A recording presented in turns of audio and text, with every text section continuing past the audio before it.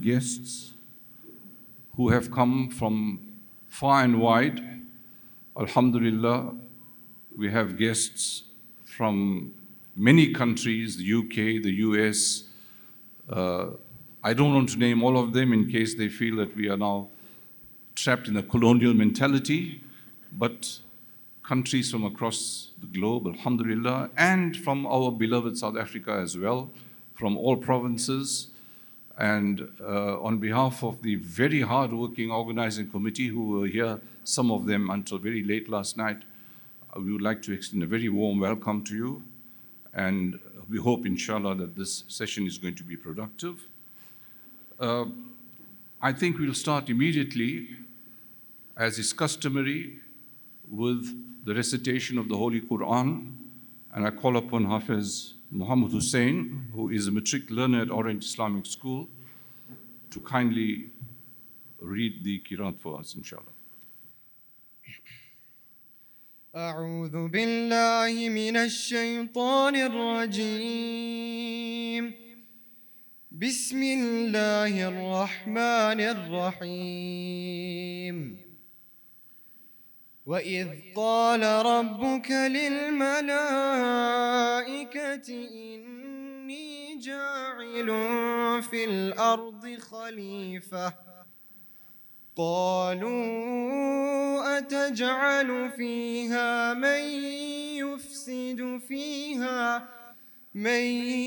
يفسد فيها ويسفك الدماء ونحن نسبح بحمدك ونقدس لك قال إني أعلم ما لا تعلمون وعلم آدم الأسماء كلها ثم عرضهم على الملائكة فقال أنبئوني بأسماء هؤلاء إن كنتم صادقين قالوا سبحانك لا علم لنا إلا ما علمتنا إنك أنت العليم الحكيم قال يا آدم أنبئهم بأسمائهم فلما أنبأهم بأسمائهم قال ألم أقل لكم إني أعلم غيب السماوات والأرض وأعلم ما تبدون وما كنتم تكتمون وإذ قلنا للملائكة اسجدوا لآدم فسجدوا إلا إبليس أبى واستكبر وكان من الكافرين وقلنا يا آدم اسكن أنت وزوجك الجنة وكلا منها رغدا حيث شئتما ولا تقربا هذه الشجرة فتكونا من الظالمين فأزلهما الشيطان عنها فأخرجهما مما كانا فيه وقلنا اهبطوا بعضكم لبعض عدو ولكم في الأرض مستقر ومتاع إلى حين فتلقى آدم من ربه كلمات فتاب عليه إنه هو التواب الرحيم قلنا اهبطوا منها جميعا فإما يأتينكم مني هدى فمن تبع هداي فلا خوف عليهم ولا هم يحزنون والذين كفروا وكذبوا بآياتنا أولئك أصحاب النار هم فيها خالدون صدق الله العظيم. MashaAllah, Hafiz Muhammad Hussain. We make dua, inshallah, that you will continue with your development as a Hafiz and also that you do well in the matric examinations, inshallah. Dear brothers and sisters and our esteemed guests, the theme of the conference is Inspire, Innovate, Impact, Future-Proofing the Children of the Ummah. Alhamdulillah, while the theme is broad enough to cover various aspects of educational revival, the 6 breakaway sessions that we will have, covering 30 topics in all, will provide an opportunity for all of you to interact with our speakers and also to contribute your own inputs for the benefit of those who are in that session. Conferences provide an excellent opportunity for networking and for renewing friendships and for making new friends. And all of these, I hope you will, in fact, make use of these opportunities during the tea and lunch breaks to interact with colleagues locally as well as from abroad. And the main purpose, obviously, of these conferences is for us to understand that we have been given as educators an amana, a responsibility which is unique. It is a prophetic responsibility. The prophets that Allah has sent down to the earth came with messages for the guidance of people, and obviously as teachers we have that same responsibility.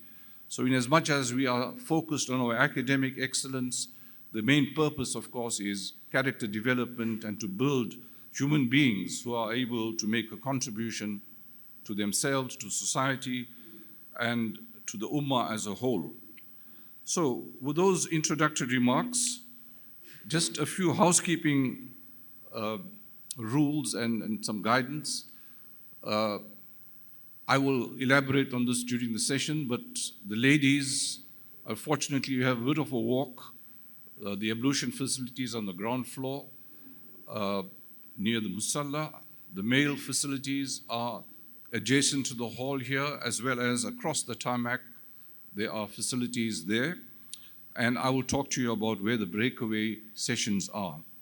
We have had to make a few changes to the program. So the program you have in front of you has been amended, but inshallah I will outline these changes during the course of the next session, inshallah. So without further ado, and I think we are on track, I will call upon Qari Ahmad Lokat, who has for the last couple of months been working exceptionally hard to ensure the success of this conference. So I'll call upon Qari to officially welcome you, inshallah.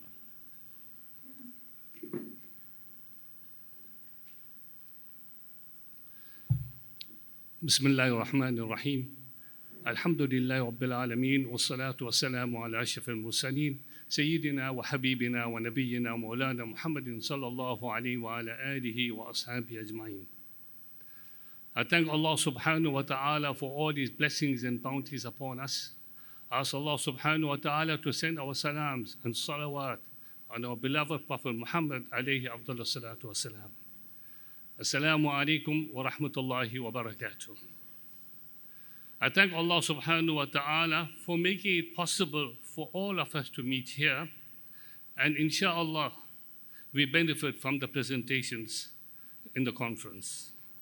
I, on behalf of myself and the executive of the Association of Muslim Schools South Africa, welcome each and every one of you to our AMS 2023 conference. A special thanks to our AMS working committee, our AMS KZ and EXCO, who have played a pivotal role and also have made a sizable contribution to the cost of this conference, and also our volunteers who have worked tirelessly into late nights to put this conference together. Jazakumullah. You will inshallah notice that a conference of this magnitude costs considerable amount of money and would not have been possible if it was not for the many sponsors, especially our main sponsor, Standard Bank Sharia Division, headed by Brother Muhammad Amin. The sponsorships have made it possible for us at AMS to keep the registration costs very low. Our appreciation to the Global Association of Islamic Schools for assisting us in having amongst us world-renowned specialists in education who have considerable expertise in the Islamic school environments. To you, our presenters from our country and from various parts of the world, we are lost for words in that you have made yourselves available to share with us your oceans of knowledge, wisdom, and experiences. So to you, a special Jazakumullah. To you, our delegates, we are pleased that you have made yourselves available to benefit from the various presentations at the conference.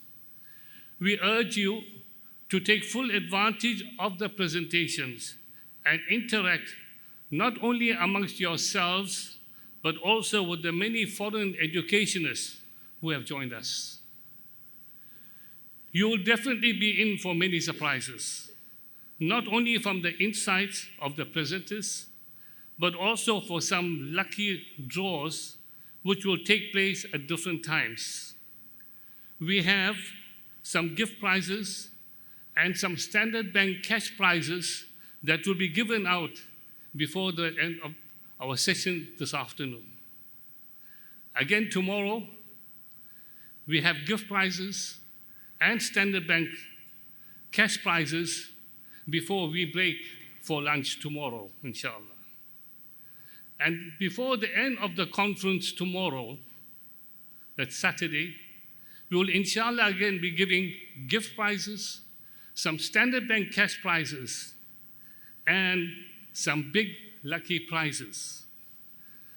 There are 3 big lucky prizes: an Umrah ticket sponsored by AMS, a second Umrah ticket sponsored by Royal Travel, and an aircon sponsored by Capital A.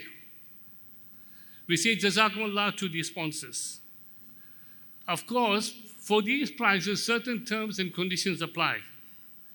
Please note that amongst the conditions to be eligible for the prizes are that you have to be present and attend the plenary sessions, breakaway sessions during the day.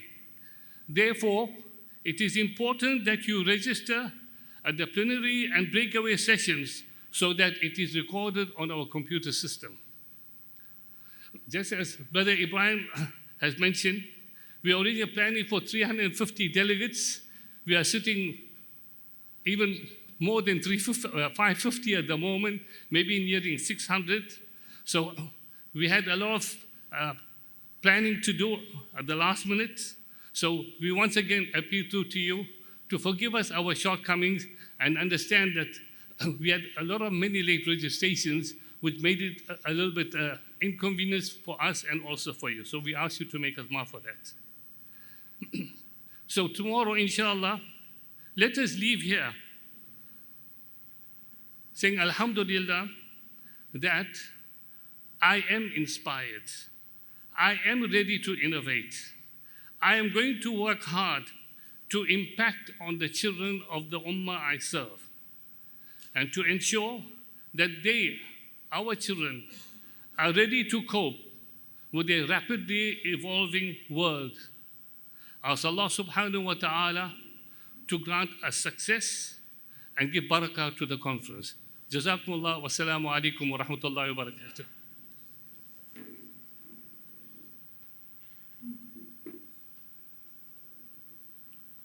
Jazakallah khair, Qari Lokat. He has had sleepless nights, I know, for many, many weeks now, but alhamdulillah, with the blessings of the Almighty, I am sure that we're going to have a very successful conference, inshallah. I didn't introduce myself. My name is Ibrahim Mansoor, by the way. Some of you may know me, but for the benefit of the overseas guests, I am the executive headmaster of the school, which is the Orient Islamic School, and also a member of the Association of Muslim Schools, South Africa and KZN. So that's me. I now call upon somebody who needs no introduction, both locally and internationally. He is a celebrity in the education and human development field. That's none other than somebody who constantly says, I like it. And that's Idris Kamisa. To introduce our guest speaker, our first keynote speaker, Sheikh Abdullah Idris Ali.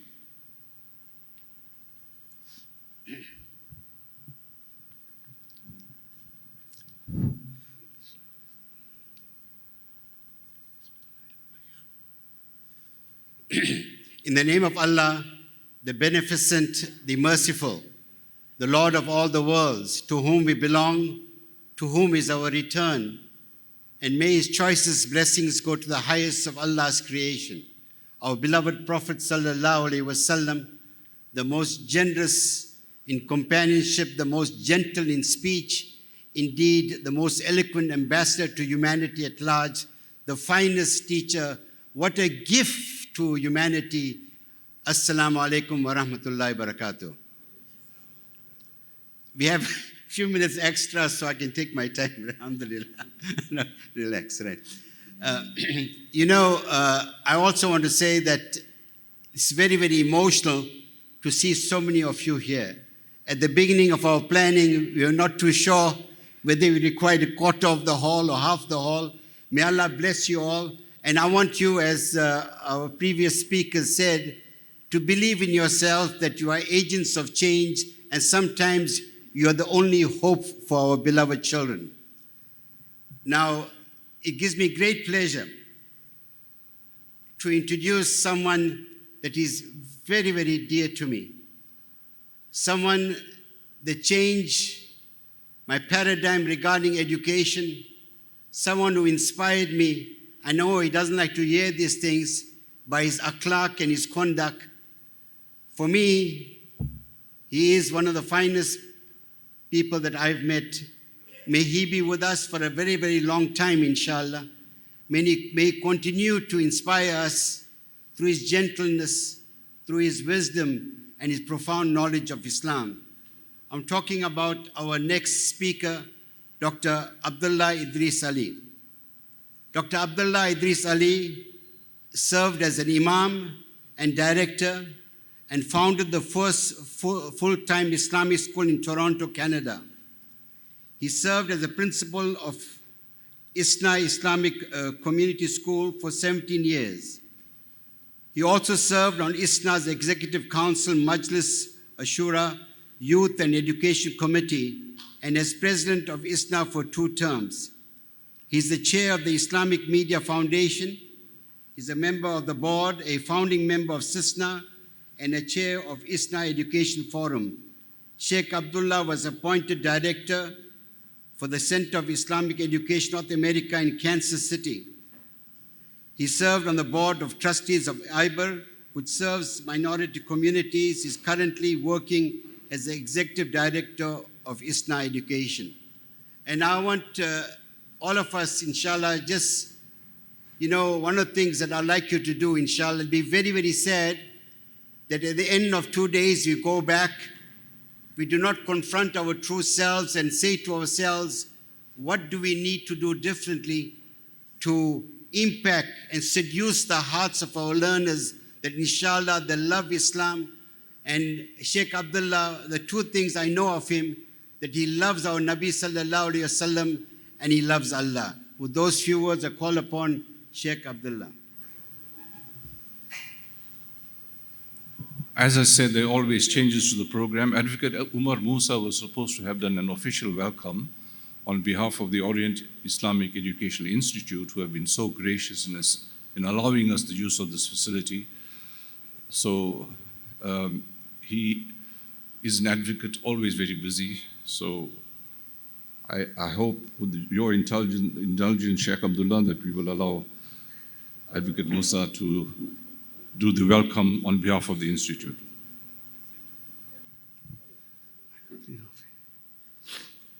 नहमदुहु सल्ली अला रसूलिल करीम अम्मा बाद औज़ु बिल्लाहि मिनश शैतानिर रजीम बिस्मिल्लाहिर रहमानिर रहीम अस्सलामु अलैकुम व रहमतुल्लाहि व बरकातुहू. To Mr. Babu Ansur, Sheikh, and whoever else I have inconvenienced, my apologies. Unfortunately, I'm just a glorified clerk, being a lawyer, and people demand my time. So I've got fires to put out like a fire chief. So I'm sorry if I've disrupted your program, Babu. My eye is viciously red. In case you look at it, I haven't had anything to drink this morning, although I normally do. I mean tea. What happened is I upset my wife after 45 years. She gave me such a clap. But the thing is, I deserved it, so I don't want to badmouth her because it was entirely deserved. This is my second cataract procedure, which has proved to be quite challenging. George Bernard Shaw said the best time of life is youth. It's a pity it's wasted on the young. If somebody had told me some time ago, I would definitely not have gotten old. And to those of you that are younger than me, which is most of you, my advice to you is avoid getting old. Be a good-looking corpse. Everybody will remember you, mashallah. So handsome, so beautiful woman, like John F. Kennedy. So I've been trying, but I've been failing miserably. The only reason they fit me in is because I'm chairman of the institute and you get free use of the hall. So what they do is they like put me on a platform, make me happy. So, that way they don't owe me anything, but I understand. So I make maaf. I'm very big-hearted like that. As insan, we share much with the animal kingdom. We say Allah subhanahu wa ta'ala has infinite knowledge, infinite mercy, infinite wisdom, but I mean, those are human terms. He has unfathomable wisdom, unfathomable knowledge. It's almost sacrilege to use terms of humanity to describe it. And in that context, he decided, for whatever reason he knows best, to put us onto this dunya. Perhaps it is an examination, like writing your matric. Great Hazrats like Qadir Jilani, like Imam al-Ghazali, radiyallahu anhu, have said that we've been blessed with dreams so that when you get up in the morning, then you say, oh, I thought that happened. In fact, Imam Rumi puts it, Maulana Rumi puts it the best. He says, a man is in Baghdad and he dreams he's in Damascus. And during that time, he has no idea that he's actually in his bed under his godru. And when he wakes up, he suddenly realizes that he actually was not in Damascus, he was in Baghdad. And he says that we are all with Allah subhanahu wa ta'ala and we are in this chakra of this universe. And when you die, you say, Ya Allah, I actually thought I was in the dunya, I was never left you. So one of the most beautiful and apt ways to put it.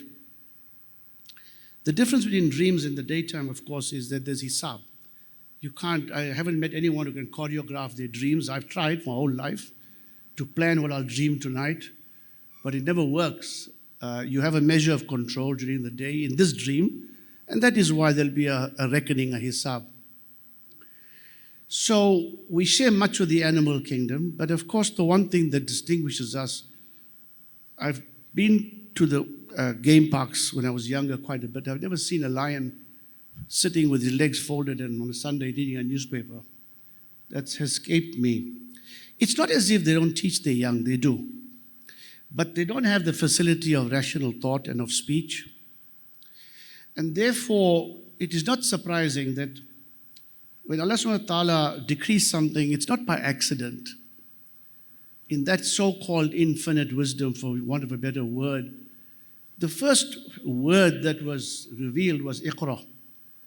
I mean, he didn't say Allah, the way he didn't say Insan, he didn't say Muhammad, Muslim, he didn't say any of that. Why did he say Iqra? Iqra bismi rabbikal lazi khalaqal insan. Because Allah subhanahu wa ta'ala, he's addressing our Nabi sallallahu alayhi wasallam through Jibreel alayhi salam and saying, I'm addressing you like this because this is what distinguishes you, insan, is your ability to read, your ability to write. Although we know that the Prophet ﷺ could not read nor write, but that was for a different reason. So that is what distinguishes us. Now, you'll ask me, what's that got to do with the price of coffee in Brazil? Everything. Because the fact that you're all sitting here today and you are pursuing this noble profession of education, Allah subhanahu wa ta'ala is capable of anything. He creates, but He doesn't come down and make babies. We are His, as Babu Mansur has educated me many years ago, Khaliful Ard. We are His vicegerents, and that's His decree. This is how it's going to work. So He allows us to procreate. We imitate. He shows mercy, we show mercy. He can come down and educate every child, every masoom bacha. But He says, no, insan, I am tasking you to do that. And in doing that, all of you, and I'm saying this sincerely, I'm too old now for kind words. Malik al-Maut is running around all over looking for me. And me, I'm just ducking him like you can't believe. So I have passed the stage. There's one nice thing about getting old. Your nafs goes away. You just don't care. Every day you wake up, oh, Allah, the sun is shining, I'm still here. May not be a good thing, I don't know, but the fact is. So the bottom line is, I'm telling you this sincerely, there is no more noble pursuit than that which you are doing. When you read Salah, no wakil like me is ever thanked by anybody. In fact, all my clients, when they leave, they say, sir, thanks for what you did, but we hope we never see you again. Now, every in Salah, Allahumma filli wali walidayya wali ustazi, every Salah, I mean, people like me are jealous that you getting sawab from everyone is blessing you all the time. Why? No parent is jealous of his child's achievement. Your child thrives, you get happy. There's only one other insan that's got the same feeling, and that's a teacher. Anybody else, don't pretend otherwise. Oh, that fellow's child, oh, very clever. You feel a little bit lousy. Don't pretend otherwise. This is insaniyat, but not a teacher. That is an exception. When your child excels, you've got the same heart as a parent. You feel so wonderful. That's a unique quality with you. Now, I know that you've had these conferences before. I'm almost like an alim. You give me the mic, I won't get off. I'm after all alims. I'm a wakil, but I need to go and put out some fires. My message to you is this. I suppose, we are to blame as an ummah. When I, at my age, look at education, my knowledge is dangerous, but when I look at it, or I look at a television program, as Muslims, what we are doing is we are adapting the universal narrative. We take all the subjects. I asked Babu, what's your theme? And it's like, how do we look at it from an Islamic point of view? A few hundred years ago, during the time of King Henry VIII, his court, if you've ever seen his pictures, he wears that fluffy thing on his neck. It's got nothing to do with Western culture. Do you know what he was doing? He was imitating the fashion of the Ottomans. You look at an Ottoman picture, you'll see the Sultan has got that. We control the narrative. They were adapting. How do we, in our sort of Western culture, how do we adapt to them? Because we set the agenda, we set the narrative. Now, Islam is not a Usain Bolt's bolt. Doesn't start with a gun and the tape. It's a perpetual relay. Pious man is that who plants the tree knowing he'll never sit under the shade. Don't obsess about your life. The universe don't revolve around you or me. My dua for you, for us, firstly, I can't tell you sincerely how much it means to me to see all of you here today, gathering. It's a sunnah to make shura, to exchange ideas, because no one has a monopoly on wisdom. I mean, us ordinary mortals. But I hope the seeds that you're sowing today is certainly not my lifetime, may not be your lifetime, may not be your children's lifetime, may be your great-grandchildren. That I hope, inshallah, we can reach the point where we set the narrative and we set the agenda, and the rest of the world has conferences like this to see how they can keep up with us. That's how it used to be. Let's not go into why it's not. It's a sad story. Islam, you patiently persevere, you don't sit around like a sadhu and say it'll come. You do action. That's what you're doing. And I pray, inshallah, that these are the seeds of a time when the world will again imitate what we're doing, not because of vainglory. That is not Islamic, but because we have the perfect system. Not because of vanity. If you do it for that, you're not going to have no barakat. It's because we have the formula. Allah subhanahu wa ta'ala said, Nabi Karim sallallahu alayhi wa sallam, last sermon, today I have perfected your deen. We have the perfect deen. The world is imitating our madrasas. In the West, there was only church knowledge. There was no knowledge universal. We've lost it. Doesn't matter. Doesn't matter. Spilt milk. So my dua is, inshallah, for your success. We are very humbled and honored to have you have your conference in our venue. Inshallah, may the barakat of your presence, of your deliberations, rub off these walls. I've heard tilawat. People like Sheikh Basit was here in the 60s. I heard him. There was standing room. I was outside in the tarmac. It was like electricity. He could recite for a minute without taking a breath. Most of you weren't even an idea in heaven. Well, you were, I suppose. Allah subhanahu wa ta'ala knew. But I'm saying that just like that, your presence, your deliberations, whatever you do, inshallah, let that nur rub off on our campus. Let it bring us barakat. And I wish you every success over the next few days. To those of you that have traveled from far, I know you're away from home. I know you're the tip of Africa. But remember that you are with family. If you need anything, don't call me. Call Babu, please. Let me not pretend as if I'm contactable. You're not going to get hold of me. Jazakallah wa khair. Assalamu alaikum wa rahmatullahi wa barakatuh.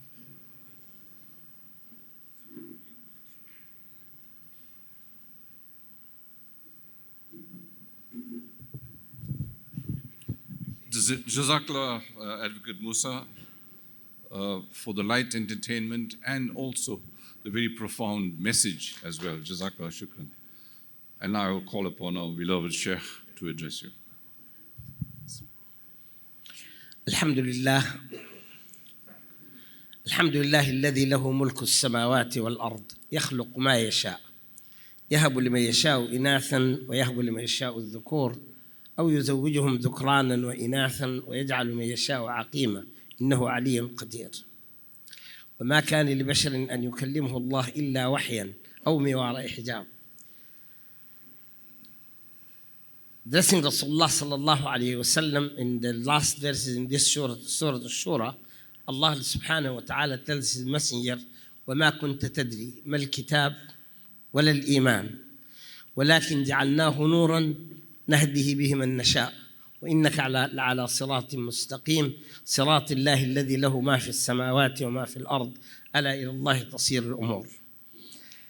أشهد أن لا إله إلا الله وحده لا شريك له. أشهد أن محمدًا عبد الله ورسوله الأمين ورحمته للعالمين صلى الله عليه وعلى آله وأصحابه أجمعين.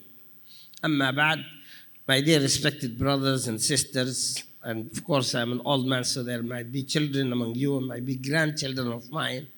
and all of you, the esteemed brothers, the shuyukh, the teachers, the principals, the administrations, all of the people that are here. Again, I say assalamu alaikum wa rahmatullahi ta'ala wa barakatuh. Let me begin by thanking you for allowing me to be here for this opportunity, especially Brother Sabar Idris Khamisa. Although I always make a disclaimer whenever Idris Khamisa introduces me, because a few years back he adopted me to be his son, so he's very biased, and I get scared when he introduces me. By the way, the reason being is there is a verse in the Quran that scares me to death. And there is a hadith of Rasulullah sallallahu alayhi wasallam that even make it more difficult for me. The verse is where Allah subhanahu wa ta'ala says, لا تحسبن الذين يفرحون بما أتوا ويحبون أن يحمدوا بما لم يفعلوا فلا تحسبنهم بمفازة من العذاب ولهم عذاب أليم. Literally, Allah subhanahu wa ta'ala says, don't think. Those of you, like Allah subhanahu wa ta'ala, don't ever think. Those who are to be praised by things they don't deserve, they don't know, they don't have, and don't think that they are going to be safe from hellfire. This is serious. وَلَهُمْ عَذَابٌ أَلِيمٌ. This is why I make this disclaimer right from the beginning. The hadith of Rasulullah sallallahu alayhi wa sallam is even more scary. You never the Prophet alayhi salatu wasalam, and I know most of you know this hadith, where the Prophet alayhi salatu wasalam, in one report, actually the hadith is reported in so many ways, but one he says, أَوَّلَ مَن تُحْمَى بِهِ بِالنَّارِ. The first people with whom fire will be ignited are three people. A person who is a knowledgeable person, alim. And the second person is a person who is very generous, munfiq. And a third person is a mujahid. Imagine a alim, a munfiq, and a mujahid. He said, yu'ta bil alim. Like they would bring the alim and they ask him, what did you do? He said, oh, I gained knowledge, I did this and did that and did that and did that. And then they say, what did you do with it? Oh, I taught people and so on. So Allah will say to him, kadabt. Because Allah knows. You did that so that people say what a knowledgeable person you are. And they said it. You go to hellfire. Na'udhu billahi min dhalik. Another person, just literally to be short, they said they'll bring him, say, what did you do with your life? He said, oh, I have lots of money, and I did this, and I spent in this, and I donated this, and so on and so on. And they will ask him, why did you do it? He said, this for Allah. Allah said to him, kadab. You did so that you see what a generous person you are. And they said, you don't get anything. And the last person is a mujahid who gave his life to the way of Allah.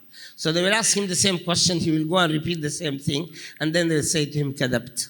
You did it so that the person was a courageous man and so on, they said. So these two things actually scare me. And this is why I had to make disclaimer, especially with Idris. I get worried when he introduces me, to be honest with you, alhamdulillah. And actually, I warned him before he comes here. And that was a short version of what he says. So, Jazakallah khair. I know he expressed a lot of love for me. We know what we have. We extend it, alhamdulillah.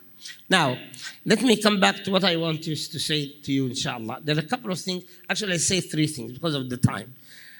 The first one is that for all the teachers, brothers and sisters, may Allah reward you multiples, I just want to remind you of what Rasulullah sallallahu alayhi wasallam actually was. He was a teacher in all forms. Actually, he's not only a teacher, he's a school. And if you know, Allah subhanahu wa ta'ala sent him, and Allah subhanahu wa ta'ala sent Jibreel to be his teacher. Allah said this, عَلَّمَهُ شَدِيدُ الْقُوَى. He gave him a curriculum which is the Quran, exactly a school. As a matter of fact, in the beginning of Revelation, just to remind you, the Prophet used all the time to say, أَنَا دَعْوَةُ أَبِي إِبْرَاهِيمِ. Prophet used to say, I am an answer to a prayer made by my father, Ibrahim alayhi salam. Where did Ibrahim make this prayer? What was it? Why the Prophet said it? Let's go one by one. When Allah subhanahu wa ta'ala ordered Ibrahim alayhi salam and Ismail to rebuild the Kaaba, to rebuild it, because the Kaaba was built well before. Some people by Adam, some people by Idris, some people say it, but irrespective of what it is, but Allah showed him the place of the house to rebuild it. Story long, most of you know it. But when they are rebuilding the Kaaba, they made this prayer. That's the prayer that Allah answered about Ibrahim, about Muhammad sallallahu alaihi wasallam. Allah said, we all know the phrase, وَإِذْ يَرْفَعُ إِبْرَاهِيمُ الْقَوَاعِدَ مِنَ الْبَيْتِ وَإِسْمَاعِيلِ. When they were doing that, they made the dua. Look at the dua. رَبَّنَا تَقَبَّلْ مِنَّا. Because the first thing every one of us should worry about is, whether Allah is going to accept what you do or not. Anything else becomes secondary. Because the first thing they did, رَبَّنَا تَقَبَّلْ مِنَّا إِنَّكَ أَنْتَ السَّمِيعُ الْعَلِيمُ. Second part, رَبَّنَا وَاجْعَلْنَا مُسْلِمَيْنِ لَكَ وَمِنْ ذُرِّيَّتِنَا أُمَّةً مُسْلِمَةً لَكَ وَأَرِنَا مَنَاسِكَنَا وَتُبْ عَلَيْنَا إِنَّكَ أَنْتَ التَّوَّابُ الرَّحِيمُ. I'm going to go over because most of you know it. Then they said to Allah subhanahu wa ta'ala, رَبَّنَا وَابْعَثْ فِيهِمْ رَسُولًا مِّنْهُمْ. Oh Allah, send them, people in Mecca, in that place, a messenger from among themselves. And then assigned the request for Allah for 4 things. ربنا وابعث فيهم رسولا منهم 1 يتلو عليهم آياتك 2 ويعلمهم الكتاب 3 ويعلمهم الكتاب والحكمة and then ويزكيهم إنك أنت العزيز الحكيم. So the prayer right from the beginning was a request for Allah to send Muhammad as a messenger, a teacher, basically. Then Allah answered it. I want you to notice there is a slight change that's made in the answer of Allah subhanahu wa ta'ala that put more significance about the role of the Prophet alayhi salatu wassalam. So the answer came, this was, the first one is in Surah Al-Baqarah, this one is Surah Ali Imran, where Allah subhanahu wa ta'ala says, لَقَدْ مَنَّ اللَّهُ عَلَى الْمُؤْمِنِينَ. Indeed, Allah, actually man means hiba, gift, favor to the Muslims. إِذْ بَعَثَ فِيهِمْ رَسُولًا مِّنْ أَنفُسِهِمْ. They said the 4, but with a slight change. They said يَتْلُو عَلَيْهِمْ آيَاتِكَ وَيُزَكِّيهِمْ. Then وَيُعَلِّمُهُمُ الْكِتَابَ وَالْحِكْمَةَ وَإِنْ كَانُوا مِنْ قَبْلِ فِي ضَلَالٍ مُبِينٍ. Now the same verse repeated itself as a reminder in Surah Al-Baqarah, where Allah subhanahu wa ta'ala says, كما أرسلنا فيكم رسولا منكم يتلو عليكم آياتنا ويزكيكم ويعلمكم الكتاب والحكمة. Then Allah repeated the same thing again in Surah Al-Jum'ah, and there is significance for all of this. Same verse. He said, Allah subhanahu wa ta'ala read in Surah Al-Jum'ah, يسبح لله ما في السماوات وما في الأرض الملك القدوس العزيز الحكيم هو الذي بعث في الأميين رسولا منهم. To do what? يتلو عليهم آياتك ويزكيهم ويعلمهم الكتاب والحكمة وإن كانوا من قبل لفي ضلال مبين. Of course, وآخرين منهم وهو يردوس لما يلحقوا بهم. طيب. Now, the reason why this repeated 4 times is to emphasize, 1, that the Prophet ﷺ was sent as a teacher. He is entrusted to give the Quran, and he gave it. The Quran is in our hands. And then, in the original request from Allah is to teach them the book. But Allah said no, to purify them. So the Prophet as a purifier is more important than a teacher. And the teacher comes after. And this has a significance of it. Because we as teachers now sitting here, remember the following, that we have to look inside ourselves, see how much we are before we teach. Because everywhere, by the way, they said, the impact of any teacher is not in what you teach, it's what you have in your heart that will transfer to children. This is why many people succeed in bringing children with very little knowledge. Not that they have, because of the impact they have on them. That's number 1. Number 2, Rasulullah sallallahu alayhi wa sallam, and most of you might know this incident, once time walked into the masjid. And he found 2 groups of people. One group, they said, يذكرون Allah. They are making zikr, they are making dua. And one group was sitting in a halaqah, in a circle, studying.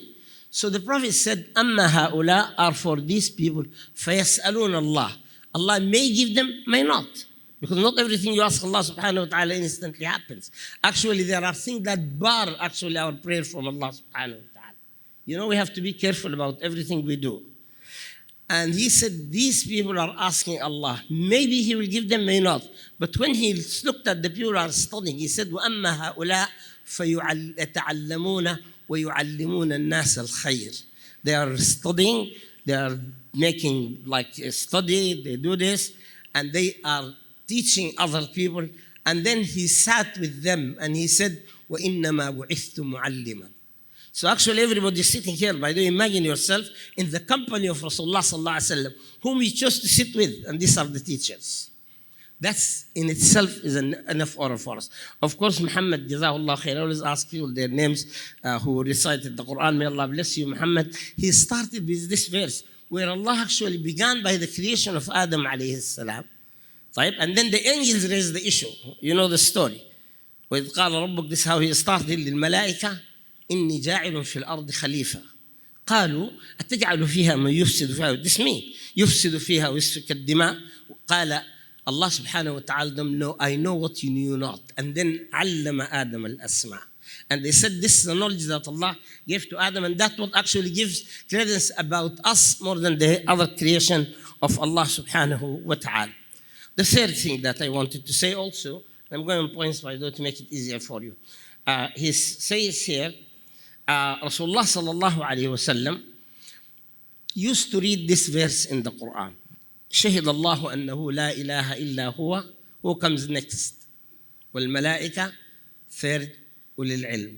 يعني in sequence.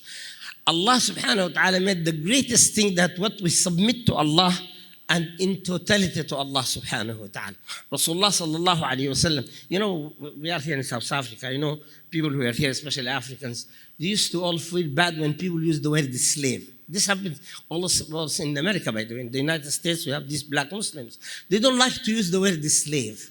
I said, Ikhwanna, actually the most honorable position that Allah gave to His Messenger Muhammad is to call him a slave. Right? In the best places, when Allah sent the book to Rasulullah sallallahu alaihi wasallam, when He sent the Quran to him, you read what? Today is Friday. We are recommended to read Surah Al-Kahf, right? And Allah subhanahu wa ta'ala, what does He say? Alhamdulillah alladhi anzala ala abdihi al-kitab. All praises to that Allah who sent down the book upon His slave servant. Abd, by the way, is not khadim. You always read in the books, in the translations, they use the word servant. Servant is not a abd. Servant is a khadim. And a khadim has a freedom to go. He can walk out, he can. A abd doesn't. So Rasulullah sallallahu alayhi wa sallam was honored by Allah to call him abd. And he himself used to say this, إِنَّمَا أَنَا عَبْدُ اللَّهِ وَرَسُولُهُ. الحمد لله الذي أنزل على عبده الكتاب. طيب. When Allah brought him closest ever, who took him to a tour of paradise, He went him all the heavens and so on and met all the malaikah. What did Allah subhanahu wa ta'ala say to him? He said, سبحان الذي أسرى بعبده ليلا من المسجد الحرام إلى المسجد الأقصى. Oh, glory be to Allah who has sent down. I mean, he took his slave servant in this journey. Even when He asked him to give the delivered da'wah, إنه قام لما قام عبد الله. When Abdullah came. By the way, even Isa alayhi salam. You know, you live in a country where people think Isa is the God, is son of God. Even Isa alayhi salam, Allah subhanahu wa ta'ala used the word abd for him. He said, لن يستنكف المسيح أن يكون عبدا لله. ولا الملائكة المقربون. Neither Isa alayhi salam nor the closest angels to Allah subhanahu wa ta'ala would refrain from submitting themselves in servitude to Allah subhanahu wa ta'ala. And this is why Allah subhanahu wa ta'ala honored the Prophet alayhi salatu wasalam, and of course who gave this honor to all of us. And he says after that, إِنَّمَا يَخْشَى اللَّهَ مِنْ عِبَادِهِ الْعُلَمَاء. Indeed, the people who fear Allah most are people of knowledge. Because they know Allah subhanahu wa ta'ala. It is one thing to know Allah. It is another thing to believe in Allah subhanahu wa ta'ala not knowing who Allah is. And this is why the Prophet alayhi salatu wasalam, when Allah gave him a prayer to make, what did he say about him? Rabbi zidni ilma. He didn't say zidni in, like increase me in following, increase me in family, increase me in wealth. What he said to him, increase me in knowledge, because of the thing that Allah subhanahu wa ta'ala said. Then the Prophet told us this. He said, من سلك طريقا يبتغي به علما سهل الله له به طريقا إلى الجنة. يعني every minute you sit down, every minute you pursue knowledge, every minute you want to say this, rest assured that would be a passage to Allah subhanahu wa ta'ala to paradise. He says, وَإِنَّ الْمَلَائِكَةَ, the angels, لَتَضَعْ أَجْنِحَتَهَا لِطَالِبِ الْعِلْمِ. Like when you look for knowledge, you do this. Even angels surrender their wings for you. And even the fish under the sea. This is according to the hadith of Imam al-Tirmizi. He says that Allah subhanahu wa ta'ala says, even the fish in the waters will praise and pray for a person who was for Allah subhanahu wa ta'ala. Not only this, Allah subhanahu wa ta'ala ordered Rasulullah sallallahu alayhi wa sallam. This is very significant to show the importance of being knowledgeable or gaining knowledge. You know, after the battle of Uhud, many Sahaba gave themselves to the Shahada. 70 of the great Sahaba of Rasulullah. And people were worried because the Huffaz, the Qurra, the people of knowledge, all of them they went. So Allah subhanahu wa ta'ala commanded the Prophet alayhi salatu wasalam not to send everybody to the battlefield, not to jihad. As he said to him, وَمَا كَانَ الْمُؤْمِنُونَ لِيَنْفُرُوا كَافَّةً فَلَوْلَا نَفَرَ مِنْ كُلِّ فِرْقَةٍ مِنْهُمْ طَائِفَةٌ. Look at this sequence. لِيَتَفَقَّهُوا فِي الدِّينِ وَلْيُنذِرُوا قَوْمَهُمْ إِذَا رَجَعُوا إِلَيْهِ. Said to him, O Muhammad, don't send everybody to jihad. Keep send people. Group from a group, nafar min kulli firqa, so that they learn, they can do so that they can give the knowledge. Which means they put the knowledge for them even more important than what they go for, the jihad for Allah subhanahu wa ta'ala. Now, Allah subhanahu wa ta'ala also says in the Quran that Allah subhanahu wa ta'ala, when he said to Adam, we said, عَلَّمَ آدَمَ الْأَسْمَاءَ ثُمَّ عَرْضُهُمْ عَلَى الْمَلَائِكَةِ فقال أنبئوني بأسماء هؤلاء. So the knowledge that Allah, alhamdulillah, I see Sister Sophia sitting in front here. She told me the first time he heard me saying this, and I'm going to repeat this over and over and over for a reason. The knowledge we know, the knowledge all humanity knows to date, all of it is just like this, nothing to Allah subhanahu wa ta'ala. Allah said, وَمَا أُوتِيتُم مِّنَ الْعِلْمِ إِلَّا قَلِيلًا. Just think for a moment. How many I'm kind of researchers, and I have a couple of professors here in medicine. By the way, everything is in the Quran. I'm going to tell you, I'm going to conclude this by some statement made by Imam Tirmidhi about describing the Quran, because this is the essence of what we need to do as teachers. We have really to dig deep in it so that we can find it. So the knowledge we know, look at the description that Allah gave to us. I mentioned these two verses. Today is Friday, right? And we are recommended highly to read Surah Al-Kahf today. The last verse in Surah Al-Kahf, Allah subhanahu wa ta'ala says the following. قُلْ لَوْ كَانَ الْبَحْرُ. قُلْ, O Muhammad, say, لَوْ كَانَ الْبَحْرُ. The scholars will tell you, when Allah uses the word bahr without naming it, it means the substance of the bahr, the water. And it makes sense when you read the rest of it. قُلْ لَوْ كَانَ الْبَحْرُ مِدَادٌ. Midad is the ink. You know, in the old days, people used to use ink. Allah says, if all the waters on earth, all of it, oceans, rivers, creeks, name it.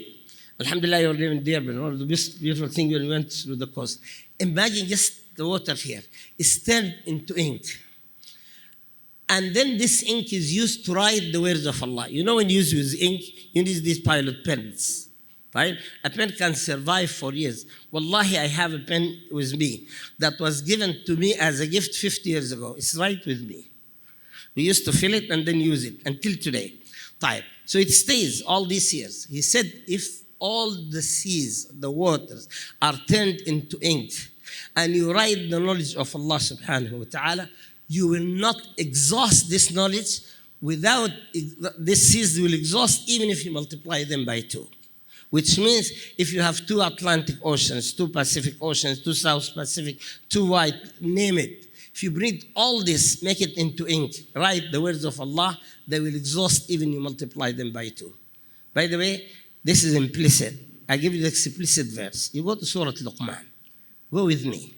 Alhamdulillah, you come to a place, you see this. Allah subhanahu wa ta'ala says, وَلَوْ أَنَّ مَا فِي الْأَرْضِ مِنْ شَجَرَةٍ. If every single tree on earth is made into pens. Just now we came from the hotel to here. How many trees are there? Can you imagine if you just collect the trees, make them into pens, how many pens you can have? Billions, am I right? Allah said if you bring every single tree on earth, made it into pens. Now come to the sea. This time he says, وَالْبَحْرِ يَمُدُّهُ مِنْ بَعْدِهِ سَبْعَةَ أَبْحُرٍ. And if you multiply all the words by 7, 7 Atlantic Ocean, 7 Pacific Ocean, 7, all this water you say. And then engage these pens and this ink, you will exhaust them before you exhaust the knowledge of Allah subhanahu wa ta'ala. ما نفدت كلمات الله. Right? Which means we have to know this. I brought this for you by the way. Those of you I know this hadith, but this hadith actually gives me all the time this thing about the Quran. And I'm going to pause for it. I'm going to read it as it is. Imam Tirmidhi, he says in Shama'il al-Quran, he says the following. What is the Quran? He said, Al-Quran, Kitabullah, the book of Allah. فيه نبأ ما قبلكم. You are a historian, dig deep in the Quran. Every incident, every story, everything that's in the Quran is perfectly done. Those of you, by the way, who like research, You know this French professor who became a Muslim? He passed away, may Allah subhanahu wa ta'ala bless his name, Maurice Bouquet. You know these people who stood in the French Academy, he used to challenge them about things in the Quran that he went to find out. They know them, but they never talked about them. And this is why he wrote these beautiful books. He has, by the way, he has this famous book that he became the science, the Quran, the Bible. But one of the most important books is The Origin of Man. And he wrote a book about the pharaohs, about names that are mentioned in the Quran that nowhere they were until he brought them out. All of this. Like, who is Haman? It was in their books. So they used to sit, look at the, by the way, all of this is the YouTube. Those of you who want to go and see it, you say it. So, فيه نبأ من قبلكم. All the nations, all the people. وخبر ما بعدكم. You know, Allah told us what is going to happen, and we know what's going to happen. Allah told me and you, by the way, and Allah sometimes gives us examples. One of the things that I would love to speak to about, especially children and teachers. You go to Surah Al-Rum. Surah Al-Rum is chapter 30 in the Quran. Am I right? Why you think Allah put a chapter titled them the Romans? We read it, we worship Allah with it until the day of judgment. We read it in Tarawih. Surah Al-Rum. Surah Al-Rum begins Alif Lam Mim غُلِبَتُ الروم في أدنى الأرض. History. وهم من بعد غلبهم. This happened during the time. I always say there are promises Allah gave. They were actually fulfilled during the time of Rasulullah sallallahu alayhi wasallam. Among them is Surah Al-Rum. And there is a promise that is waiting for me, teachers, me and you, and the children that we are looking forward for. You never know, and I say this all the time. Any one of the children right now under your care could be the person that the whole ummah is waiting for. You never know. You never know. It just takes us to believe in that. That's why we have to take good care of these kids that we have. So, in Surah Al-Rum, I would love to spend time, but let me tell you quickly if you don't know the story. During the time of Rasulullah sallallahu alayhi wasallam, there were two superpowers, just like today. The Roman Empire, the Persian Empire. Muslims were just like us, talking about America, China, exactly the same scenario for us. Then there was some news about war to break, just like what's happening now. You know now this was they call balance of terror now. Everybody is waiting who's going to click, and then the whole universe will go evaporate. So the Muslims were eager to know who is going to win the war. Story short, Abu Bakr as-Siddiq met a man, and I'm going to give you there. Then this man came and said to me, Abu Bakr, what do you think about what's going to happen between the Romans and the Persians? Abu Bakr said something, I want you to think about it. He said to him, from the time I said, La ilaha illallah, wa accepted Muhammad Rasulullah, I never say an opinion before I ask the Prophet. Do we do that? And many people, by the way, have problems. We run into problems and I can't find Islamic solutions. Do we think ourselves before we do anything? Did Allah say anything in this? Did the Prophet say anything? Before I do it. So Abu Bakr as-Siddiq said to him, let me ask the Prophet. Goes to Rasulullah sallallahu alayhi wa sallam. He said, Ya Rasulullah, ma balu Rumi wal Furs. What's going to happen? The Romans, the Persians. The Prophet sallallahu alayhi wa sallam smiled. He said to him, listen, you know the Romans? Oh, they are very organized, have large armies, well equipped, and they have everything to make them to win, but they are going to fail. They're going to lose the battle. So the Bakr as-Siddiq said they are going to lose. He said yes, because they will rely on their power. They will not rely on Allah. And now I will test them. By the way, sometimes something bad happens to me and you, it is the best for us. Because Allah wants us to wake up, to come back to Him. It's not a punishment as people think. So he said to him, before you do anything, so he went to the man, he said to him, now the Prophet ﷺ said, the war is going to break, the Romans are going to lose. The man said, what? The Romans are going to lose? He said, yeah. They sure? He said, this is what the Prophet said. If the Prophet said it, I take it for granted. So he said to him, you bet? At that time they used to bet, by the way. He said, for what? He said, the Romans, I don't think so. So the war started. Fast forward, as you say. 1 year passed, 2 years passed, the Romans didn't lose the war or the battle. The man met Abu Bakr as-Siddiq. I have the names and so, but that's... So he said to him, yeah, Abu Bakr, remember when you talked about this, yeah? He said, the Prophet said the Romans, but the Romans, he said, well, the Prophet said it. It's going to happen. The war is not over yet. I trust in what the Prophet said. He said to him, did you ask him when? He said, no, I didn't, but I'm going to ask him. So he went to Rasulullah sallallahu alaihi wasallam. He said, Ya Rasulullah, remember Years ago, we talked about the Romans and so on. He told me they're going to lose and then they're going to win. Blah, blah, blah. He said yes. He said when? The Prophet said 4 words. Remember them. Fi bid'a sinin. Fi means in or at. Fi, or see. Bid'a means a range of time. Even the Arab didn't know it, by the way. I'm coming to the Arabic. Tell you that there are words that are introduced to the Arab by the Quran. He said bid'a sinin. Sinin is years. So he went and told the man. The Prophet said, they're going to do this. Fi bid'a sinin. He said, Akhi, it's too much. What's the bid'a? He said, well, I didn't ask. That's enough. The war went on. Years. Look at the patience of the people. Then the man met Abu Bakr as-Siddiq. He said to him, listen, I doubt what your Prophet is saying. He said, what? You doubt what the Prophet is saying? The Prophet said it's going to happen. The war is not yet over. He said, okay. He went to go to Rasulullah sallallahu alaihi wasallam and ask him. You know what his surprise? He said, I walked to Rasulullah sallallahu alaihi wasallam and I find the Prophet smiling. He said to me, Abu Bakr, I know what you are coming for. The man is giving you a hard time. He said to him, listen to what Allah said.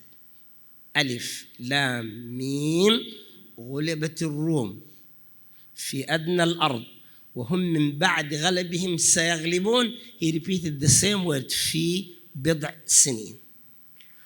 Abu Bakr related. I said, wow. He went to the man. He said to him, now it's definite. And after a year, the Prophet, then he asked the Prophet, what al-bid'a? He said, al-bid'a بين الثلاثة والتسعة. Mind you, a range between 3 years to 9. Sometimes we are very hasty. So he said, the following year, what the Prophet said has happened. Allah said in this chapter, غلبت الروم في أدنى الأرض وهم بعد غلبهم سيغلبون لله الأمر من قبل وفر us now من بعد ويومئذ يفرح المؤمنون بنصر الله. In that day, the Muslims will rejoice, and they did rejoice. Now, that's the promise fulfilled. What's the promise waiting for you, teachers? Allah said, by the way, this is Surah An-Nur. I love to go through these surahs from A to Z. Khalas? Surah An-Nur. Allah subhanahu wa ta'ala said in Surah An-Nur, Wa'ad Allah. Remember the word wa'ad? Promise. By the Quran, I know that some of you. The word is read as Wa'ad Allah and Wa'ad Allah. The difference between Wa'ada and Wa'ad is between a noun and a verse. Grammar. If you say Wa'ad Allah, it means the promise of Allah, a noun. If you say Wa'ad Allah, it becomes a verb. Allah promises. One sign changes it. And we'll talk about this when it comes to Arabic, inshallah. طيب. So Allah subhanahu wa ta'ala said to all of us, and this is the thing that we have in our hands, وَعَدَ اللَّهُ الَّذِينَ آمَنُوا مِنْكُمْ وَعَمِلُوا الصَّالِحَاتِ. What to do for them?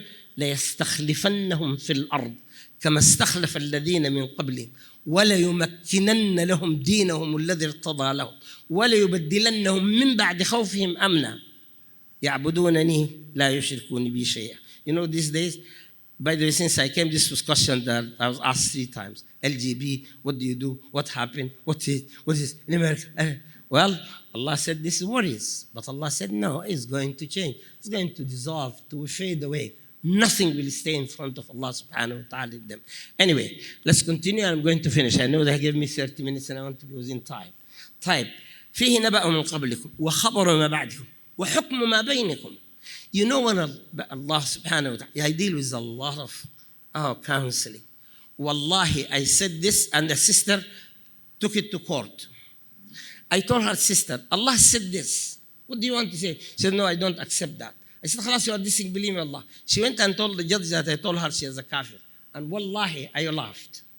I told her because Allah said, if you have a divorce, you stay. There is a iddah, you have to stay, don't leave. This is it. She said, no, how come I do that? I said, the Prophet was commanded to do that. Until we believe and do what Allah says, we will be shaky.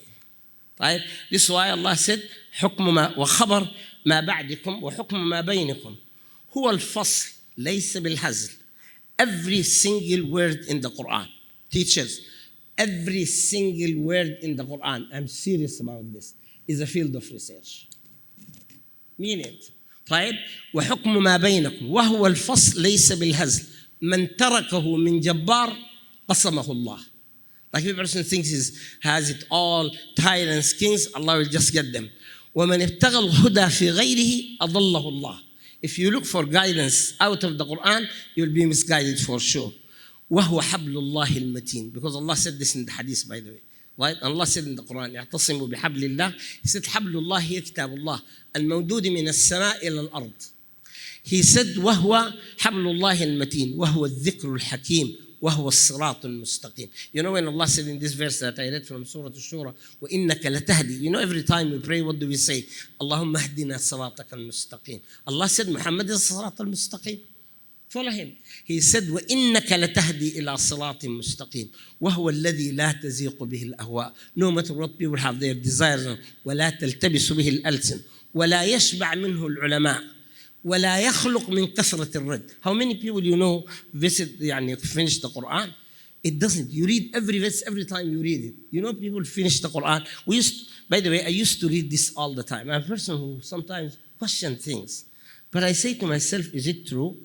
يعني يريد عالم مثلا, and I don't want to give examples, there's so many, they finish the Quran every day. Somebody finishes the Quran 36,000 times. And you wonder, you read the Quran from A to Z in a day? Wallahi, it's doable. It's doable, I'm telling you. It's doable. Get a group of your Huffaz, alhamdulillah, mashallah, I'm very impressed. Let them sit, especially in Ramadan, because we're in i'tikaf.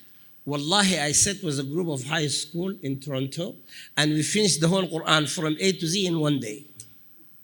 And then we finished it in 2 days.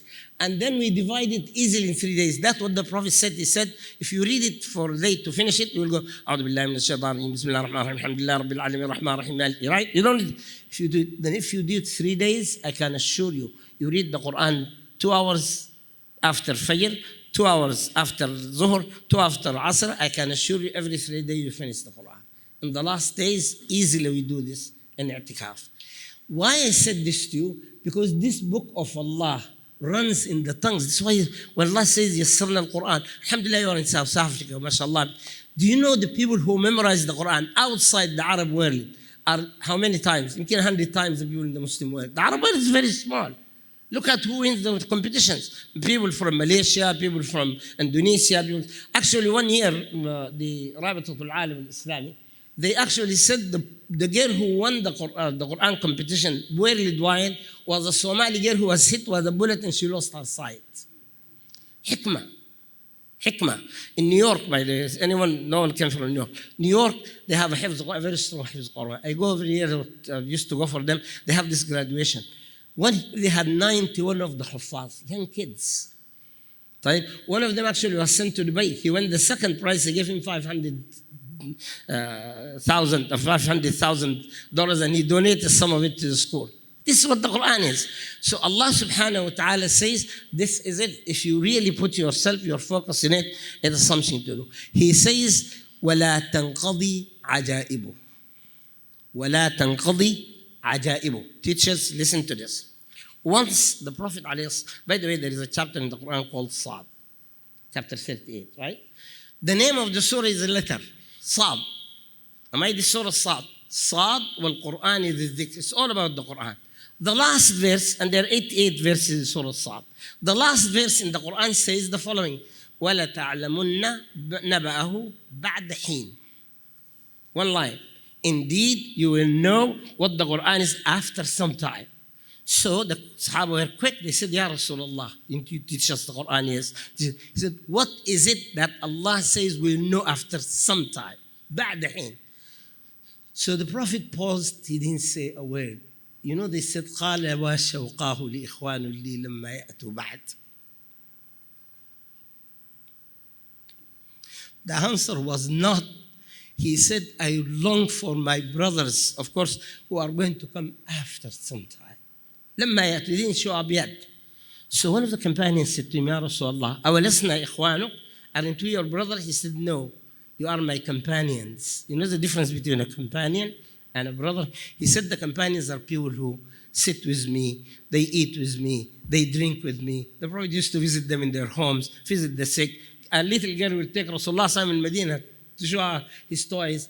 He said, but these brothers, I hope Allah makes us from them. He said, they didn't come yet. They didn't see me. Did any of you see the Prophet ﷺ? Absolutely not. They never shook hands with me. The Sahaba used to shake. Did they hug the Prophet ﷺ? They did. All of this, they said no. He said, these are the brothers that Allah will show them what this Quran is all about. Where are we from there?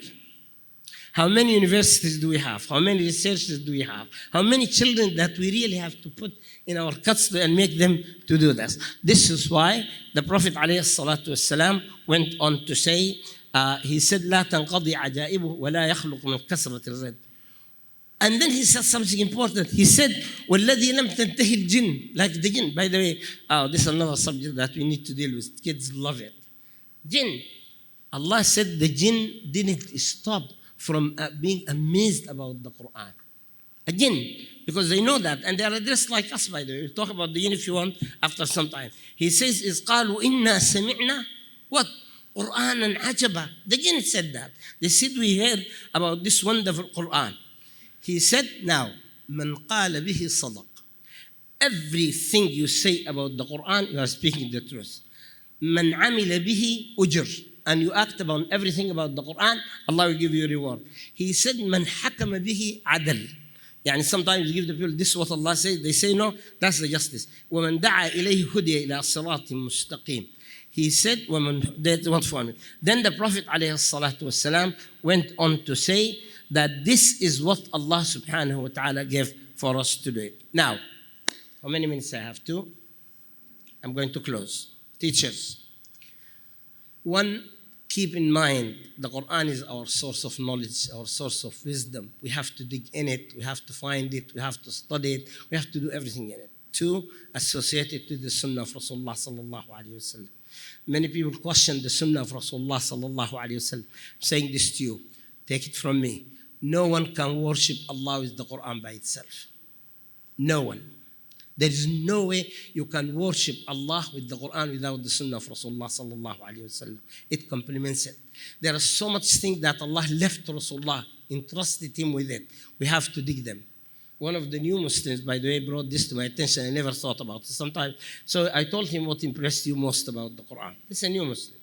He said, in the beginning, I used to doubt the Sunnah because when he became a Muslim, people told him that there's nothing new. He said, but I found something. You know what he found? He said, for instance, Allah subhanahu wa ta'ala says in the Quran, إِنَّ عِدَّةَ الشُّهُورِ عِنْدَ اللَّهِ, right? The number of the months is, يَوْمَ خَلَقَ اللَّهُ لَمَّا خَلَقَ السَّمَاوَاتِ وَالْأَرْضِ. What did Allah say? And this is a miracle. He said, the day Allah created the heavens and the earth, He divided the year into 12 months. مِنْهَا أَرْبَعَةٌ حُرُمٌ. There are 4 sacred months. فَلَا تَظْلِمُوا فِيهِنَّ أَنفُسَكُمْ. Be careful about them. Go and find for these 4 months in the Quran. They are not there. Allah left it to the Prophet. The Prophet told us these are, the months that we have, Muharram, Dhul Qa'idah, Dhul Hajjah, and then Rajab, that, if you don't have it. And many things. Surah Al-Jum'ah, by the way. All the ahkam of Surah Al-Jum'ah, all of them. There is no time for Jum'ah in the Quran. There is no kam rak'ah in the Quran, Jum'ah for Jum'ah, what to read loud. There is nothing. All of this is from Rasulullah sallallahu alayhi wa sallam. This is why in Surah Al-Jum'ah itself, Allah said, يسبح لله ما في السماء. And then he mentioned this verse, هو الذي بعث في الأميين رسولا يتلو عليهم آياته يزكيهم. To find this in Rasulullah sallallahu alayhi wa sallam. The third, that every child in our hands is a trust. Every child in our hands is a trust. And as I said to you, this could be the child that we are looking forward for. Number 4, that we have to educate ourselves too. Yani make a system of knowledge. And this is what you have to do even for you as a teacher. Don't take it for granted that we know and you stop there. Rasulullah sallallahu alayhi wa sallam, Salama mentioned this hadith, I'm going to close with it. She said, every morning he wakes up, I used to hear the Prophet saying, sallallahu alayhi wa sallam, he used to say, Allahumma inni as'aluka ilman nafi'an wa amalan mutaqabbalan wa rizqan, in one report, halalan tayyiban, and in one, wasi'an. These are the things the Prophet used to ask. May Allah subhanahu wa ta'ala increase you all in knowledge, guide you inshallah, keep you together, and jazakumullahu khairan again. Assalamu alaikum wa rahmatullahi wa barakatuh.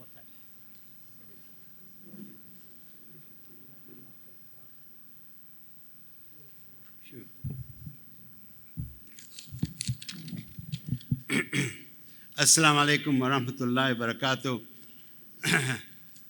Now you understand why, alhamdulillah, we got our beloved Sheikh to be the speak first. And the theme of the conference is to inspire, innovate, and impact. And whenever we listen to the Sheikh, we are inspired in many ways. And he has a recurring theme. And the theme is basically for us to develop a profound love for the Quran. The answers are there. And a profound love for Nabi sallallahu alayhi wasallam. I want to just share with you something I read the other day. And it says that in 1945, to develop the knowledge from the beginning of time to 1945, it would have taken 25 years. But it says today, to develop knowledge, it takes 12 hours. But what we are reminded, the knowledge of Allah and His beloved Rasul is enough, is adequate, is more than enough in terms of how we lead our life. So there are 5 or 6 points that he mentioned, many points, alhamdulillah, and each one of us will take some other points from it. We are reminded about the value we have as teachers, sometimes as educators. We do not realize that we are agents of change. We can have profound impact on our learners, a deep and profound impact. The other thing for me was also important, the whole issue of sincerity. But what is in your heart? It's not about how much of knowledge you have. The third aspect is to look also inside you in terms of who you are. They say we teach who we are. The other important aspect is for us to pursue knowledge, to be Allah conscious, and to have a deep, deep love for our children. And also, the bottom line is this: you cannot teach if your children do not trust you. So it's a reminder to all of us to reflect, and may Allah bless you. We are not here to chastise you or reprimand you. May Allah bless you. You know the challenges that you go through. But inshallah, your learners will be a testimony in the akhirah, in the year after. Inshallah, they would say, Ya Allah, I do not want to go to Jannah without my mudir, my muallima or muallim, inshallah. Right? And I introduced my teacher, Sheikh Abdullah.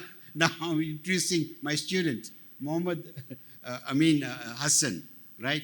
He was an ex-student of mine.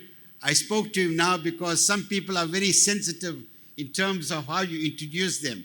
I had one incident some years ago. There's a friend of mine who became a professor. So he came to the school. So I introduced him. And in front of my students, he reprimanded me. He said, Idris, I did not like the way you introduced me. In front of my students. So anyway, that same evening, we had a meeting with the Board of Governors. So the board asked me to introduce him. So I said that I'm calling upon my friend to introduce himself. So anyway, he never smiled, right? So Muhammad Hassan, alhamdulillah, he was an ex-student. We have very, very fond memories of him. We really love him because as the head of the Sharia branch of Standard Bank, always supportive of our activities. When he went to him for support, he never lost interest, pardon the pun, right? And I'm getting a bit witty here, right? So anyway, and Allah bless him and even on the radio station as a presenter, very animated, very, very excited, and he's always concerned about the condition of the ummah, inshallah. So the topic he's going to share with us is education in the changing society. And Qari Saab whispered, so I don't want him to feel marginalized. So he said to me, today banking is, you don't have to go to the bank, you can use your phone. So similarly, we need to see how we need to reinvent ourselves in terms of how we can become dynamic educators. Muhammad Amin.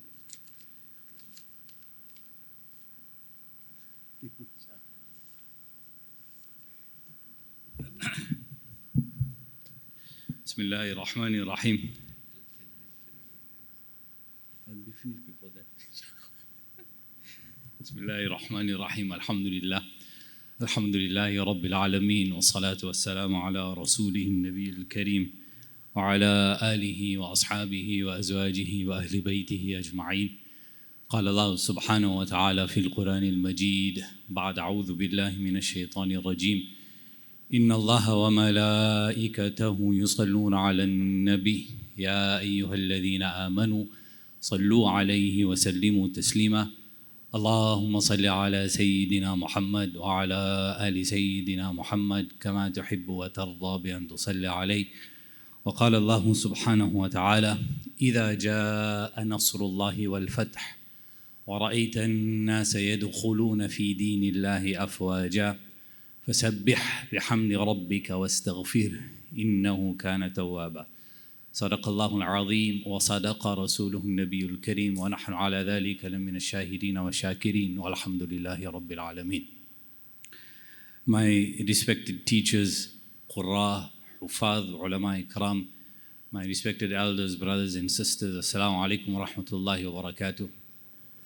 Indeed, all praise is due to Allah subhanahu wa ta'ala, our nourisher, our sustainer, master of the worlds, and we first and foremost call upon Allah subhanahu wa ta'ala to send His choicest blessings on Nabi Muhammad sallallahu alayhi wa sallam. Yesterday was the 12th of Rabi'ul Awwal, where He sent this mercy to us. To His Khulafai Rashideen, Sahaba Ikram, His purified household, and all Muslims all over the world and all people all over the world. For indeed Allah subhanahu wa ta'ala is Ghafoor Rahim. You know, Mr. Khamisa introduced me as his student, and the thing that I find most difficult standing here today is standing in front of my teachers.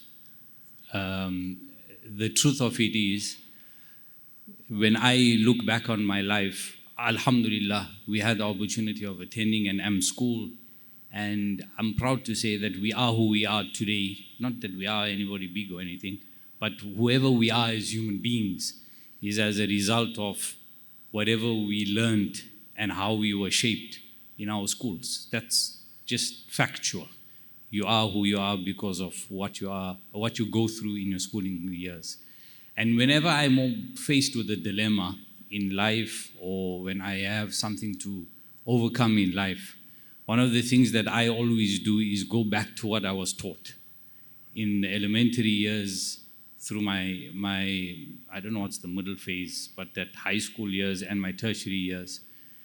And there's landmark or like almost core memories that I call on that help me navigate through particular circumstances. Some of them are very animated, of Mr. Khamisa teaching us Shakespeare. Others are Sheikh Irshad Ahmad shouting us. I have some memories of Mr. Khamisa caning me as well, but that's also part of the changing society. So I find it difficult to stand in front of you today, because I don't know if I can, in fact, add much value to my teachers. But I'll do my best, inshallah, to share with you a few thoughts. It's rooted in something that I spoke about last week at another conference, but I think the message is still very appropriate for this particular conference. It's absolutely clear that the global society is changing. And it's not just changing in one particular way. We're seeing massive socio-political changes that's taking place.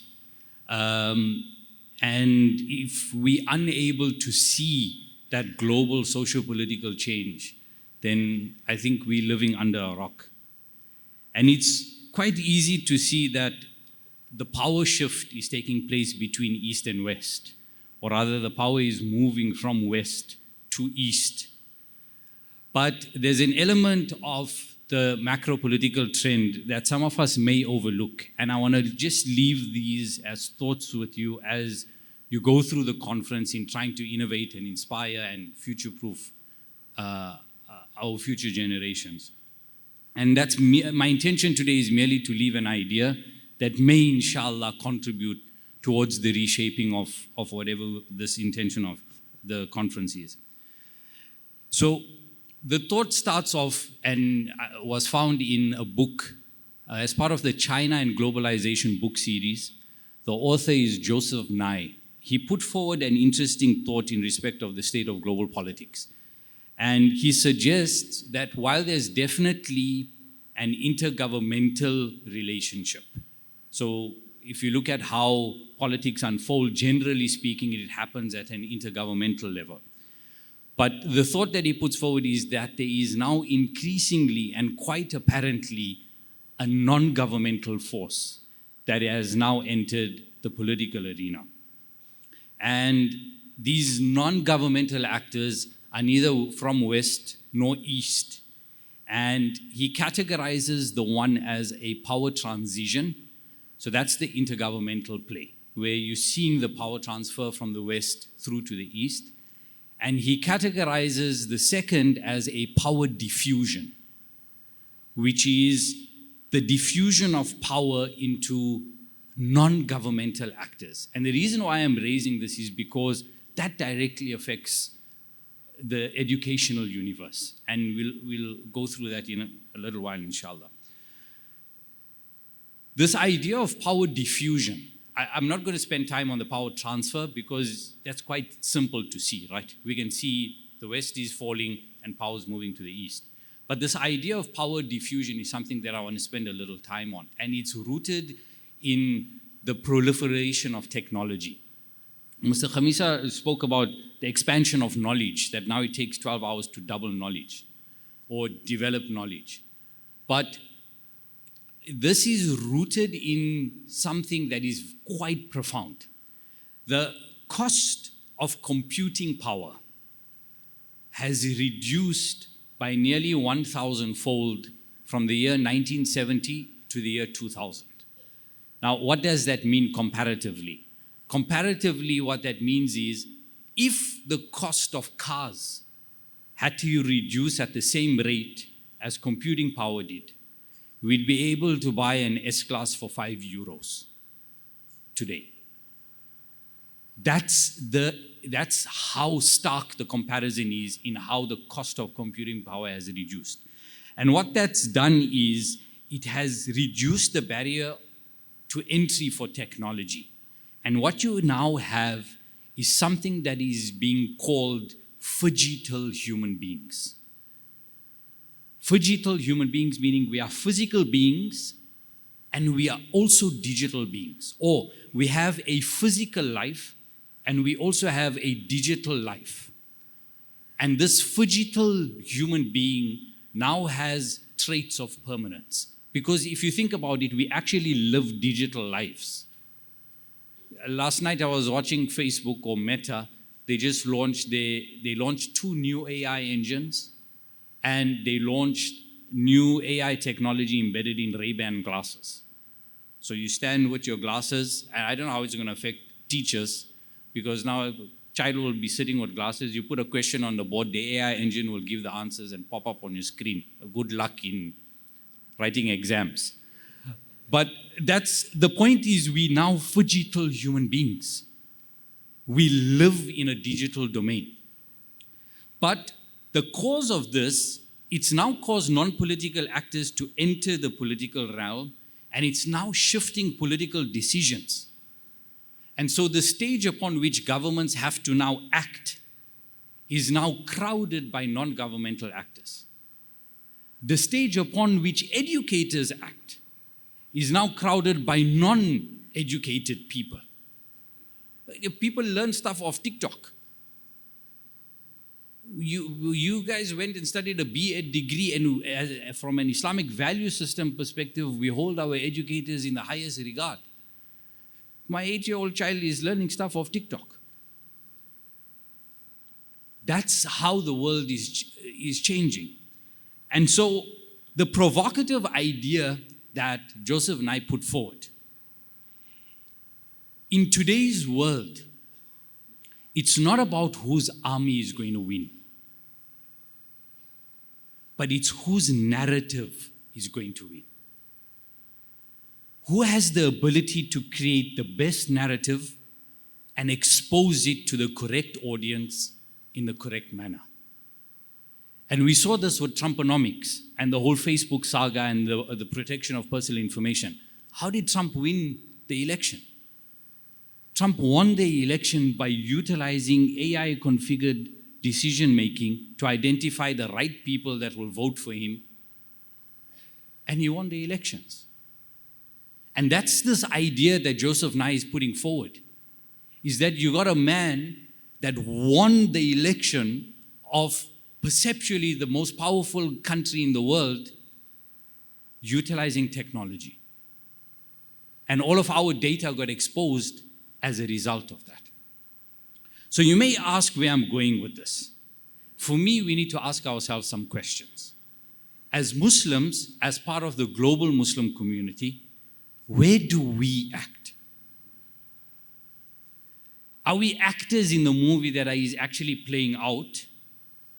Because we're celebrating this month of Rabi'ul Awwal, and Allah subhanahu wa ta'ala says, لَقَدْ كَانَ لَكُمْ فِي رَسُولِ اللَّهِ أُسْوَةٌ حَسَنَةٌ. That indeed in the personality of Nabi sallallahu alayhi wasallam, we have the most perfect example. But his perfect example is what? Lamartine said beautifully, philosopher, orator, apostle, legislator, conqueror of ideas, of a religion without images, restorer of rational beliefs, the founder of 20 terrestrial empires, but one spiritual empire, that is Muhammad sallallahu alaihi wasallam. And what we take from that is he was an all-encompassing human being. He was a social actor. He was a political actor. He was an economic actor. He showed us, sallallahu alaihi wasallam, that life is not living as a recluse, oblivion to what's going on in the world. You have to be part and parcel of what's going on. So we ask ourselves, where do we find us as the movie is playing out? How do we act? Because one of the things that we may be critical of as a global Muslim society is we sometimes walk around with a chip on our shoulder because Allah subhanahu wa ta'ala says, Kuntum khayra ummah. Indeed, you are the best of ummah. So we walk around on the show with this chip on our shoulder to say, oh no, we are the best of people. We are the chosen nation. But remember, Bani Israel said the same thing. Bani Israel also said, we are the chosen people. And they walked around with a chip on their shoulder. And Allah reminds us and He says, وَإِن تَتَوَلَّوْا يَسْتَبْدِلْ قَوْمًا غَيْرَكُمْ ثُمَّ لَا يَكُونُوا أَمْثَالَكُمْ. That if you do not want to fulfill this path of Allah subhanahu wa ta'ala, تَتَوَلَّوْا يَسْتَبْدِلْ قَوْمًا غَيْرَكُمْ. I will change you for another nation or another group of people. ثُمَّ لَا يَكُونُوا أَمْثَالَكُمْ. Then you will see what an example that new group of people will be. So yes, Allah subhanahu wa ta'ala has given us Nabi sallallahu alayhi wa sallam as khataman, as sealing nubuwah. He has given us that stature of khayra ummah. But it does not mean that it is not within His power to take that away from us if we do not fulfill it. And Ibn Khaldun alayhi rahmah, one of the great philosophers of Islam, he put forward, he categorized what's happening in society in his great work, the Muqaddamah. He categorized this through a concept called asabiyya. And what the concept of asabiyya is, he says that in the rise and fall of nations, you have something that is called asabiyya. And what asabiyya is a group of people and they share some very important traits. They have social cohesion, they have group consciousness, and they have a shared purpose. And naturally what happens is these people with this new shared consciousness and this new group cohesion, they start living at the peripheries of society. And as the empire rises, naturally, the empire reaches a state of lax because they're concerned with individualism, they're concerned with maintaining their own lifestyle. So the empire becomes less coordinated, less disciplined. And this asabiyya, as the state of lax increases in the core empire, the asabiyya start to infiltrate. And as the asabiya start to infiltrate, they start to manifest themselves as the center stage of the empire, creating a completely new civilization, creating a completely new empire. And so the idea that I'm putting forward today, that I'm leaving with our educators, who are the custodians of molding our youth, is my take on what's happening, is that the asabiya is this phygital human being. Is we cannot see the human being as just being living in a physical domain anymore. You have to actually deal with the human being as a phygital human being, that they have a digital existence. They, I can't get his name now. He wrote a beautiful, I'll get his name. He says, your children are not your children. Allama Iqbal. Jazakallah khair. Your children are not your children. They are the sons and daughters of life's longing for itself. Though they come through you, they come not from you. And though they live with you, they belong not to you. For they live in the life of tomorrow. And you may give them your ideas. He puts forward this, he says, you may tell them whatever you want to tell them. But as the arrow from the archer goes forth, that's where you leave it. All you do is, the children are arrows. We are the archers. Once that arrow leaves the bow, they are gone into the universe. And my appeal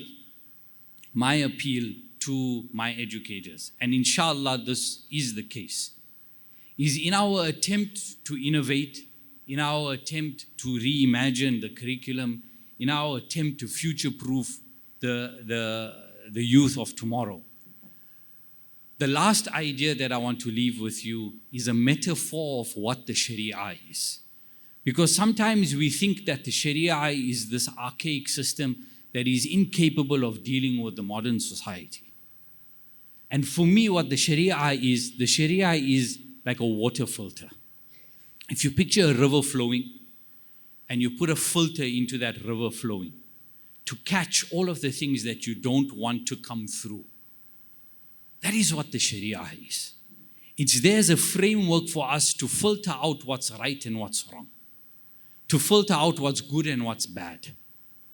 And all I'm saying is, whatever we have as a value system, whatever we have in our system today that's rooted in the Sharia, my recommendation, if I have any say in putting forward something, is don't throw the baby out with the bathwater. There are things that are so beautiful in the system that we have, in the ethos of our Islamic schools that are rooted in Sharia. The value system that we have is something that is rooted in the beauty of the Sharia. And that value system is something that is timeless. And while the river may have changed paths, that is making the water pick up new muck and new dirt and new filthy ideas, all we need to do is move the filter of the Sharia into that new water. Because that value system will still eliminate what's wrong and give life, as water is life, to the things that we need most in our new society, inshallah. We make dua to Allah subhanahu wa ta'ala to first and foremost give me that ability and give all of you the strength and resilience as you have had over the years to continue with this, inshallah. Wa ma alayna illa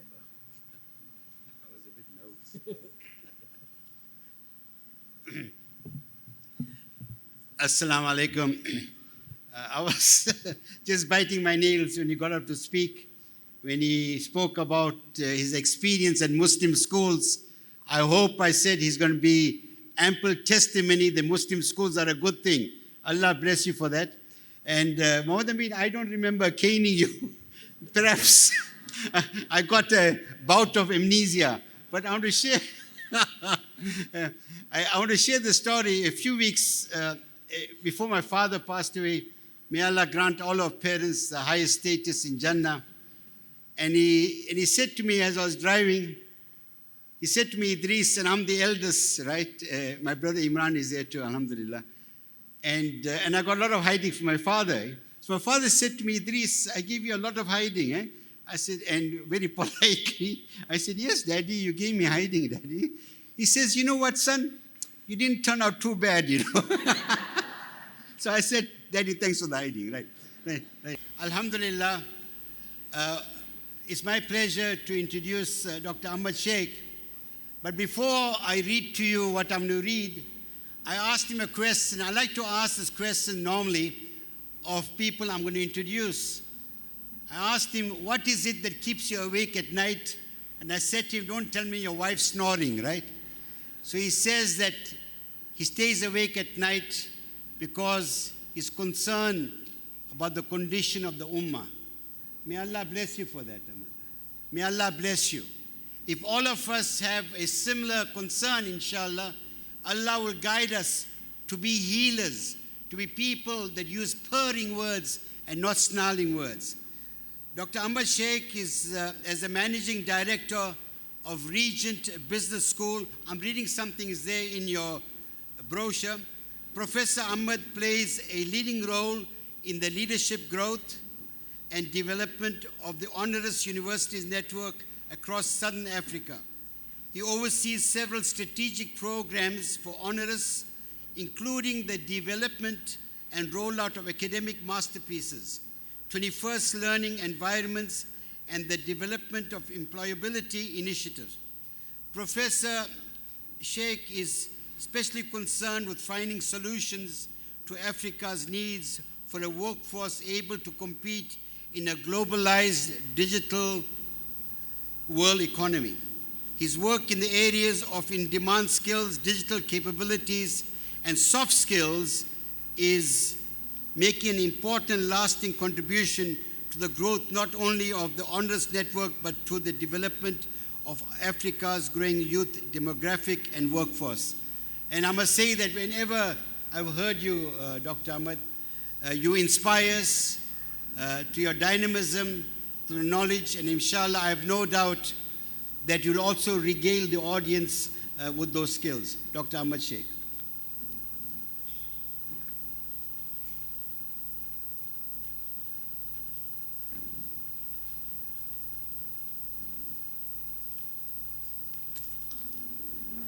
Jazakallah khair, Mr. Kamisa. Distinguished guests, the leadership and executive committee of AMS, visitors from other parts of the world, brothers and sisters and friends, Assalamu alaikum wa rahmatullahi ta'ala wa barakatuh.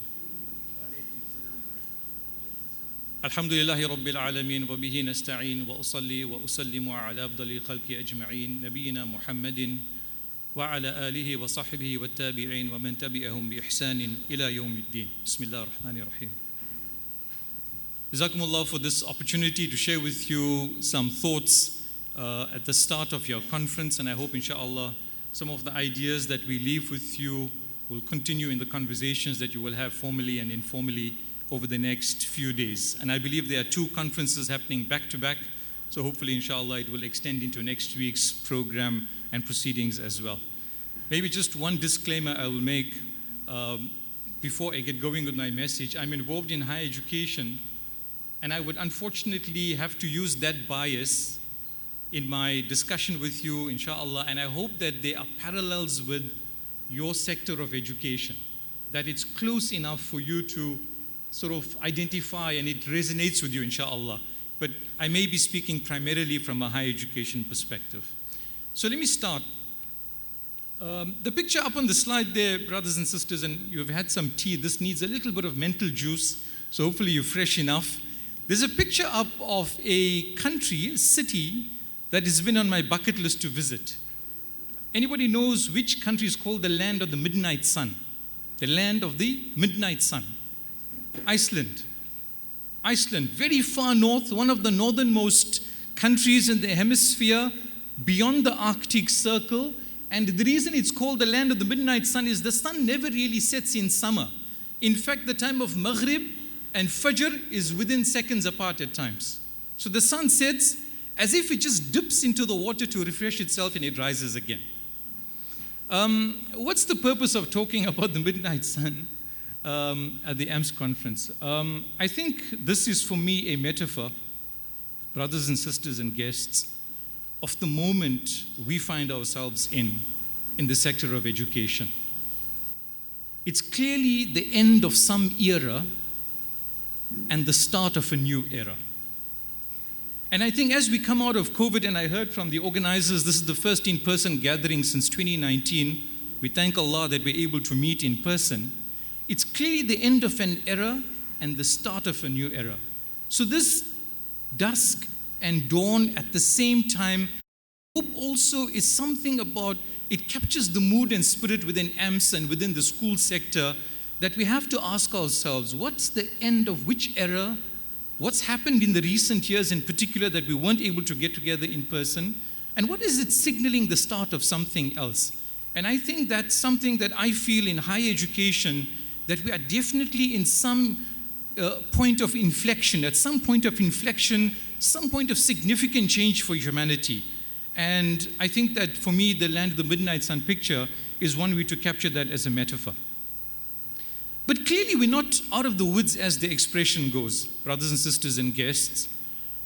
Inshallah, we hope and pray that the intense period of the global pandemic has passed, inshallah, that we are out of that very difficult phase for humanity with lots of loss of life and illness and other deficits. But the long shadows, as we say here, unfortunately will remain with us. What do you mean by the long shadows of COVID? And you probably are experts from an education perspective on what the deficits of education were in the last 3 years. It's been written about extensively.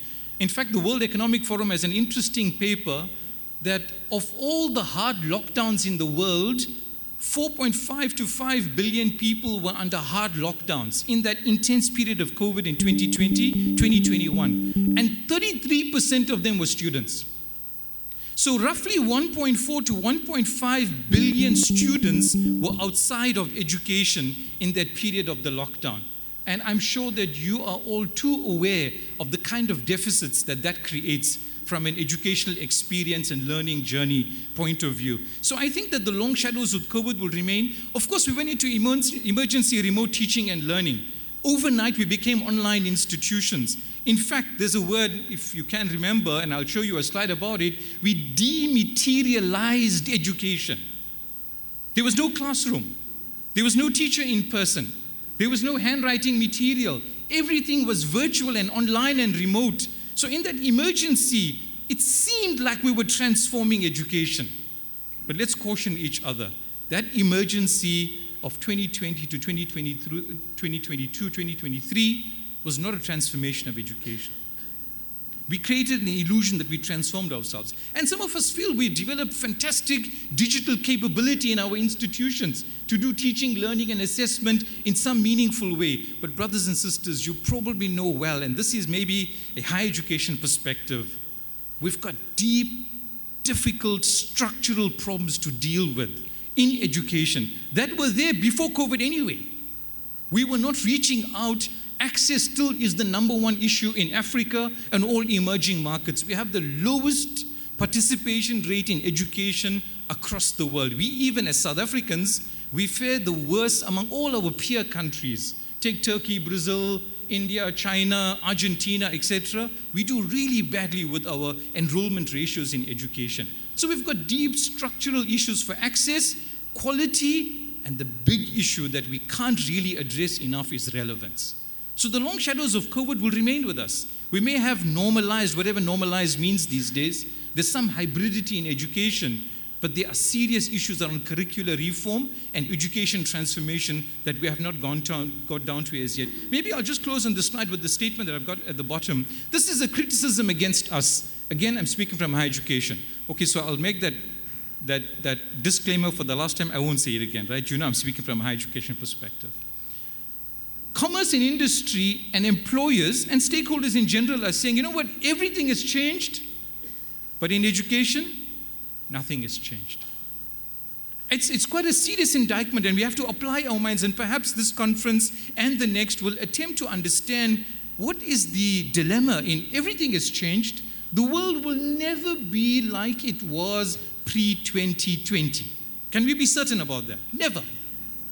The nature of how we engage with education, like everything else in life, will never be the same ever again.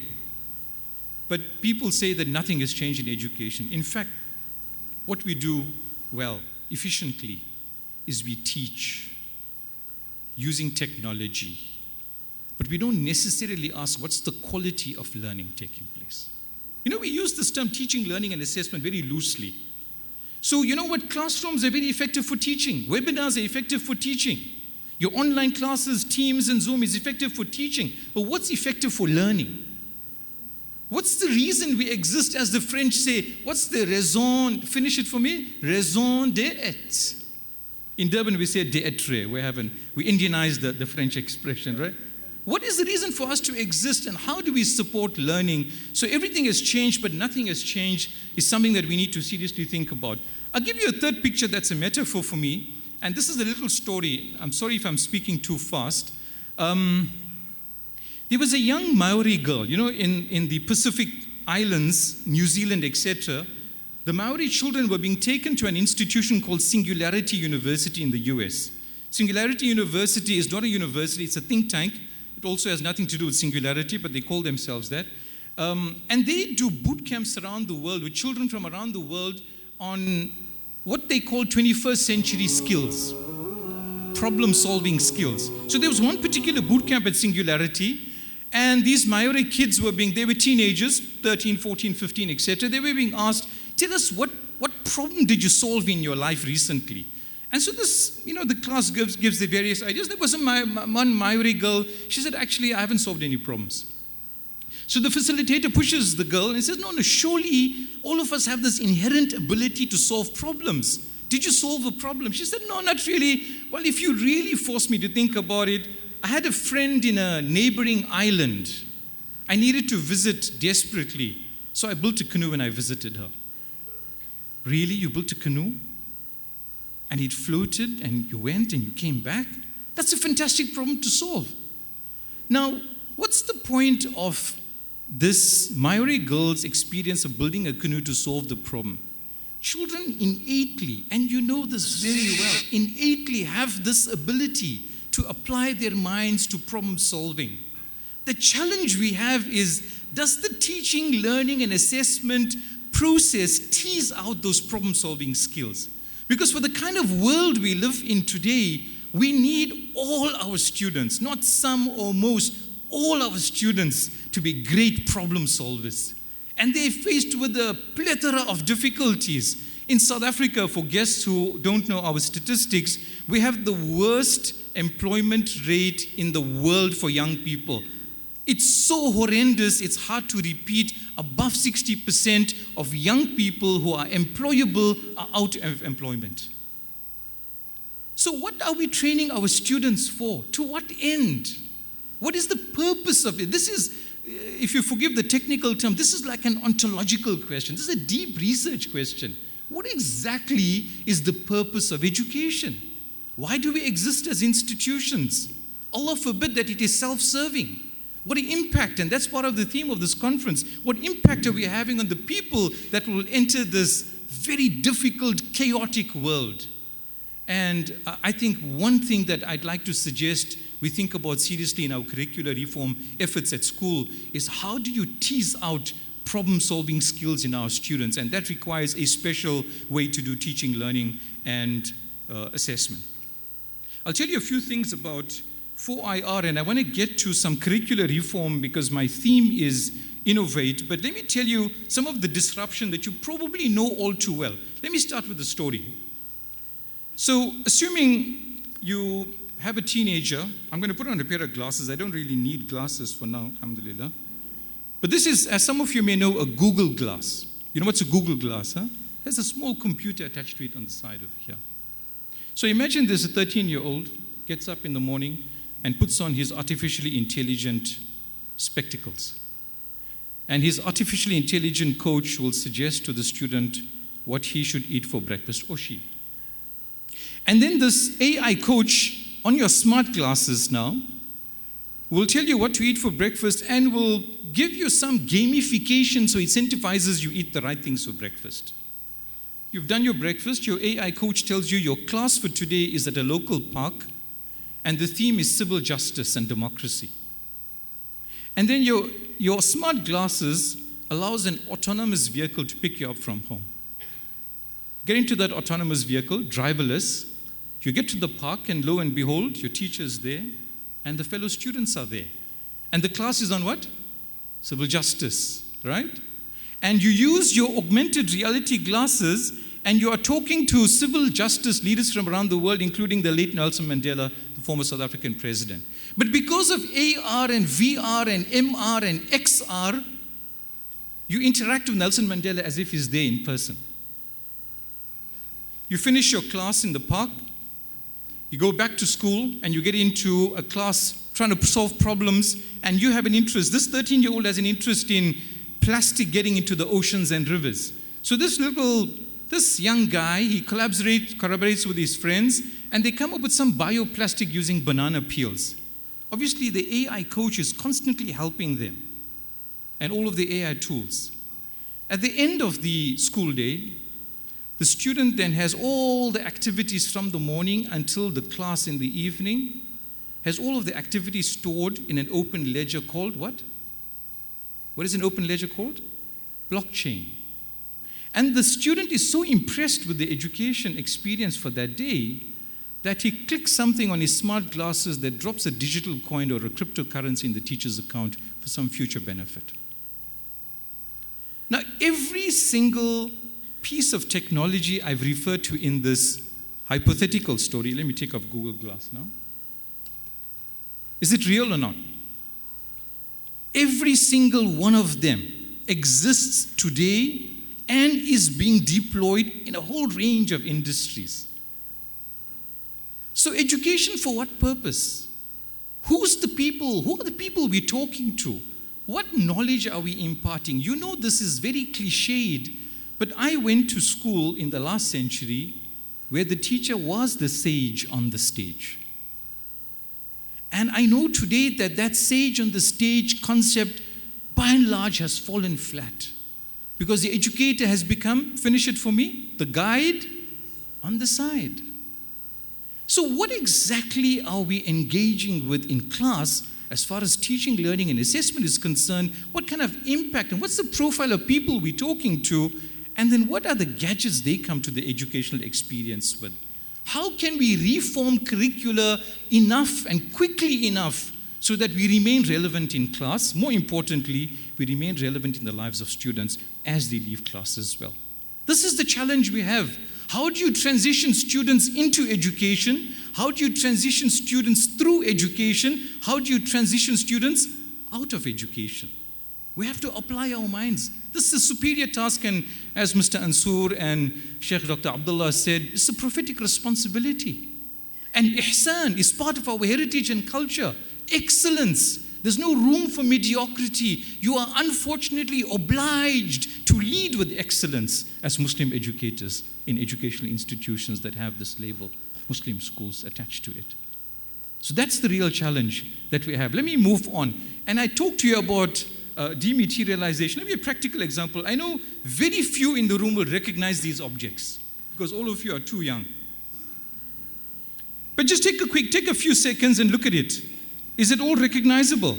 There's a radio, there's a telephone, there's a typewriter, there's a pair of Walkmans. How many of you know a Walkman? Huh? Yeah, the 1980s guys will know the Walkman. And there's a big calculator, etc. Of course, none of these you probably own unless they are antiques. Who goes out to buy any of these things today? In fact, the businesses and industries that made lots of money out of them don't exist anymore. All of these things have been taken away because they've been dematerialized into your mobile phones. Every single one was a physical product with an industry behind it. Today, there's no physical product, no industry.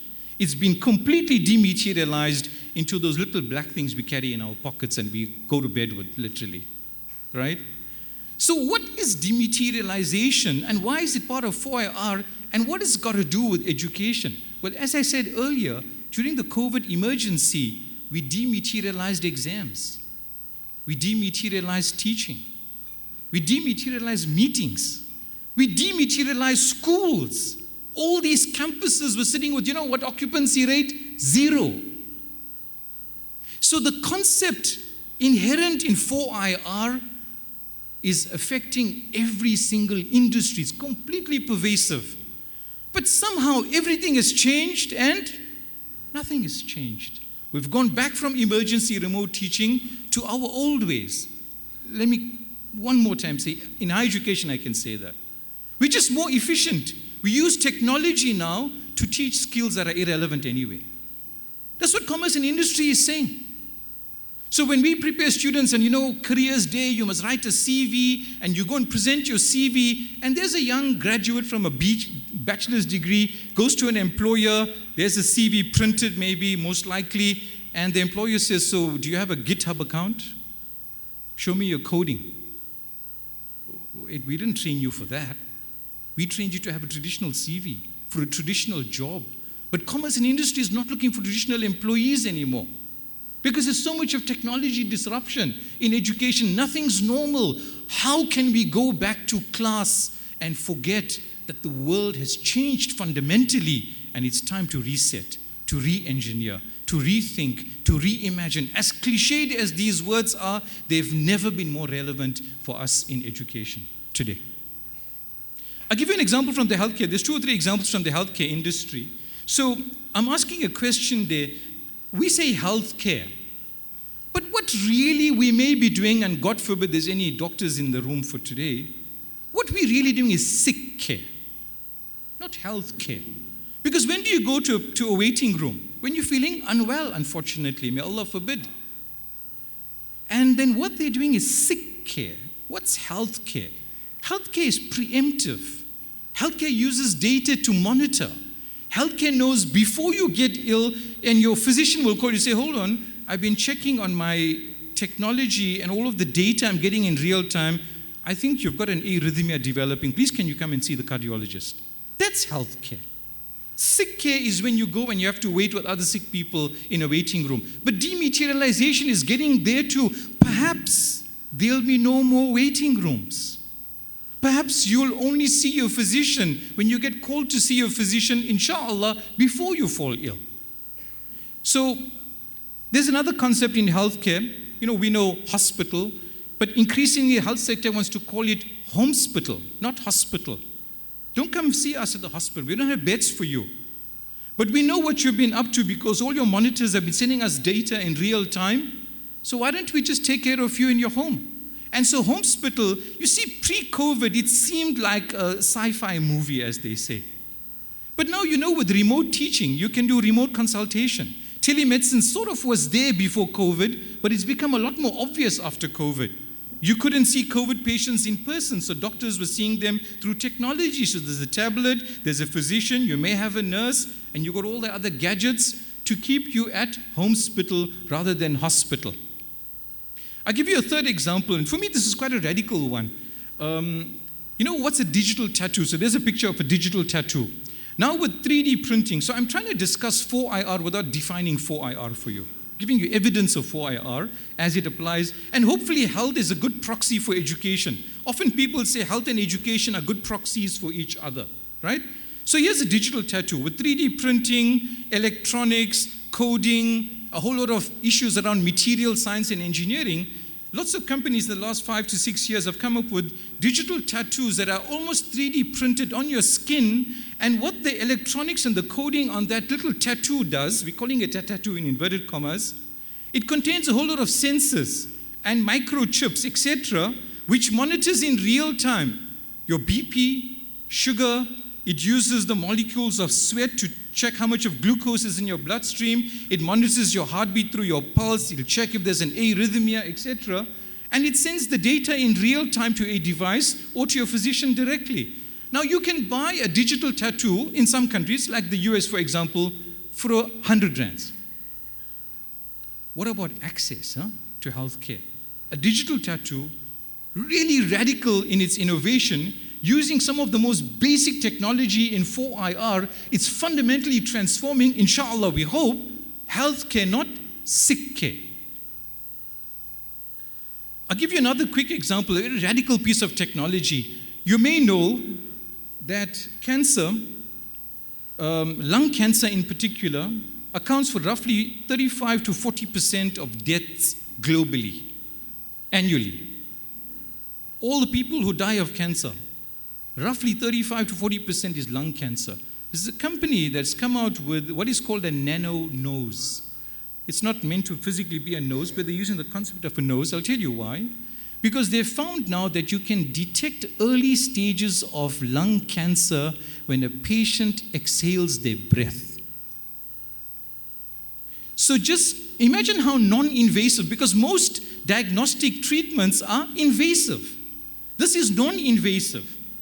So somebody puts on this little device and they ask you to exhale, and they'll pick up whether there's any molecules, and they use gold nanoparticles to check whether there's the presence of cancer in your lung in the early stages. Healthcare is racing ahead. 4IR technology is racing ahead. The problem is too many people are being left behind, and too many sectors and institutions are being left behind. And I'd like to suggest that education is being left behind too. We've just not caught up because there's this breakneck speed of innovation and disruption, and we're literally overwhelmed. We don't know where to start. So there's a lot happening in the external environment.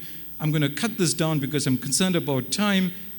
XR, we talked about it, mixed reality, augmented reality, virtual reality being used in healthcare, for teaching, for surgery, for surgical planning. It's happening today. I mean, you probably are aware, but I'll state the obvious. You can have a surgeon in South Africa that uses a robotic glove, an artificially intelligent glove, and can perform surgery in another continent, in India, for example. You know that that's already happening. It's become commonplace. Now you have complete robotic surgery. No physician is sort of involved as such, except in setting up the planning. And even the AI will take over the planning part also, right? So there's extended reality, mixed reality. I don't know if any of you know, I'm sure many of you do know who this is. What's her name? Sophia. Sophia is the world's most famous, not the only, humanoid, where they've taken robots and they don't look like clunky metal structures anymore like in the 1980s. They're given human features, right? So Sophia has up to 60 facial expressions. Sophia can smile, she can look sad, etc. It's human-like, her skin is human-like. Strangely, Saudi Arabia gave her citizenship, but that's a separate issue. Sophia is being deployed in lots of industries. Health, definitely. Probably education. So what does team teaching mean in education today? It's not necessarily two people in person teaching. Team teaching can be person and machine. But we haven't wrapped our heads around those issues. We've not reformed curricula sufficiently. We don't have access to the technology probably. We haven't developed the talent pool, so to speak, in education to be able to deploy technology in an effective or meaningful way. Let me try and race on. This is a picture I took a few years ago when I visited. You know where this is? Yeah, where? This is Jordan. This is in the city of Amman. This is Petra, the ruins of Petra. Most people say the Nabateans built it, roughly 300 to 400 years before the Christian era. So it's at least 2,500 years old. Now it's here again as a metaphor. This building is called Al-Khazna, or the treasury. I use it as a metaphor for education because universities like to build tall pillars in their front sort of offices, if you like. You know, most Ivy League universities always have tall pillars. So for me, this represents a university. But brothers and sisters, unfortunately, our sector is ripe for disruption. Ripe for disruption. We are literally like the Petra building cast into the stone. And we don't have the agility. And that's what the modern era of education requires, the agility. We almost have to extract ourselves from the rock face of sandstone and get into the 21st century of education. And if we're not there, our students are there already. And then we struggle with, these guys don't pay attention. I don't know if you have those kind of issues, but they're disengaged. from the teaching and learning transaction. They would rather look at their mobile devices or, I don't know, be bored. They can pick up the material later.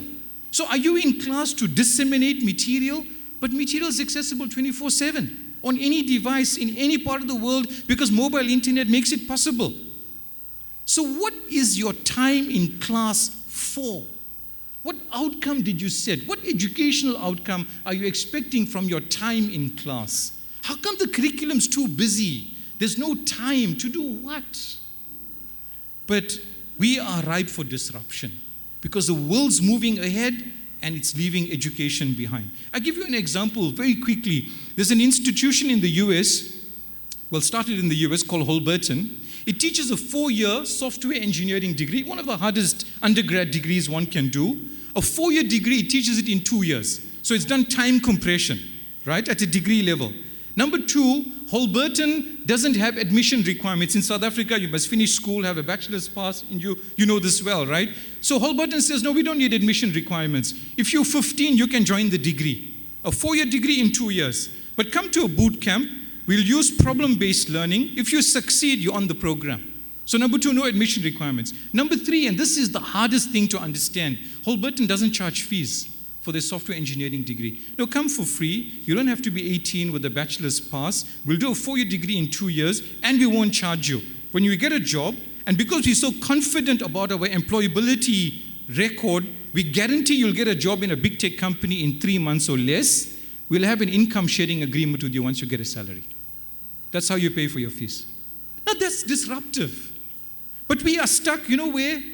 Al-Khazna. We're stuck there. We're not getting to Holberton. Coursera, you all may know, is into micro-skilling. Coursera, people think it's like a university. No, Coursera is a business. Coursera is a business, but a very big business. In Africa alone, it has 9 million students studying through Coursera. No university comes anywhere close to Coursera. And you know what's its infrastructure? Almost nothing. It's dematerialized a university, and it is dematerialized a degree into micro-skilling courses. Nano degrees, as they call them. You don't have to go spend 3 to 4 years at university. Why don't you spend 5 days with us on this course, and another 10 days on that, and a month on this, and you get a whole lot of micro-skilling badges. At some point, they'll roll you up into a stackable degree. That's what's happening today. This is not about the future. We're late to this particular event, right? So Coursera is coming across as a proxy, and in fact, I think we are moving toward a degree-free future. A degree-free future. But that's higher education. So how will you, as the supply side to higher education in schools, how will you support the kind of difficulty we have? If you remain traditional, we're going to be in deeper trouble because the graduate output from school is not going to be able to cope with us. Idris, how much of time? Really? Okay. Next one. You like it so much. You love it. Mr. Kamisa says that the next conference he'll call me back to finish this presentation. Let me leave the curricular issues that I wanted to have a chat about. Maybe this is one question for a few seconds. I think we do need to ask ourselves, what exactly is the value proposition of Muslim private schools? What if academic excellence is in all private schools or other private schools, other faith-based or not faith-based schools? What's the value proposition? Is it cultural? Beyond culture, what else is there? And where's ihsan? Where's excellence? Where's leadership? Where's khayra ummah? Where's the Quranic paradigm? Where's the prophetic example? Where is that nation that is ukhrijat linnas, for mankind's benefit, not for our benefit? Where's the ummatic vision coming through in our education system? So, yeah, Mr. Kamisa, I'm going to try and keep to the time. I think we're at a stage, and perhaps the conference, inshallah, will get to unpack some of these issues. We have to go back to the basics. What is being taught, and that needs to be challenged and interrogated. We call that curriculum. How are you teaching it? That may be the most challenging difficulty for us at the moment. What's the pedagogy? What's the method? When and where? Because of technology, dematerialization, etc., when and where, what's real, what's mixed reality, what's augmented reality, and whom are we teaching? This is the big issue for us. So I think we need to find some clear, compelling answers about what we're doing in our educational endeavors. There was a lovely story to tell you about a young man, which I'll skip for the next conference according to Mr. Kamisa. You know, the EMS teachers may be in this audience. Huh? You know, we teach factors of production. What are they? Land, labor, capital, etc. Huh? There's only one factor of production that matters in the current era, it's talent. You don't need land and labor. And there was a lovely story where I described to you that only talent is the defining sort of factor of production that we require. New leadership literacies. If I can take 2 minutes and I will inshallah close.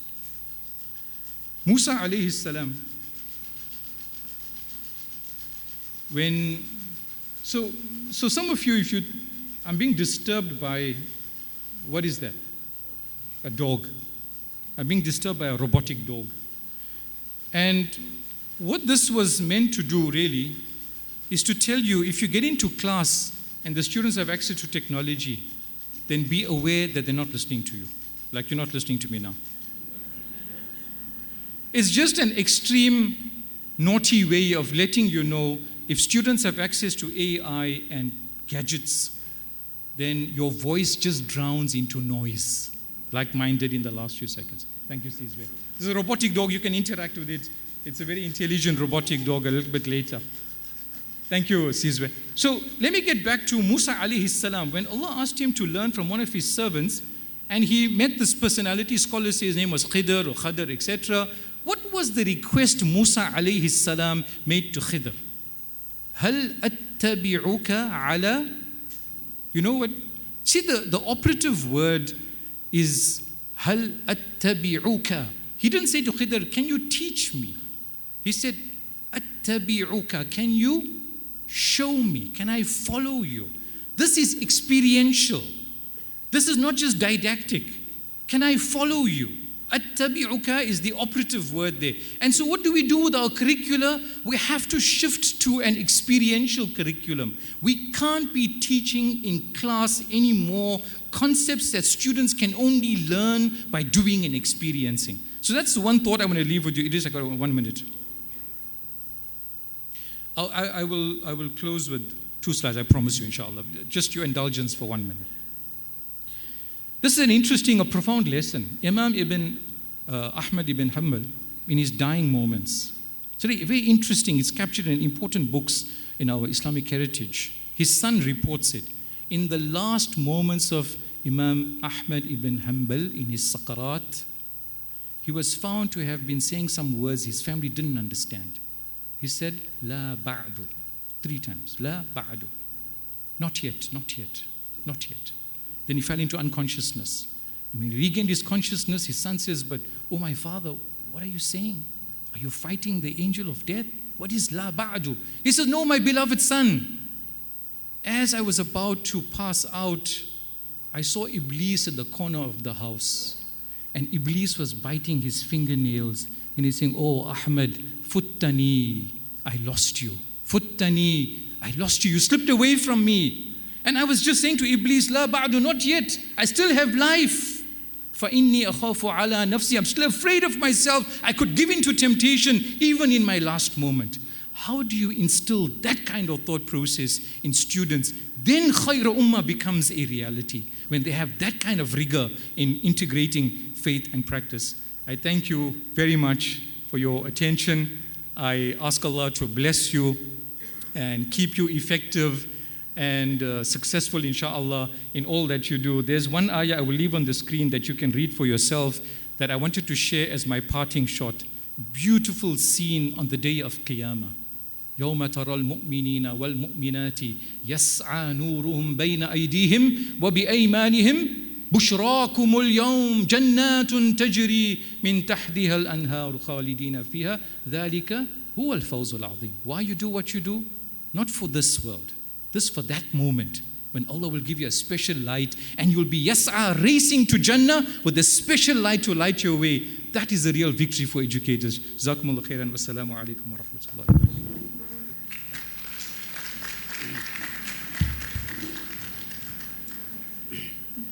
Jazakumullah, Dr. Ahmad Sheikh. Is always, control yourself, my sisters, control yourself. It's always a joy to listen to you, Ahmad. And I think whenever you speak, it often shakes the ground we stand on, We begin to question what we do.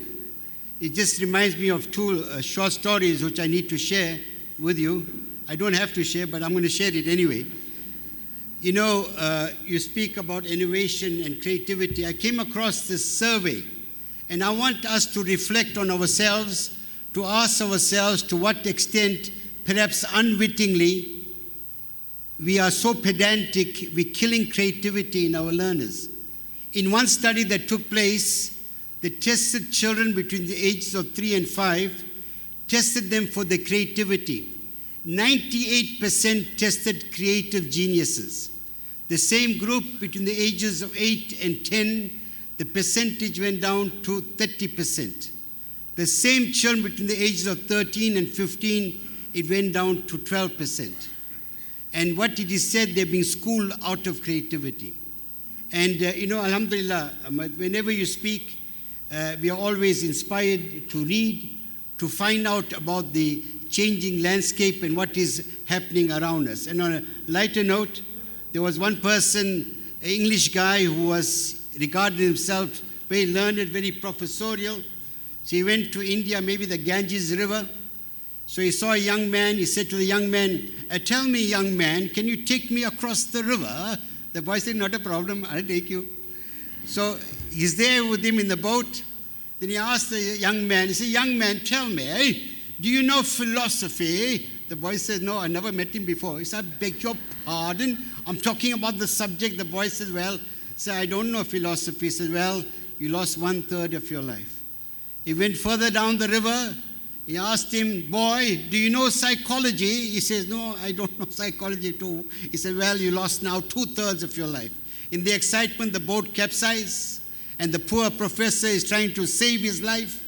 So the boy asked him, do you know swimming? He says, no. He said, well, you lost your whole life.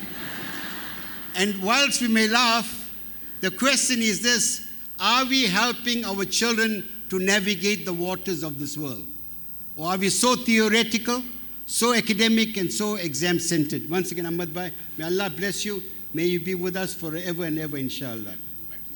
We have to go back to school. Yeah. Jazakumullah. Islam. You want to take over? Yeah, okay.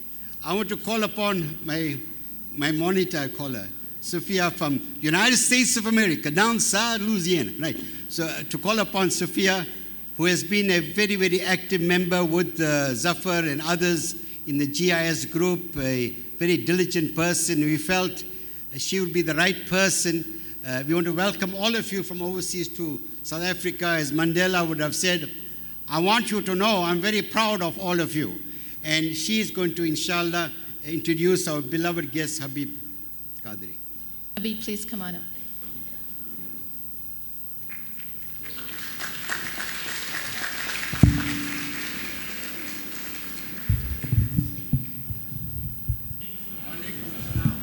Alhamdulillah, alhamdulillahi rabbil alameen, wa salatu wa salam ala rasul al-kareem. First and foremost, thank you for this opportunity. Brother Idris and the whole AMS conference, may Allah reward this opportunity. Now, this is my first time in South Africa. The closest I've got to Africa, or close to South Africa, would be Kenya. We did some work over there. But Allah subhanahu wa ta'ala had a plan, inshallah ta'ala. It's exciting.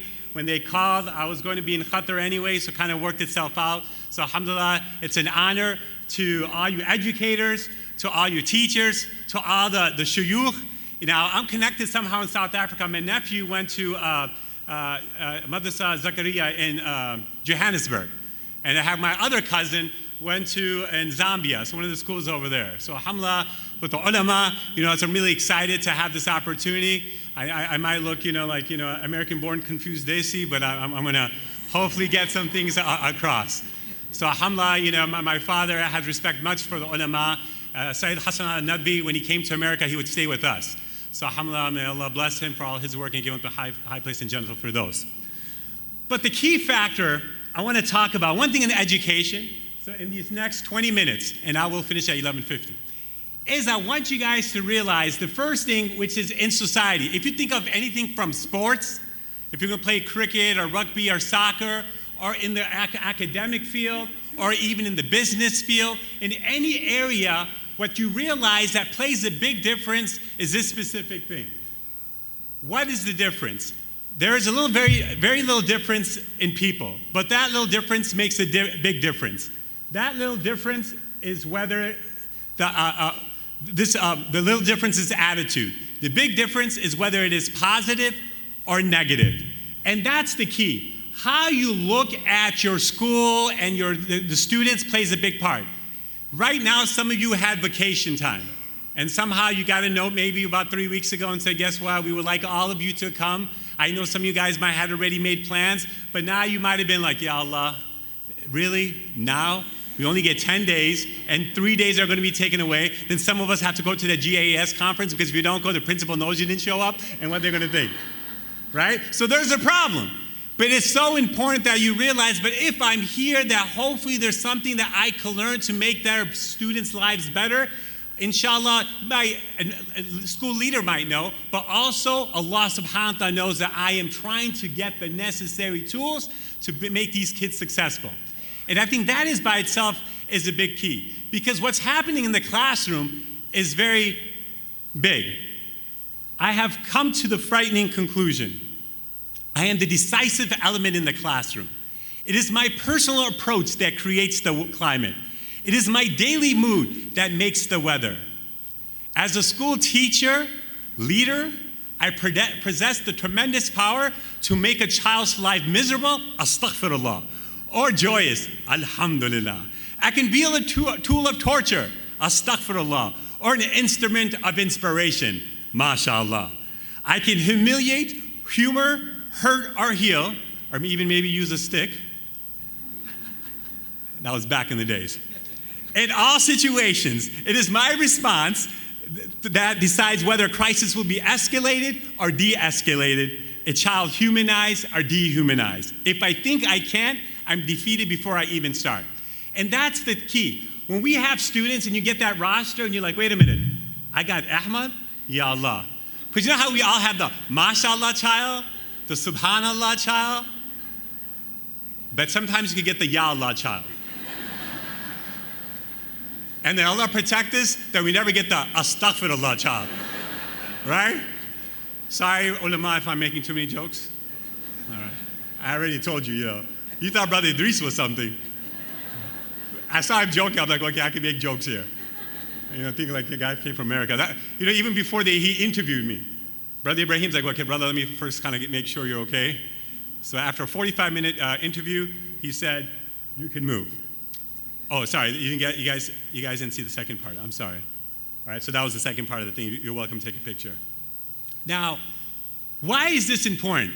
The idea is now, I wanted to kind of take, because I'm going to be in the leadership track, but I wanted to also speak to the religious teachers here and the regular teachers. And that's why this 20 minutes, I'm not focusing on leadership, but I'm focusing on the school, because I think it's very important. See, because even when I was at the school, now, as you see, I might dress up a little bit. And I remember when I first saw the school I came is one of the oldest Islamic schools in the United States, 35 years old, maybe one of the top 5. Now, when I first got there, they had 7 principals in 14 years. So they had a lot of changes. So when I first got there, they're like, good luck. And I said, inshallah, we'll do our best. Allah will take care of the rest. And one of the things is that when I wanted to change the climate and culture because kids, I spoke to the teachers, the students, the graduates, the custodian, every aspect of the school, because you want to see where the vibe is. And I remember when I used to dress up, someone would be like, Brother Khadir, this is nice, and the kids like you. But when I dress up, some kids are going to be like, that's a silly principal, right? They're young, they're 4 years old, you're funny, Mr. Khadri.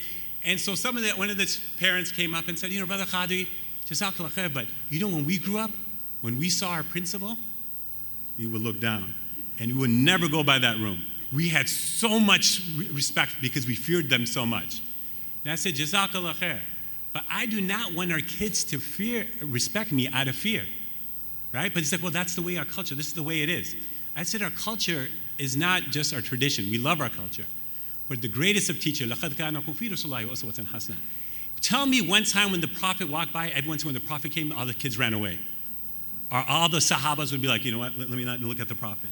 They all wanted to be by him, shake their hands. And I use my own experience being at the madrasa where sometimes just shaking the sheikh's hand isn't there, right? And if you don't have and say, well, these are the people that need to inculcate what the love of Allah through the love of our Prophet Muhammad sallallahu alaihi wasallam, that's what it kind of is. I have my mistakes and all that, but what we could do is, what do we do to make opportunities in kids better? Because I'm going to have 3 more slides and I'll finish. The first slide, yes. You have more than 10 minutes? No. We got Jummah, and I need these people to make dua for me. All right? Just remember, some tall Indian guy from America came. All right? May Allah guide him for make dua for my parents, family, everybody. All right? So don't be getting me in trouble with you, Brother Idris. I heard about you. All right? All right, so inshallah, just everyone, don't worry. We'll finish inshallah by Jummah. So don't you fikr, just do zikr. You like that one too? I'm taking from you. I'm competing with Brother Idris here. La ilaha illallah. Okay, so what it talks about is school climate and culture. So there's a research, and today at the leadership track, when we talk about climate and culture, I want to go in more in details. But just for everyone else, why it's so important? Because think about this, that positive culture was of our Prophet Muhammad sallallahu alaihi wasallam. He always gave hope. If he didn't have the positive attitude, the people in Taif would be in trouble right now. Their generations would not be Muslim, right? If he did not give chance after chance to people, and even since, what is it that Allah gives us hope, right? My whole thing is that inshallah, one of these kids will get me into Jannah. I don't know about my own Amma, but hopefully something that we just keep going and going and going. And if you don't have that positive culture where the kids are, when you're in school, they want to leave soon as possible, that becomes problematic. So positive learning can only take place in a positive culture. A healthy school culture will affect more student and teacher success than any reform or school improvement effort currently being employed. This is by Gary Phillips, and I'm going to go in more details about more research about this and why I feel that where even in our religious studies, we know the content, but if we don't have our kids to develop to understand the ulama and our teachers, because I believe all of our Islamic studies teachers should be ulama, but then also understanding the context of what we're going through and how do we work together using our social emotional, our counselors with the challenges kids are going through can be successful. And the reason is, as you can see, William Glasser is a Harvard psychologist. And so he's passed away now, and he talks about how students retain information. And I want us to realize 10% is what they read. So if you're just showing a kid just read and that's it, that's how much they're going to retain. Now you might be that mashallah person who says, okay, I could read it, I'll understand it. But would you let any person who said, you know what, I read all the medical books, let me go ahead and do surgery on you? You would not take that chance. So in that same way, so 10% is what you read, 20% is what you hear, 30% is what you see. 50% of how you retain information is what you see and hear. Let's go back to our beloved Habibullah, the Prophet Muhammad sallallahu alaihi wasallam. Everything we know, there's a hadith and there's a sunnah. Everything that the Prophet sallallahu alaihi wasallam said, he also did. There's no contradiction like, well, you know, he told us this, but he didn't do it. He told us how to be patient, he showed us. Don't get angry, he showed us how to not get. Pray your salah, pray your salah. Fast, he showed us, he fasted. Allah made the Prophet go through all the challenges that even the believers will go through. He had it more tough than others. So when you have 50% is what you see and hear, what are the kids seeing in your school? I'm going to separate academia for right now, which I'm going to talk on in my other things, but from a spiritual thing, because that's one of our goals. Think about in our school, in our deen. If you think about Allah subhanahu wa ta'ala from all the surahs of the Quran, Surah Dariyat or the ayahs, right? I have created jinn and man for the purpose of worship. So the idea of worship is not just ibadat, but mu'amalat. Because when I came to the Islamic school, because I used to be in the public school, I went to a Sunday school, in like maktab. But when you went and you saw, one of the things I first asked the kids, I asked him, Sahib, can I take your class one time? He said, sure. And I asked the kids, if you give me traits, if you think of a good Muslim, what do you think? They said, Salah, Zakah, Som, Hajj. I said, thank you, I needed this for something. Walked away. Came back a month later. I said, hey guys, I need for something. I said, can you tell me what attributes of a good person is? Smiling, kind, giving, always happy. I said, when I asked you what a good Muslim is, why didn't you not use those traits? every kid just gave the ibadat, but they never gave the mu'amalat. The beauty of our Prophet after the Quran was his character. Khuluq al-azim. Right? So what it shows is that one of the things we realize that at our schools, as we give the information, because they need the foundations of the deen, but are we also inculcating the tarbiyah, the sahaba, the action, behavior, so for them to realize that this is the most beautiful of deens, right? Because what they hear of those stories, what drew me to the deen was through the prophets, through the stories. It's like, hey, I'm a social person. I love it. So when you hear that this is how the prophet acted, and when situations, that plays a big part. So when you have to see at your school what the kids are seeing. So that's why at school, after our Zohar Salah, for example, what we make sure is that all our teachers, our male staff, with the after Sunnah Salah, we shake each kid's hand every day. Because we want them to know that we see each other. I get to see, hey, nice haircut, nice going, hey, go, it's there. Sometimes, hey, where's your uniform? Hey, change your socks, you smell too much. Whatever those things are, right? You know the sock issue. All of us know. All the people who does Salah duty, we know about that sock issue. So here's a tip. Monday, Wednesday, Friday, white socks. Tuesday, Thursday, color socks. And if you guys never did that, now you do it. And if you guys are happy because you could breathe anymore, you make dua for me. That's my price. All right. Okay. So, right? So you have to have, even the idea of seeing and hearing. We say when you go in the hallway, every teacher, when it's time, you need to see 3 people and you have to say hello, salams to, right? At our elementary, because you only have 25 kids, every quarter you need to, in a quarter, every week you have to call one family. Because I need you parents to see the first time, like I purposely do traffic duty, because that way I get to see the parents in the morning and after. Even I'm superintendent now, I still go do traffic duty. And why? Because I get to see parents when there's no situation. So when they finally see me in a trouble situation, they already know Mr. Khadi, they don't have this connection that, oh, Mr. Khadi, trouble, anger, discipline, suspension, something. But if they see me, hey, good, and now I'm like, what happened, buddy? Why did this happen? I can't believe this. Now the parents also know that the only time you're not calling someone.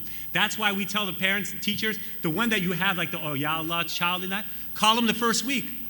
I was in an inner city school, like in low income. I picked up all the kids who had told me last year trouble, called them first. And they're like, excuse me, you're calling Mr. Khadi for just to say? I'm like, I'm just excited to have him this year in your school. Next day, the kid's like, Mr. Q, I can't believe you did that.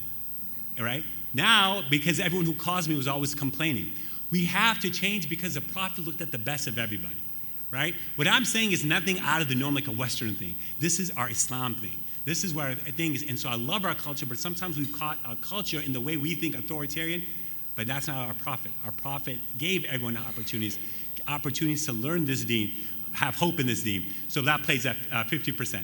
70% is what they discuss with others. 70% is what they discuss with others. This is very important. More than ever before especially on the, again, academia I'm going to talk about later, but just on the religious front, which is still all connected, we have to make sure, what are we doing? Because more than ever, kids are going to ask questions. If you don't answer the question, they're going to go to Sheikh Google. And Sheikh Google, they're going to see a picture guy with a mashallah looking beard and say, this guy must be true, without looking at the information. And if you don't give it to them, then there'll be problems. I used to work with the government when we had kids who did some wanted to join extreme organizations. And when they had extreme organizations, one of the big things we told the government, it said, subhanAllah, look, think about this. Every kid that you caught, or any adult, 25, 30, 35, who wanted to go join Al-Qaeda or ISIS, none of them were connected to a madrasa, Islamic school, or a masajid. I said, you should be supporting this because if you kids learn the deen properly, they won't go into this. But you have to have discussions. You have to have discussions on the LGBTQ. In middle school, curriculum just can't be what we've always done in the last 15, 20, 30 years. Just like right now in the academia, things are changing. So religious questions are going to come up. And if you don't respond to these questions, then you're going to have someone else respond for you. We can't be like the taboo topic. So one of my cousin who studied here, we wrote a book called War Within the Hearts, The Struggles of the Muslim Youth, which, Q Publishing. And back then in 2005, we had the dating, the clubs, pornography. We talked about all these topics. We're, inshallah, coming out with the new 3.0 version. But we have to realize that if we know what kids are watching, We have to have these discussions because Allah through our Prophet has given us answers for them. But if you don't give the answers, then kids are going to be like, this doesn't make sense.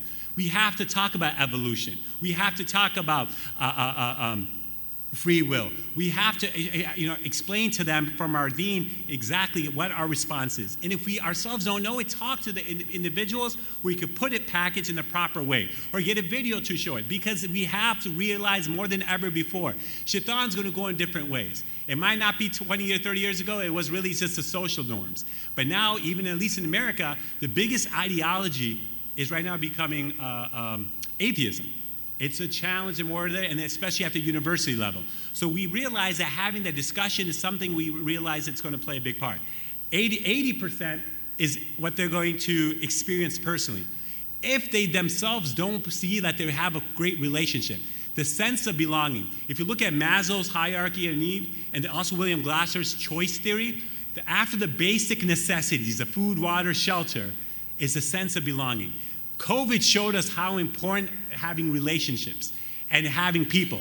And when we don't have that, and at a school where they feel like even though they're Muslims, but I feel like I'm isolated, that becomes a problem. That video happened at school, we were at 700. Now we're at about 900 kids in 51 different countries, mashallah. 51 different countries at our school. So now I have to make sure that, be proud of your culture, but how do we have the faith and making sure that's a dominant culture does not overwhelm another culture, right? Making sure that these are sense of belonging plays a big part. So as your school, what are programs that we're doing, right? If you want to experience the kids, we have our first, second, third graders, because you would have to now ask yourself, what is the goal of your school? What is the goal of your kids to come out with? So we have goals by 5th grade, we have goals by 8th grade. By 8th grade, every boy gives a Jummah khutbah to the elementary school. They get driven over to there, they have that. The high schools give it to the middle school. Why? Because you're trying to develop kids. In 1st, 2nd, 3rd grades, we said that every kid will know their salah in and out. See, when I first got there, the 1st, 2nd, 3rd graders, the imam's reading, everyone's quiet, everyone's looking at their toes. So we said, hey, ulama, we asked the ulama if they're not badal, can they read out loud? And we read aloud to 180 days, ataya, do their rahim, you do it over and over and over and over. You know by the time it's over and by 3rd grade, they're going to know their salah. Then in 8th grade, we told them to do not a nafil, just a regular prayer, just to make sure graduation requirement.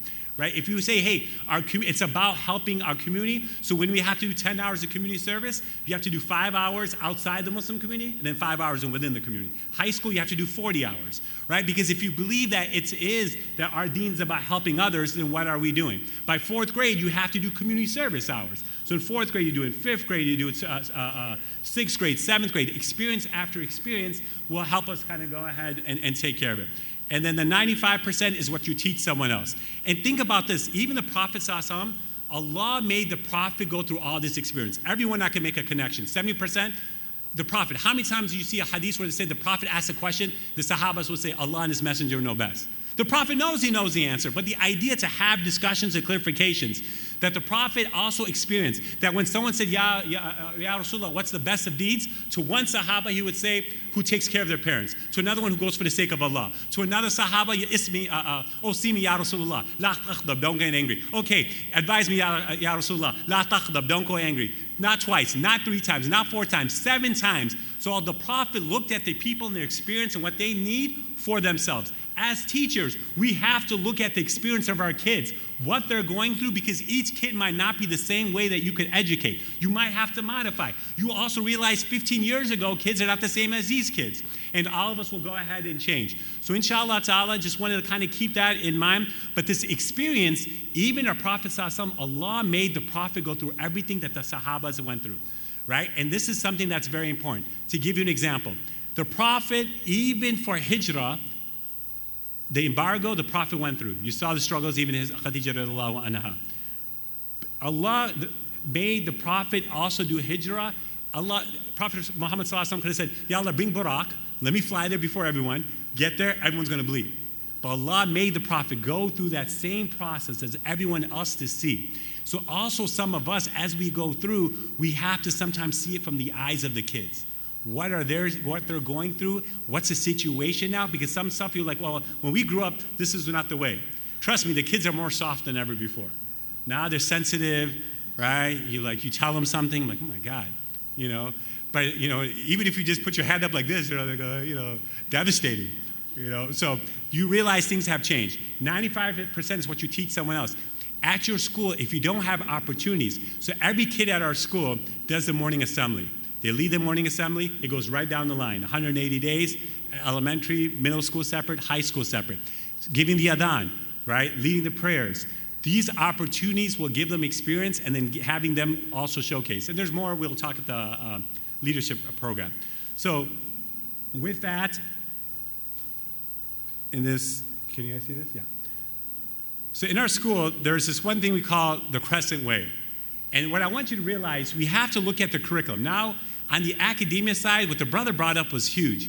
Times have changed. We have to always, every 5 years, look at what are we teaching. From an academia standpoint, religious standpoint, again, it's not about the content, is that the context and the pedagogy of conveying that message in the proper way, disseminating the information for the kids to get it. Character SEL, that is part of our deen. That has to be a part of our things, what our values for that is. For on Friday, we have a thing called Caught You Doing Good. Every Friday, one kid is recognized in front of the whole school.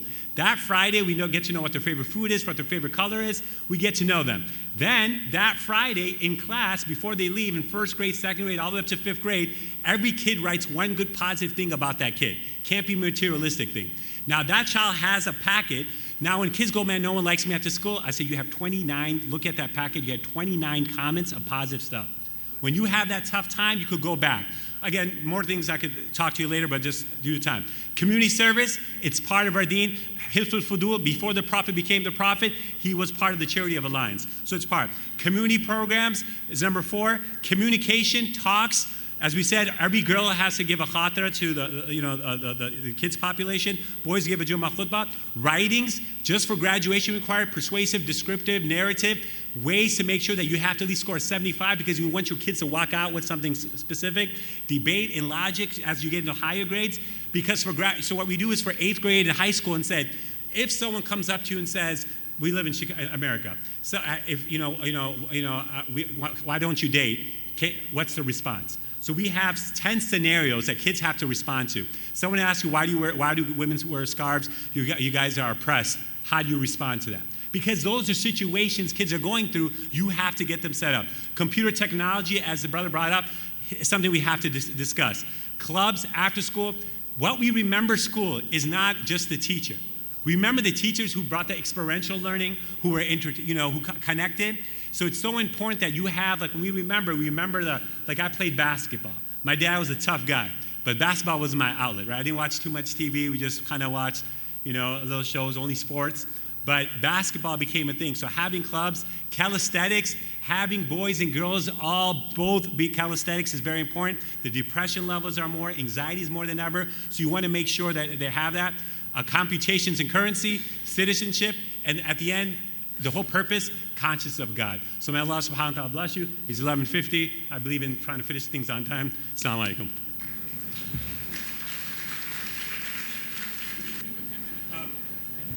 Just really quick, we have an open source. I just want to kind of have that. It's an open source on YouTube. So we have, Okay, so we have an open source on DLP Academy. There's about 300 or 400 just videos, like 10-minute videos that you could use, free, open to everybody. We also made a YouTube called Muslim Minute. It's on, again, you guys look at it too because everyone's different in America, but answers to tough questions. We're developing for 12 to 18-year-olds. So I have that, so it could be a flip model where you could watch the video. After you watch it yourself, you're okay with, double check ulama. I don't want to get any emails. Double check, right? Go through, and then there's another one at YouTube where we're slowly downloading. So the next month or two on our website, we're just updating everything, and it's going to be flooded with stuff. So we just ask that you make dua. Assalamu alaikum. Alhamdulillah. And through show of hands, are you enjoying the conference so far? Put your hands up. Alhamdulillah. That one hand is not up. I'm assuming you're paralyzed, all right? Right, okay. Jazakumullah. And you know what? Really, my dua is, we are, Babu, myself, and others here, we are in the twilight years of our life. So this year, this coming together, and also my teacher, Mrs. Agji, it's very, very emotional for us. It's so emotional. because we have no idea whether we'll be alive tomorrow. And inshallah, we pray that Allah accepts it. And I want to say this to you, to all of you, we know the challenges you have, and I want you to repeat after me. Will you repeat after me? Say, I'm a great teacher. I'm going to go back as a better teacher. And when my pupils see me, they are going to say, I like it.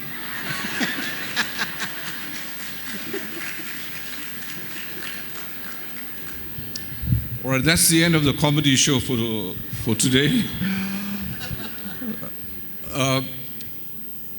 Firstly, I want to thank all of you for your patience, and of course we had two brilliant examples of innovation, and there were lots of questions that were asked. Of course, these are systemic issues, really. And we are fortunate that we are in an independent school environment, and I think myself as an administrator and teachers must always understand that they mustn't be always coerced by departmental regulations and requirements and so on. We have the opportunity to modify the curriculum, to innovate, and we must make every attempt, inshallah, to do that. So what Brother Ahmad has pointed out about what exactly are we doing in the class, he's challenging us to think very seriously about whether it's just a question of delivering the curriculum, or are we looking at what the reality and the changes that are taking place around us. So for that, Ahmad, and I must apologize that we didn't give you sufficient time to go through it, but as we had actually given Brother Habib a little more time, but he managed to compress what he wanted to communicate with us in a very short, in his own inimitable Chicago style. MashaAllah. Jazakallah, Brother Habib. The Imams were targeting men in the masjid, or they're targeting masjids really. And who turns up to the masjid? Who's at the masjid? Okay, who's a better question? Who's not at the masjid? The sisters and our youth. And that was a great shame. A lot of energy was going in to educate Muslims on three things I've just mentioned: character, social responsibility, financial literacy, which actually constitutes 2/3 of Islam. So if anybody is a scholar here, you'll know from the books of Al-Hidayah, right, that the 4 books of Al-Hidayah, 3 of those books pertaining to fiqh actually are to do with your dealings, and not so much about your relationship with Allah, but it's to do with your hukuk al-ibad, how you treat others or how you treat Allah's creation. But 2/3 of this was actually being missed out, and in particular, we were missing the mother, which is the first maktab of the child's life and the home, and then the youth. And for us, that was a great disaster, in the sense that we were just trying to empower imams, to empower men. Half of them would not even go home and relay what they heard. So we had to flip this around, and Ilm to Amal was born, alhamdulillah. Now, I want to ask you a question. 3 questions actually. The first one is, let's start with the end in mind. Critical questions to think about as teachers. Does your curriculum reflect the needs and aspirations of your learners? Are you sure? Are you 100% sure? No.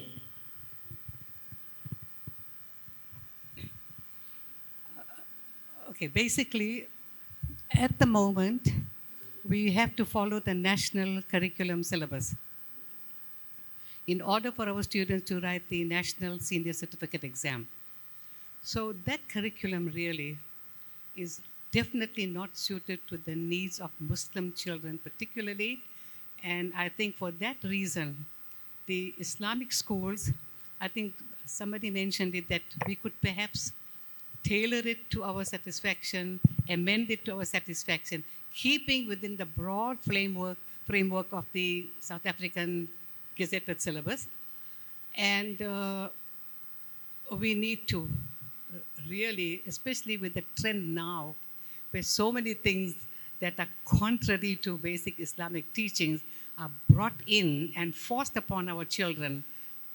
there again, the speaker said that we need our children to be critical. Yeah. They need to choose from there. So I would think that we have to do a lot of work. We have to be very conscious of those elements in our syllabus that are contrary to Islamic faith. Okay. Shukran. All right, very good. Anybody agree with that or disagree with that? Anybody want to say anything in addition to that? You agree with that? Yes? What the sister said? Pretty much most about anything from the brother side? Yes. Solly, Khan? Assalamu alaikum wa rahmatullahi wa barakatuh. Wa alaikum assalam. Can you hear him? I give you the dodgy one. Yeah. Assalamu alaikum wa rahmatullahi wa barakatuh. Okay, I've been in education for a number of years, and I'm currently busy with a project where we look at a way in which we could Islamize the curriculum. And from that particular project, we've looked at an institution where we accommodate all those parents that wish to homeschool their children away from a system that would promote a circular type of education. And what we've cleverly done is we've taken the national curriculum and we've taken the books that we provide to the schools, the Guardian Institute books, and we've used the content to Islamize the curriculum that we are teaching. So what we've done is we've made sure that the child understands his or her relationship with Allah subhanahu wa ta'ala. That's the first thing that we've done with our curriculum. Okay, and in doing that, we've developed courses. And those courses speak to the Quran and the Hadith, and thereafter it speaks to the CAPS curriculum.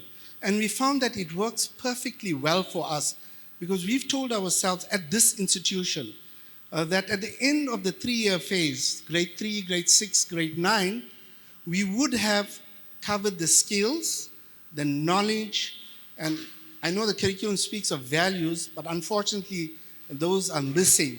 And teachers don't bother to cover those values. And we found that it has made an impact, to those kids that we've been tutoring. It's a very small institution, but inshallah we want to grow this and also make sure that the curriculum is driven by Quran and Sunnah. Very good, mashallah. That's so refreshing to hear. Are you in a school? Guardian Institute is a school or a curriculum developer? Agency, right.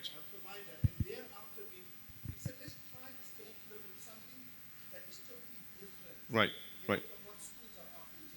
Right, very good. That's why you're thinking different, because you started off as a curriculum developer, and now you run a school. Okay, so that first question is that are you reflecting the needs of your learners? Because I think both speakers in the morning addressed that point about relevancy. And is the curriculum relevant to the needs of your learners? I'm asking this question because of my own background in action-based research to curriculum development. Zahra and I, we travel across the UK and parts of the world interviewing young people, as well as parents, as well as teachers. That is one of the best exercises that you as educators can do if you already haven't done so. And I say that because tomorrow there's a session called Chai and Chat session in the afternoon. You can see it in your agenda. Zahra and I will be interviewing or having a chat with 8 South African Muslims. I encourage you, if you're attending this session, to attend that session as well, because you will see how a good question can open up a wealth of knowledge and hidden information that you can't tap or get from anywhere else but a conversation or a cup of tea with a young person. And you might have to invest 4 hours to get that little gem, but it's worth it.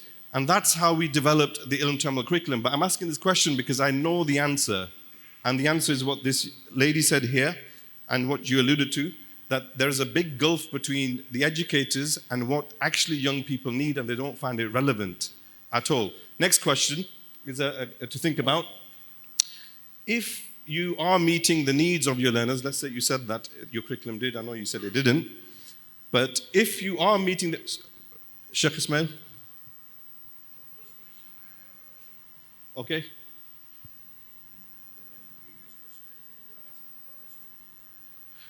No, I'm asking, does your curriculum reflect... So I'm asking the educators about the curriculum in the school.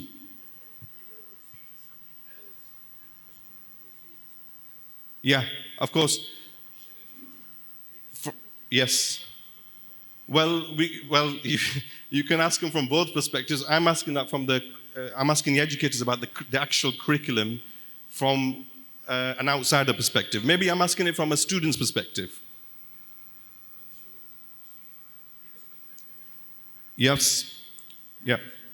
So this is a good point, and it's what you were saying earlier.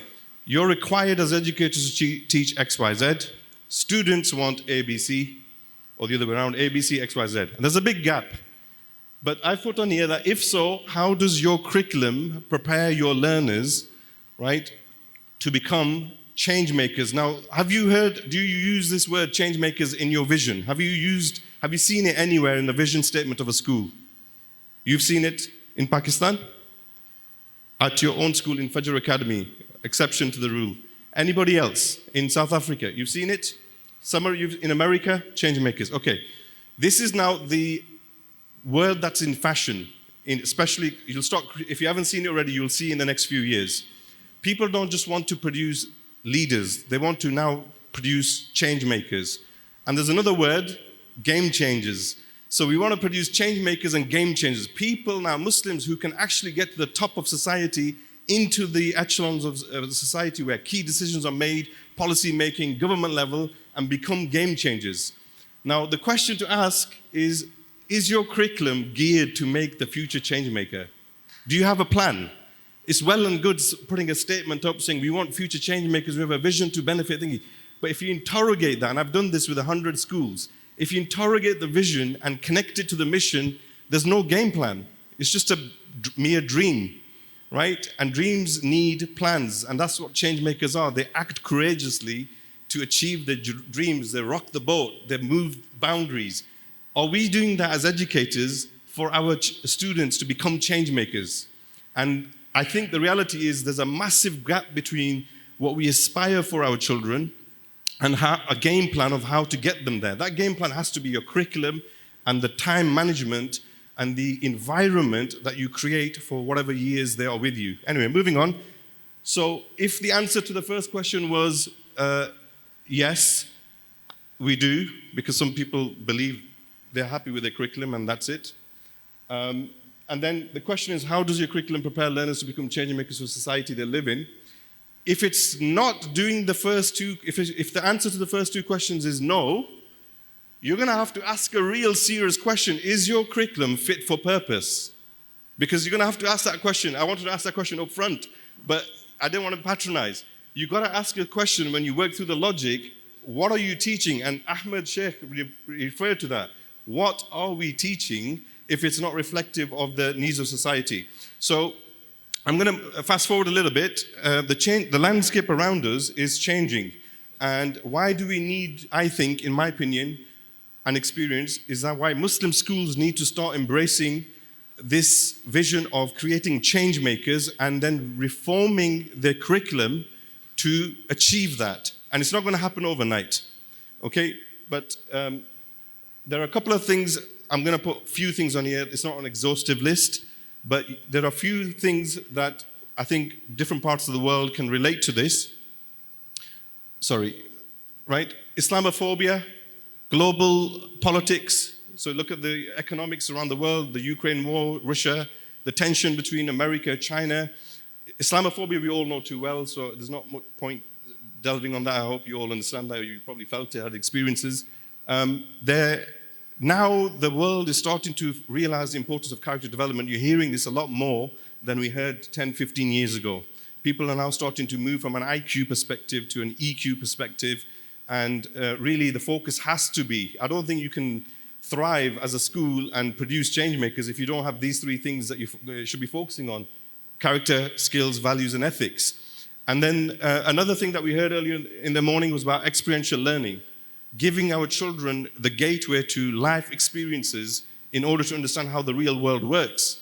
And again, mashallah, some of the best schools around the country and the world, they're the ones who specialize in experiential learning.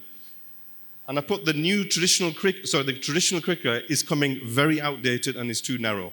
So this is a changing landscape. I've not mentioned augmented AI or IR or VR or XR. as we heard in the morning, but that's a big, big factor, and it's going to change the landscape very quickly if it hasn't already. But I just want to share some key observations with you about those questions from the UK. Firstly, young British Muslims' opinions about the curriculum in Muslim schools. So this is a survey of 1,000 young boys, teenagers, and girls. Zahra and I have interviewed and met through focus groups and survey. It was just like an action-based research, a national one that we started off, but now there needs to be more on it. So just look at some of the statements or the findings from that. It's actually still an interim finding that needs to be polished off a bit more with more sample size. But this is this common? You're aware of this as teachers, as educators? Do you agree with this? Can you empathize with young people from your own experience, right? Okay. And earlier, Ahmed Sheikh said it nicely. Everything has changed, but nothing has changed, right? And he's right, because this was a problem when we were growing up, and it still is a problem. And these are young people. This is only like 2022, last year we did this exercise. So if you factor that in, I'm just going to flick through. When I talk about change maker, and one thing I will say is, if you see these resources here, I'm not here to sell these resources. This is just there as a proof of concept to say, we've gone out there, we bought the t-shirt for the brothers. We're not as fancy as the sisters that are nicely displayed up, thanks to Zahra. They're on the table over here. This is blood, sweat, and tears over 14 years of doing action-based research. What's the difference between action-based research and academic research? Action-based research identifies a problem, comes up with a hypothesis, asks the right questions, gathers the data, and at the same time starts developing the solution. Academic research is just obsessed with the methodology, and with due respect to all the doctors in the room, PhD doctors, right, is very passionate about the methodology and the scientificness of the methodology. It will produce a report at the end, hoping some practitioner will pick it up. And often, the practitioner and the academic are disconnected. So it doesn't really, in my opinion, yield much. There is benefit in it, but it doesn't yield the results that action-based research can do. So what you see here, and you're welcome to come and look at these at the end, is tried and tested resources that are changing the paradigm, they're shifting the paradigm in Muslim schools in the UK as far as character development and life skills education goes in Muslim schools and madrasas in particular. Okay? So when I talk about change maker, I've done a comparative research of different reports on what is the qualities of a change maker. I'm going to list 10 for you now. So if you haven't got these, so let me go through the list of change maker, then I'll go through the features of what a ideal change maker curriculum should look like. Firstly, let's look at what a change maker in today's terms. I appreciate in 5 years' time it might be jumbled up and there might be new characteristics. But today, as we stand, what does a good change maker have? And I want you to think about your pupils now. Are you nurturing these characteristics and qualities in your pupils? Number one, they have passion. Number two, empathy. 3, vision. Innovation. So Ahmad Sheikh talked about what key skill did he mention in his talk? Does anybody remember? Key skill he mentioned. Who's listening? The biryani's kicking in now. Brother Asim, you remember what he said? Brother Ahmad Sheikh from the university, he mentioned a key skill in his talk that he mentioned it 3-4 times, and that was the only skill he talked about. Sorry? Challenge? Talent. Actually, yeah, talent pool he talked about, not... he talked about problem solving. Yes, you got it? Okay. I had to pay attention because I was sat right in front of him and his eyes were like wandering and crossing this way and this way, and I couldn't even like blink without him realizing. Okay, so innovation and problem solving go hand in glove. Okay, creativity is another word. Resilience, especially for our Muslims with the barrage of Islamophobia and secular education and call it whatever you want, what all the other isms and being pumped and thrown our children's way, if they haven't got resilience, they're going to simulate. They're just going to dissipate, right? It's going to vanish. So these are key skills. And again, I'm basing this on multiple research. I can't quote one body, there's so many. But I've narrowed it down to top 10 qualities. Leadership, obviously. Collaboration. Muslims, honestly, are terrible at collaboration. Agree? Agree, yes or no? Yes? Speak to me. Show me some love. I'm talking to myself. Right, I could have done this on a Zoom call. Right, okay. So, collaboration. And it baffles me because Allah subhanahu wa ta'ala instructs us to pray Jama'at 5 times a day. And He even tells us, if you pray on your own, you're not going to get as much reward as you are with another buddy of yours standing. Even one person stood next to you, millimeters behind you, you will get 25 or 27 times more virtuous, more reward. Agree? Why can't we collaborate to earn more and achieve far more than we could have done individually? So collaboration, our young people have got to learn how to work with others, especially of other faiths and people with different opinions. This is a key skill, obviously, with the turbulence of technological change and, all sorts of things coming in new and everything coming in and going out again, like the iPhone 15, it'll be outdated very, very soon. Adaptability, and last but not least, ethical integrity. Now, I don't know if you know, but Generation Z, which is all the young people born after 1981 up to 1993, I think it is, right? Then it's millennials, isn't it? Yeah. So Zahra and I were always fascinated by this. Generation Z or Generation Z, one of the biggest things that they value, right, is ethical integrity. This is why if you take a research amongst the Generation Z, they hate the politicians. They can't stand the politicians because of this one point. Yet some of our Muslims will empathize and possibly sympathize with people from transgender, not because they agree on a gay gene, but because they feel that they are discriminated. And that discrimination is not right, right? And that's well, it's debatable, but the point is, ethical integrity for our children and the future children is going to get even more and more of a priority and a key characteristic. And they're going to be developing this. If you're not developing this in them, they're going to struggle in their communities. And last but not least is continuous learning.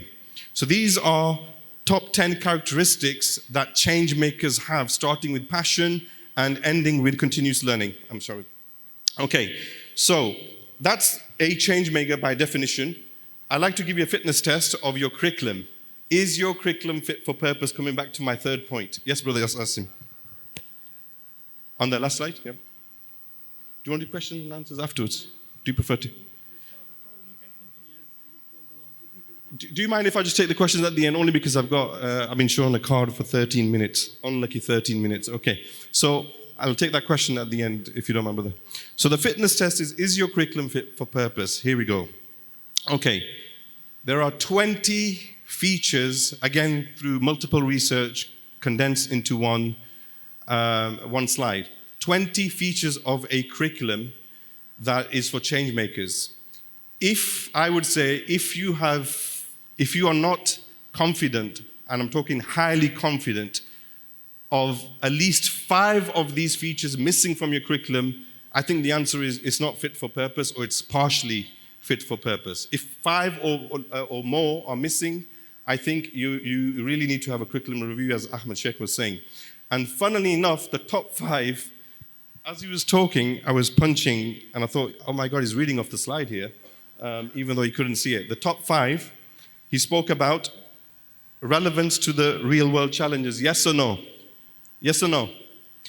He talked about critical thinking and problem solving. We already discussed that. He mentioned digital literacy right early on. The interdisciplinary learning is basically they apply maths in other subjects. They apply character building in English. It's a cross-connection fertilization between interdisciplinary learning. That's what that means. Okay. And then he went on to creativity and innovation. That was the top 5 skills, I think, 5 features of a curriculum that he was kind of alluding to, or he mentioned overtly. Others, I'm just going to list them very quickly because I don't have time to go through them. He mentioned experiential learning and a few others. I'm going to leave that slide up there for you to take a picture. Wait, there we go. If your curriculum is not just the syllabus, we know that, right? Curriculum is not just this piece of paper. Teacher professional development, social action projects, community service as Habib called it, experiential learning opportunities, right? All sorts of things go into a curriculum. If your curriculum doesn't have if your curriculum has 5 or more of these things missing, I don't think it's fit for purpose. You are welcome to come and interrogate that and look for it. But how are you going to learn that? Do a focus group with your children, your teenagers. And I say do a focus group. They're not going to tell you.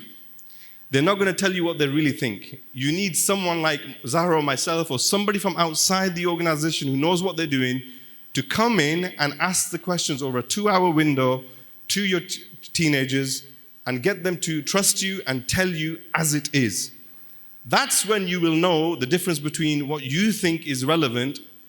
And I appreciate what you're saying that, from an educator perspective and a student perspective, there's always going to be differences. The key is to align those differences where we can meet both sets of needs.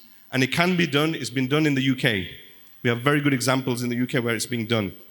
Okay, conscious of time, I'm not going to mention this because we know where change makers go. Who are they?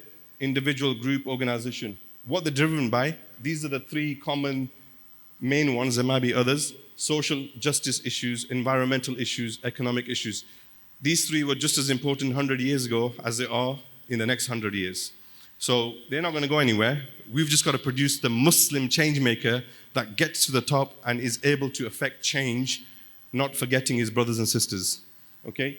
And then the influences on these areas here. Okay, so key components of a change maker curriculum or an ideal change curriculum. What do young people need today to become change makers? So if you are to ask me in closing, what's the key findings that you have got from your research with young people? I'm not going to say to you that they want X, Y, Z, because they, for me, are the secondary or tertiary issues, right? What people want in terms of, I want a good curriculum, I want a good resource, I want training. These are secondary, tertiary things. Please pay attention to the following 3 points. After 1,000 interviews with young people, I'll boil it down to 3 things. And Eric H. Erickson, back in the 80s and 90s, for those of you who know him, so if anybody suffered you've heard of the concept of identity crisis, right? Everyone's heard that. He's also the one who came up with the midlife crisis, the concept of midlife crisis. That was Eric H. Erickson. Who's had a midlife crisis? Hands up. Hands up. Yeah. There's more sisters than men who have had a there's more men than women who've had a midlife crisis. So, Eric H. Erickson, he came up with this concept. Now, if you read the research of Eric H. Erickson and conclude on the fundamental things he was saying about identity crisis, and in particular, what is identity crisis and how it happens, you will not be surprised with what young people are telling us. They're asking for 3 things. 3 main things is what young people want. And there might be a revelation to you, there might not be, you might be on the ball, you might understand what's going on. The first one should not come as a surprise to us. Sense of purpose. They're asking for a sense of purpose or a clear sense of purpose as to what does Allah subhanahu wa ta'ala want from me and what do my teachers and parents want from me and how that aligns and how I can be the best version of myself or fulfill my potential in life. They're young. I mean, most of us are here. I hope we don't have an identity crisis on this point, but to assume that people know the sense of purpose, it's a big mistake. And I think just imagine a young person, 10, 8, 13, 14, they're still finding their feet, they're wet behind their ears, they're still finding their feet in the big wide world.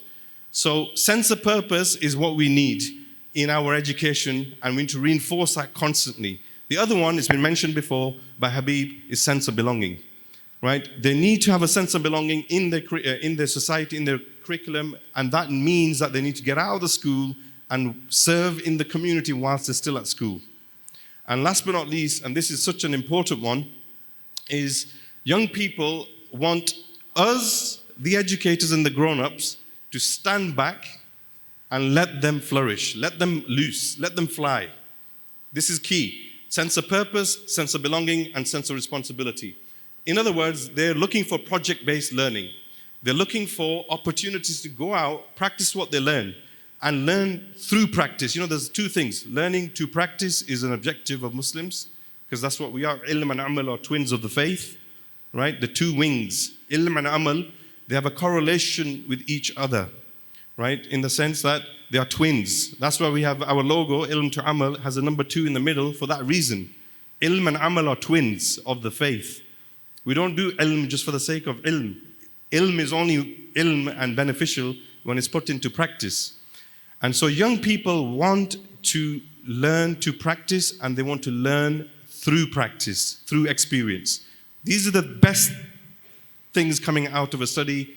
They might be known to us already, but I can't stress on how our curriculum should be based on this. So really what that means from an educator's perspective are these 3 things here. We need a value-rich and skills-driven curriculum. Number 2, skills and experienced mentors. So teachers who basically know how to mentor, and opportunities for experiential learning. So from our perspective at Ilm to Amal, this is why over the last 10 years or 14 years, we focused on 3 or 4 things. Resources, which you see here. These are just part and parcel. They're not the be-all and the end-all, and that's not the end game. That's just a thing to help us get to where we want to. Training and continuous professional development. The biggest jihad, I think, in the Muslim education space is we need to provide training and continuous professional development for our teachers. Okay, that is the biggest thing. And the last but not least is basically project-based learning. Okay, so that brings me on finally to Ilm to Amal, just to give you a case study about a Changemaker's curriculum out there. And I'm only talking from experience because I have first-hand experience on this for best part of 14 years. The proof of the pudding is here, you can come and see it. Nurturing God-centered changemakers to create flourishing communities. What we did was simple. We wanted to rethink the what and rethink the how of Islamic education. And that led us to focus on the 3 things that the Imam, your brother, Maulana Imran Idris mentioned in the khutbah, and what the 2 speakers in the morning were alluding to. Akhlaq, character development, mu'asharat, social interactions or social responsibility as we've coined it, and mu'amalat, financial literacy. These 3 areas constitute 2/3 of Islam. Your relationship with Allah's creation, and 1/3 is only with the relationship with Allah subhanahu wa ta'ala. And so this 2/3 is often neglected in our practice and our understanding of deen. I've got ample research on that with young people to prove that. And Brother Habib alluded to it. And then the next thing was, rather than teaching, we need to facilitate learning, guide on the side, not a sage on the stage. Okay?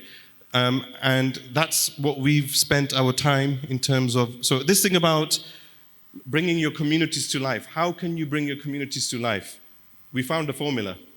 Well, Muslim communities, maybe in South Africa the landscape is different, and you live, and I may say this as a visitor, I've only been here 3 days, but I'm told by other people, here in Durban and in Johannesburg in particular, mashallah, you are quite wealthy, quite well-to-do, you come from very good families, but that's a problem in itself. Why? Because your children live in gated communities. Am I right or wrong? Right? Right. Whilst that's a blessing, it's also a limitation, a big limitation. Because gated communities means that you don't get to go outside of your comfort zone and really learn what the world is about and meet people from all kinds of walks of life. That's an issue, right?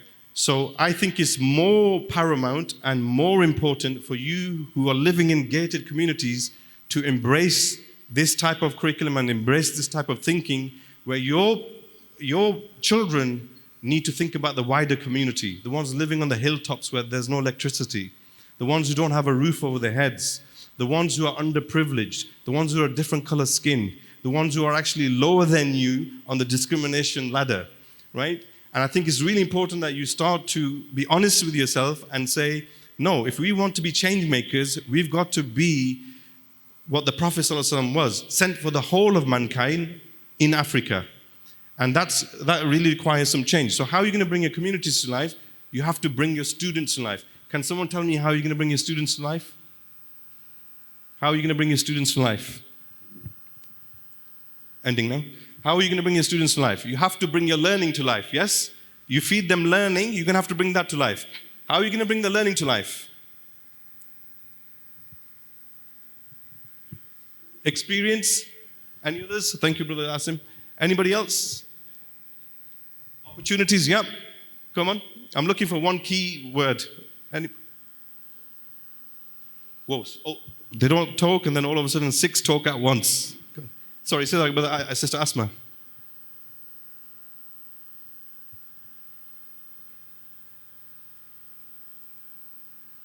Okay. I'm looking for something. You're not wrong. I'm looking for something. Sister, you had it. Go on. Okay, let me rephrase another way. If you want to bring your communities to life, you have to bring your students to life. If you want to bring your students to life, you have to bring learning to life. If you have to bring learning to life, who do you need to bring? That's a better question. Who do you need to bring to life? Right, thank you very much. Okay, that's the simple formula. There's no point blaming the curriculum. There's no point blaming it. It's you who we need to start with, and the educators need to start thinking differently for the curriculum to reform. So I'm just going to finish because Brother Farouk is giving me a notice. Sorry, say that again. So to summarize, what we have here as it's a solution that works in the UK. I'm not suggesting it's going to work in South Africa or anywhere in the world. I'm just talking from experience that we are somewhere ahead of other institutions or other nations, insofar as this anyway, talking about a change maker curriculum. That's because we had challenges as a Muslim community in Britain that always had to prove itself to the government and everybody else about we're not just a school for Muslims, we're a school to benefit society. That's where this came out of. And alhamdulillah, you know, when a Muslim child goes out and does a social action project, that really challenges Islamophobia far better than anything else. Muslim turning up and ranting at gates and demonstrations doesn't do anything. But a Muslim going and baking food and taking it to an elderly care home and serving the homeless and going to cancer patients in hospital, this is what challenges Islamophobia. This is a true walking in the footsteps of the Prophet ﷺ. So these are the 4 or 5 things that we've managed to do. I'm not going to... this was a roadmap. I can just put this on screen and you can take a picture of it. This is what our curriculum is trying to achieve from, I say, R to 18. So reception for us starts at the age of 4, key stage 1, early years. Sorry, there's the last part. And we go right through to 18. So the R to 18 framework looks something like this. In other words, what I'm trying to demonstrate here and what's on the table, you don't have to do much. People are here to help you. Guardian Institute, no doubt, is trying to help the schools in South Africa with something similar. Ilm to Amal in the UK. You will have others in Pakistan. This is it's as simple as that. Start from the early on. You'll see these books here, the Adam and Anisa books. They're basically taking 5 pillars and reimagining the 5 pillars, not from an ibadat perspective as we normally see them, but they're doing it from a character and life skills perspective. Honestly, I really recommend you come and have a look at these and see how we have managed to build character development, character virtues, and life skills in the 5 pillars that we took for granted and that we were taught to just follow. So that starts off really early. We call it the superheroes in training. Then we go on to responsible shepherds between 7 and 11. Start looking at project-based learning for confident, active, ethical Muslims in 11 to 14, which is key stage 3. And then we're at this stage here now. So in our development, we're starting to engineer this change makers in the making and then change makers unleashed, where we're trying to guide young Muslims from the ages of 14 to 18, possibly 21, to guide them into the right careers so that they can become the future politicians, the future engineers, the future doctors, the future policy makers, because we need our Muslims at the top there to be represented, inshallah. So the framework, and I'll end, Brother Farouk, on this, is an 8-module framework that we have. Again, you can take pictures of that. You can look at that with a view to think, how can we tailor this for South African model, inshallah? Because the only one I can see that needs tailoring is this one, living as a Muslim in Britain. It can be living as a Muslim in South Africa. But 8 modules there, I'm not going to read them out there, is what you need or what young people need to become a future change maker. I base this on research. And that's our young people putting the learning into practice over the last 10 years, some of the examples that we've done. So after the break, there's a demonstration of a lesson plan. Mu'allima Zahra is going to deliver a lesson to 8 or 10 young pupils. They're coming from school, Orient School here. So they'll be joining us in a workshop where Zahra will be meeting them for the first time and training them, delivering a lesson. If you are interested to see how a Changemaker's curriculum can work in a classroom, Zahra will be delivering that. It's a very good lesson on the future aspirations. Anybody come across Ikigai, the Japanese concept Ikigai? I pronounce that right. Anybody come across that? No? No? You come across it, Asim? No? Come and have a look at that session, inshallah. I will chat, and the one I mentioned about tomorrow, the chai and chat session with teenagers. Seriously, if you want to see what I've just said now, from the theory to practice, come down. We'll ask some top questions, really relevant questions to young people, and you can have the opportunity to ask them the same questions. I will leave you there for any Q&A, any questions. We run over into the break. Apologies, Brother Farouk. If anybody's interested to get in touch with what I've said, or you're not sure, or you want to question something, there's the contact details on there. If you want to download free resources, you can go to i2astore.com. i2astore.com. There's plenty of free resources on there that you can download. Try them in your classroom, inshallah. Barakallah feek, subhanallah wa bihamdihi, subhanakallah wa shalla la ilaha illa anta. Jazakumullahu khairan for sitting this very insightful session. We have only about 3 minutes for the next session, so those who have chosen the venue probably would run. But before you run, we express our gratitude and thanks to Allah subhanahu wa ta'ala, to our wonderful presenter for beautiful presentation, as well as you sitting here today. Jazakumullahu khairan. Jazakallah to all those hearty foundation phase teachers that greeted me so beautifully back. We're supposed to have lots of energy. So I think you are going to enjoy this session. So sit back, relax. I'm just going to introduce myself and our presenter. A'udhu billahi minash shaitani rajim. Bismillahir Rahmanir Rahim. My name is Dr. Rashida Khan, and I'm head of department of the foundation phase at Al Falah College, or for those that are not South African, head of elementary school.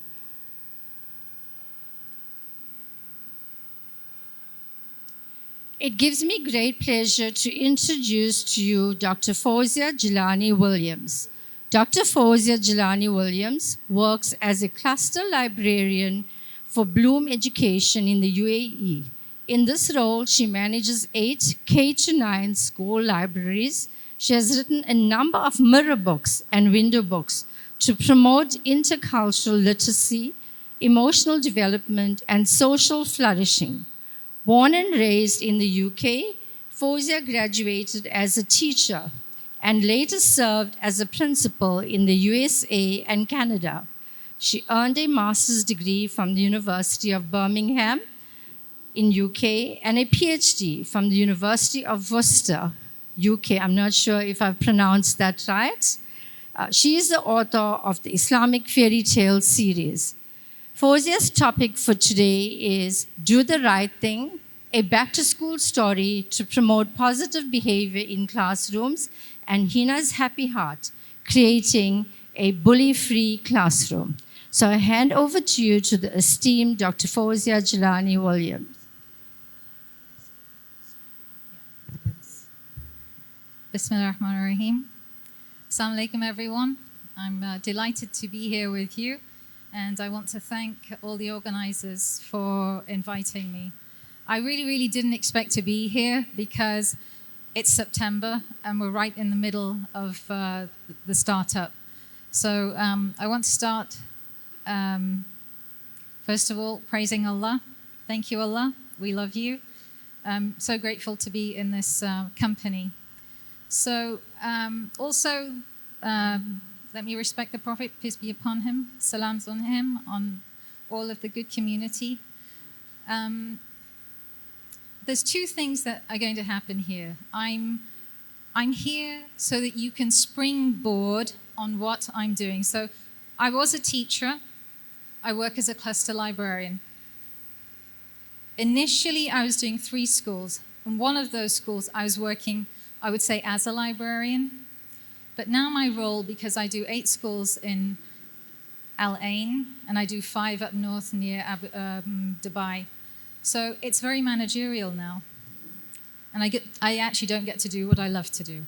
But still, when you watch this presentation, you're going to think, what I say to my librarians is, I've done it this way, you can improve on it. I've done this story, but you have another story. So my stories are built on something that happened in my classroom. And what I like to also tell teachers is that all of you, every single one of you, is a writer. You're an author, because you're always producing things. The only difference is that, you know, a publisher doesn't have their logo on your work that you produce. So let me start off telling you this story. When I go to do author visits, when I'm invited, I always ask the children to do, someone to do the Fatiha. I tell them it brings the angels around. So I'm going to do the same thing. Does anybody want to do the Fatiha? Can somebody do it for us? No? Okay. أعوذ بالله من الشيطان الرجيم بسم الله الرحمن الرحيم الحمد لله رب العالمين الرحمن الرحيم مالك يوم الدين إياك نعبد وإياك نستعين اهدنا الصراط المستقيم صراط الذين أنعمت عليهم غير المغضوب عليهم ولا الضالين آمين. I'm hoping, inshallah, that we get lots and lots of blessings. You can't hear me? Oh, okay. Does that mean you didn't hear what I said? Okay, I'm so sorry. You are all writers. You are all authors. You are going to springboard from what I'm going to do today. You are going to make it better. And you're going to create your own stories. So this one is called Do the Right Thing. There once lived a woman who wanted a baby. But she didn't have a baby, and this made her very sad. The woman knew that Allah always answered prayers, and the most special prayers were made in sujood. Now, at this point, you're going to have some things that you might say to your children, like, what do you think she's going to do? So every day when she went into sujood, she would ask Allah to give her a baby. Every day she prayed very hard. She prayed and prayed and prayed and prayed and prayed, and she never gave up. So again, you see, you want your children never to give up. Well, guess what happened? One day the woman had a baby. MashaAllah. The woman looked at the baby and smiled a very big smile and said, "Little baby, I will give you a very special name. Insha'Allah, with this name, you will bring goodness into the world." Well, the baby grew up into a good little boy. And then maybe you might say, what kind of things do you think good children do? He always gave the best salam. He always remembered Allah, and he never missed salah. One day, the boy was old enough to go to school. On the first day of school, the little boy sat next to a boy called Ali and a girl called Rumaysa. Ali looked at the boy and said, "What's your name?"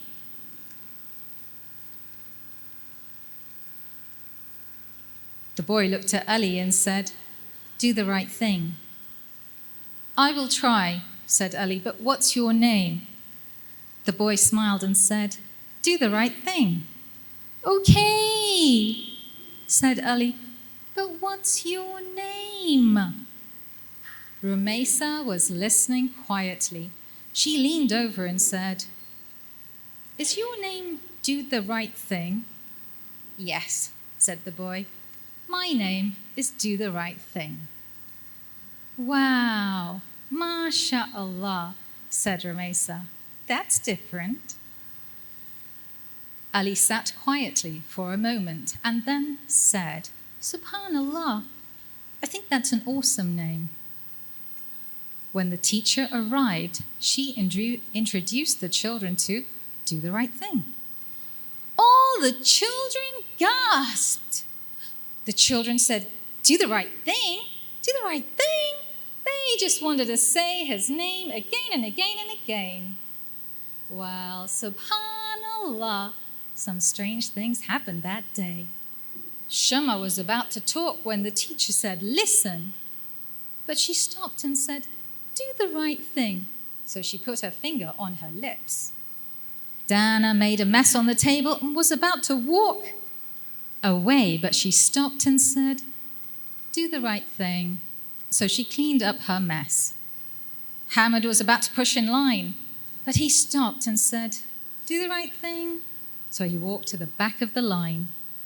Zayed was about to hit Sultan, but he stopped and said, Do the right thing. So he looked at Sultan and said, Want to play football? All day, all week, all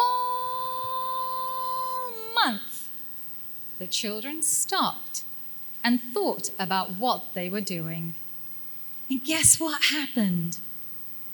Subhanallah, you won't believe the children always did the right thing.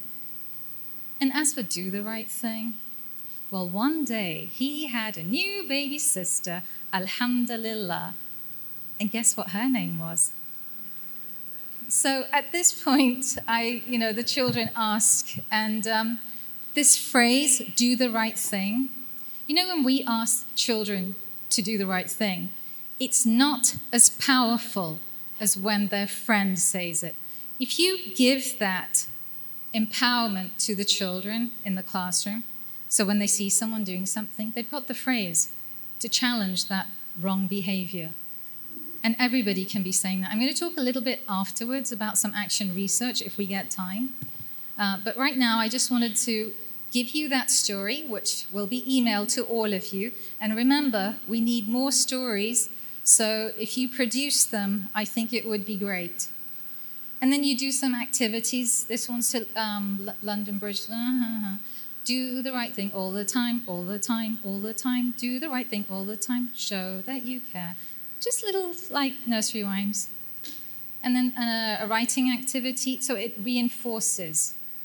Okay, so the next story requires some preparation. And it was also written as an incident that happened in my class.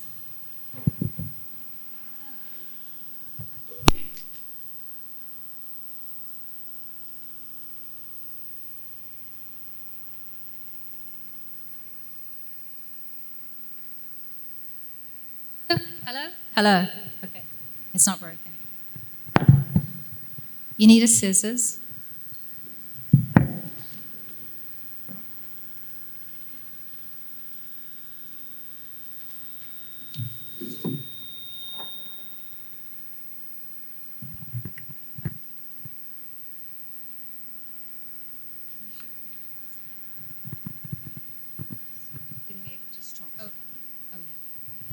So, brothers and sisters, you need one big paper and one small paper. I just got A4 and then I taped it.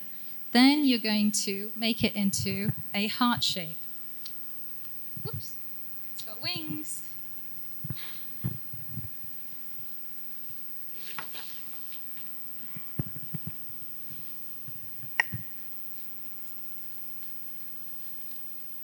Okay, so that's that heart. And then there's the big one. Now the big one, once you've cut it out, you're going to hide it. So the big heart, cut out, just like that. Little bit more, a little faster. Come on. Okay, done. Okay, that one, you're not going to show this to the children. Don't show it, hide it. Let's hide it. So it's going to be here. This one you're going to hold in your hand. And again, these are stories. Okay, you're doing it, but the children can do it too. Okay, so you're going to hold this one. Sister, while I read it, can you hold this?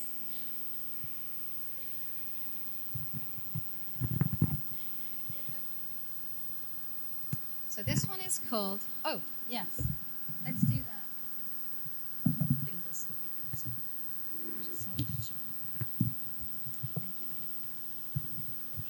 Hello, testing. Salam. Can you hear me? Hello? Hello, testing. Can you hear me? Okay, Hina's Happy Heart. So again, this is a story that I wrote because one of my girls came in after recess, and she's one of these girls who chats a lot. So I knew there was something wrong because she was so quiet. Hina was a happy girl. Oops. She always wore a big, big, beautiful smile. Everyone said, "MashaAllah, Hina, you have a happy heart."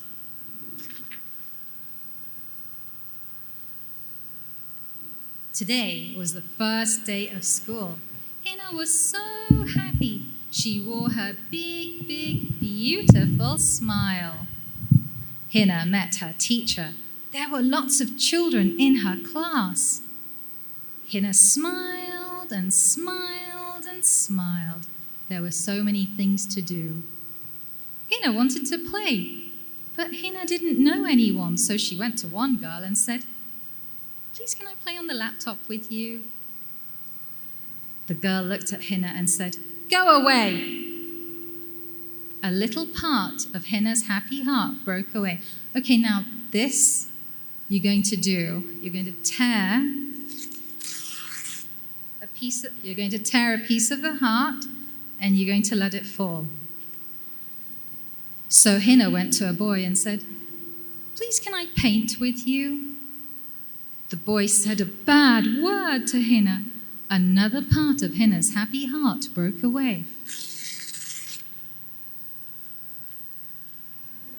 Hina saw some children playing Lego and said, "Please, can I play Lego with you?" And this whole time you can tell the smile is smaller. And each slide you might want to discuss with the children. The children made horrible faces at Hina. Another part of Hina's happy heart broke away.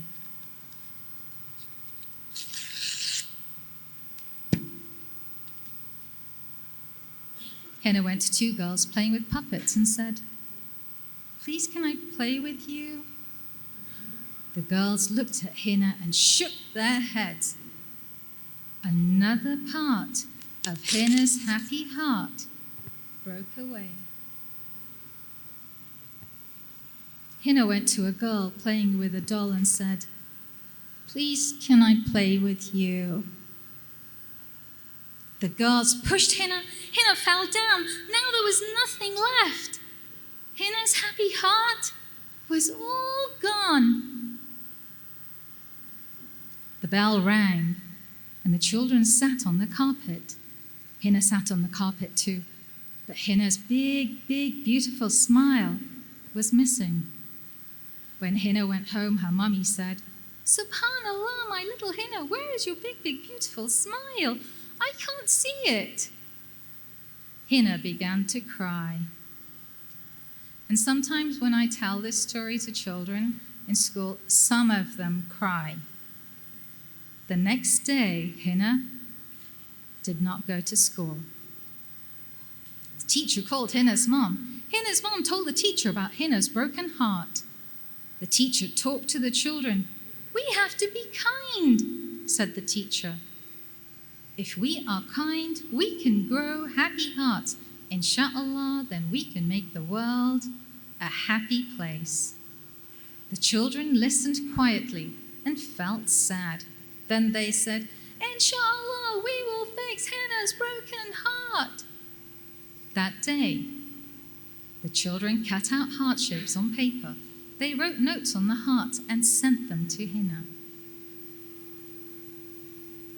"Sorry I made you sad. Please forgive me. I will do the right thing. I will not push you. Sorry, sorry, sorry. I am so sorry.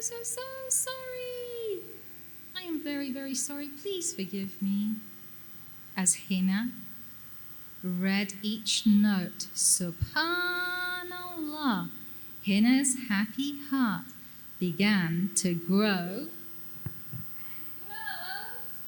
and so I think I folded full and grow.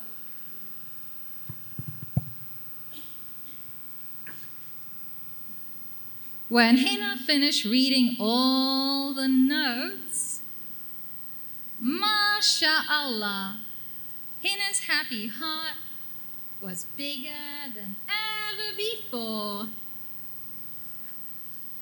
When Hina went back to school, guess what happened? Everyone was friends with Hina, and they never ever said or did unkind things ever again. Instead, they always said, "Come and play with us."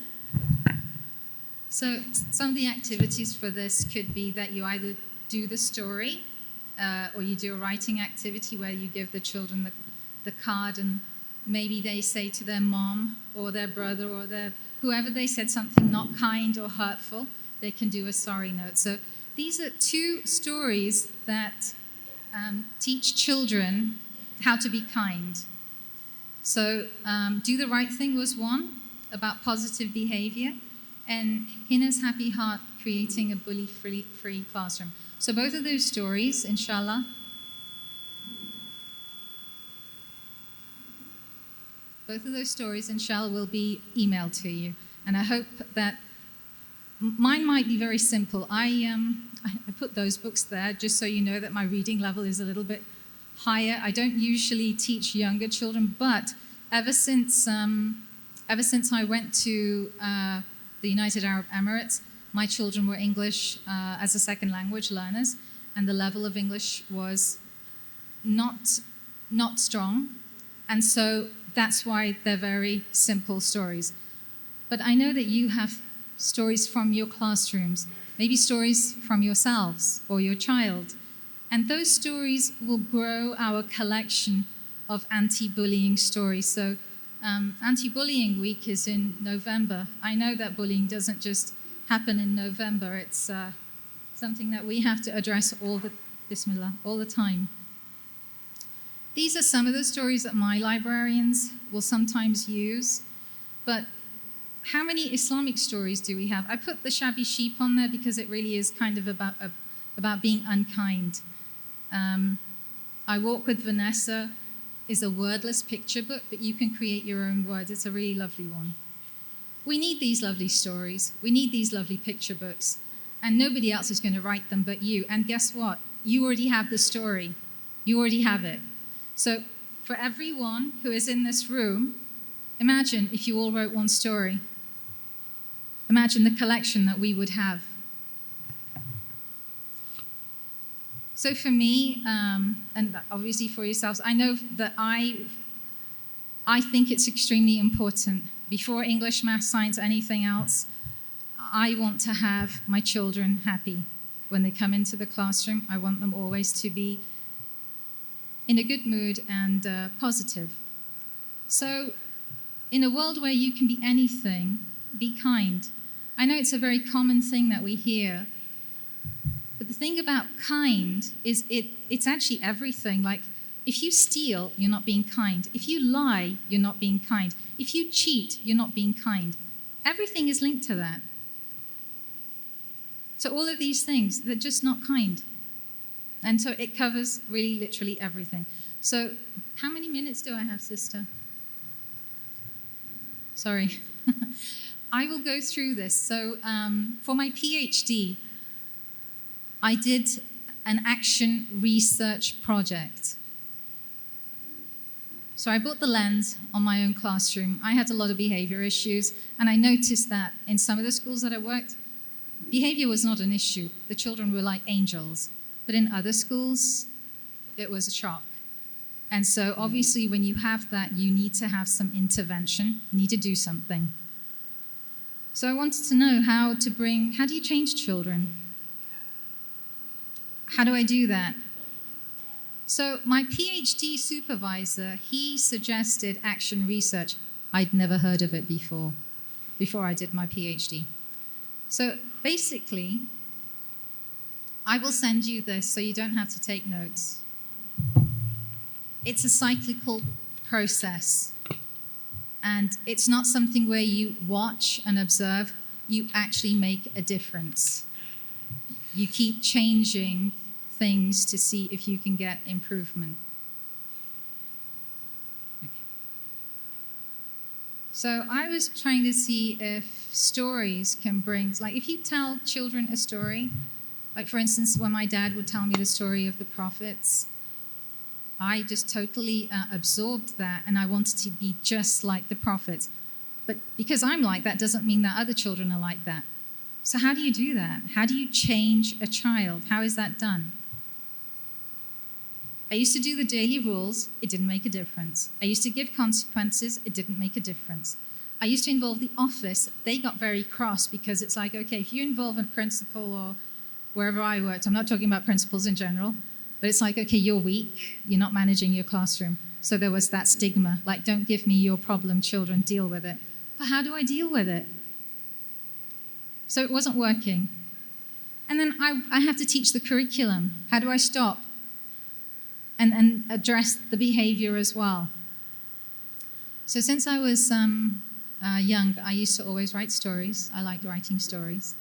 So I thought I would use stories to match the curriculum outcomes. So this is called literacy-based character development.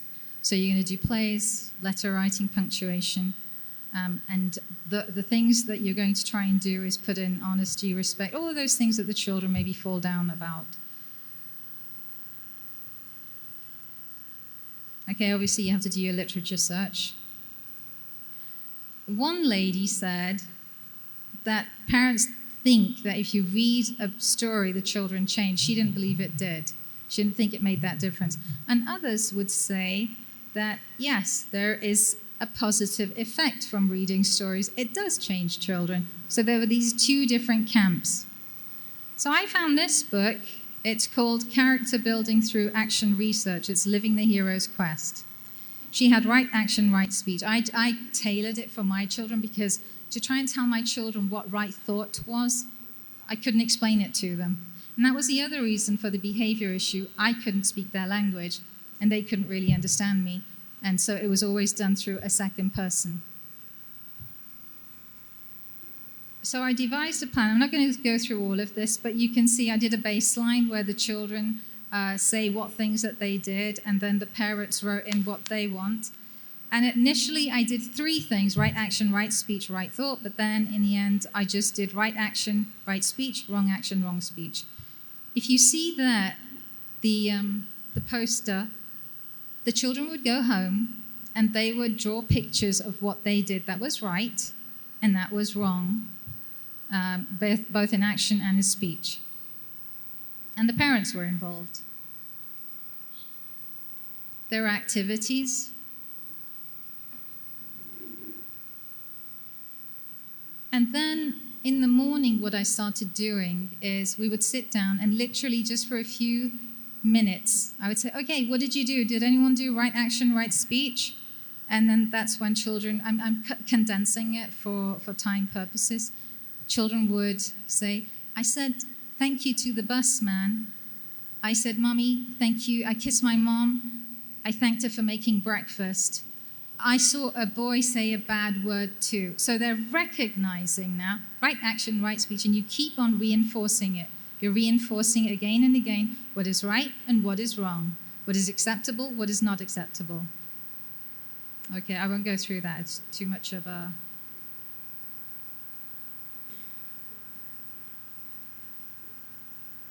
So circle time is where we went through. Okay, so towards the end, I had to figure out, was there a difference? And so I would ask children if they changed. I would see my own notes, and then I would ask other teachers as well. I remember one girl, her name was Sheikha. And Sheikha was like, She's like Mary Poppins, if you know the character. She's perfect in every way. And I remember saying to Sheikha, after I'd done all of these stories, I said, Sheikha, you didn't actually change at all. You've always been lovely. And she said, no. She said, no, miss, I did change. I said, really? How? And she said, before, when I was in the playground at lunchtime, I would throw my garbage on the floor. And then I would say to the cleaner with my finger, she would beckon her, and I would say, pick it up. She said, but now I don't do that. I take my garbage to the lady, I put it in the garbage bag, and I say, thank you. So stories can have an impact because you're trying to tell children what is respect for others as well. And even though they may be in, I don't know where she learned to do that from, but she changed. So alhamdulillah, there were changes. There was another child, extremely intelligent, but she had a very, very, very bad temper, and she had no patience, and she would slap students if they didn't understand something, because she was very good. So you always put a child who understands with somebody who doesn't, and then they work together, and they teach each other. She couldn't do it, because if the child didn't understand, she would just whack them across the face. And then when I would call her out on it, then she would cry, and then that was it. You lost her for the rest of the day. So her friend said, yes, she changed because she doesn't slap people. And I said, really? So I asked her, I said, you don't slap anyone anymore? And she says, no, I don't slap anybody in school, but I do still slap my brothers and sisters. So there was some change. So here's some more changes. I wanted the children to line up their bags neatly. They did.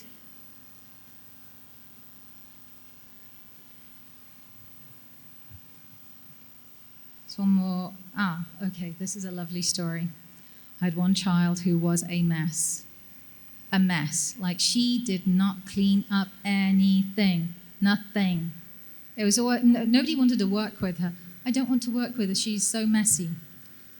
And one day she stood before me with this box, and I looked at it and I thought, oh, that's great, thank you.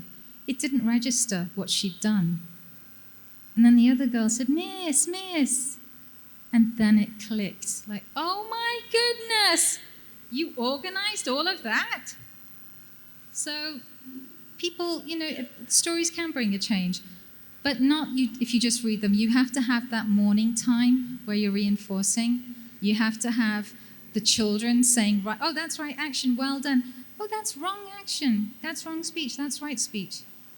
And then I had a big sign in my room which said, follow Allah's way. So it empowered the children by having the phrases. So again, I want to be your springboard.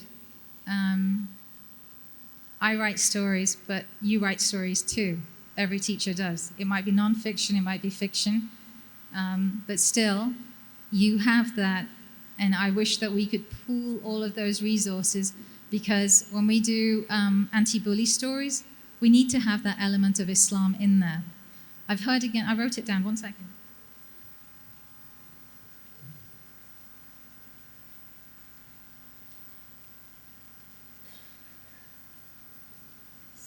So I have a slide of this that I put in, but one of the speakers was mentioning it, and then I wrote, so he must have said, he who controls the narrative controls, he said something, but then I saw, he who controls the narrative controls the people, controls the mind, controls the future, controls the world, controls the children, controls the Muslim child.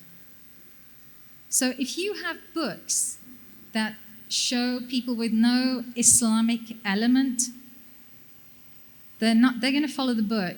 They're not going to follow what they see, because the book represents secular culture or mainstream culture.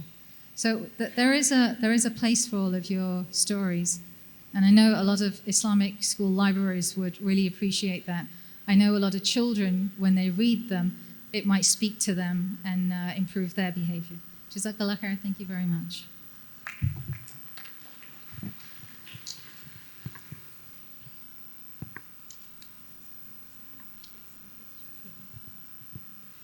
Jazakallah, Sister Fauzia. Okay, we're going to take a few questions, if there's any pertinent questions for Sister Fauzia. Ladies, feel free. I think you've been, and gentlemen, I think you've really been inspired by the storytelling, and more so because it's very relevant to the learners in your classroom. And I think while Sister Fauzia was speaking, some of our participants sent me messages and said that your story on Hina's heart was so apt because it's World Heart Day today. So I never knew that. I think that came from Rihana Sayed, ma'am, and she herself is all hearts. Okay, and Sister Fauzia, I think we also have some budding authors amongst our participants. One such person is a lady that's hiding behind someone. It's Suhaima, ma'am. If you could pick your hand up. She's also written some stories. I have your book, babe. Jazakallah khair. I do want to say one thing.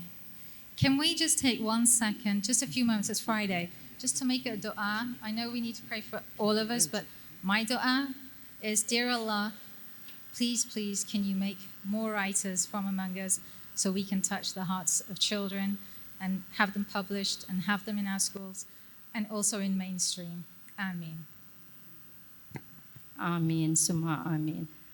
Okay, teachers, are there any questions? Please feel free. We have a few minutes more. Our coordinators, is there anything that you want to share? I can pass the mic around. Suhaima ma'am. Suhaima ma'am, if you could come forward to share some of your points. Sister Fauzia would like you to share how you got started with writing a book with your children.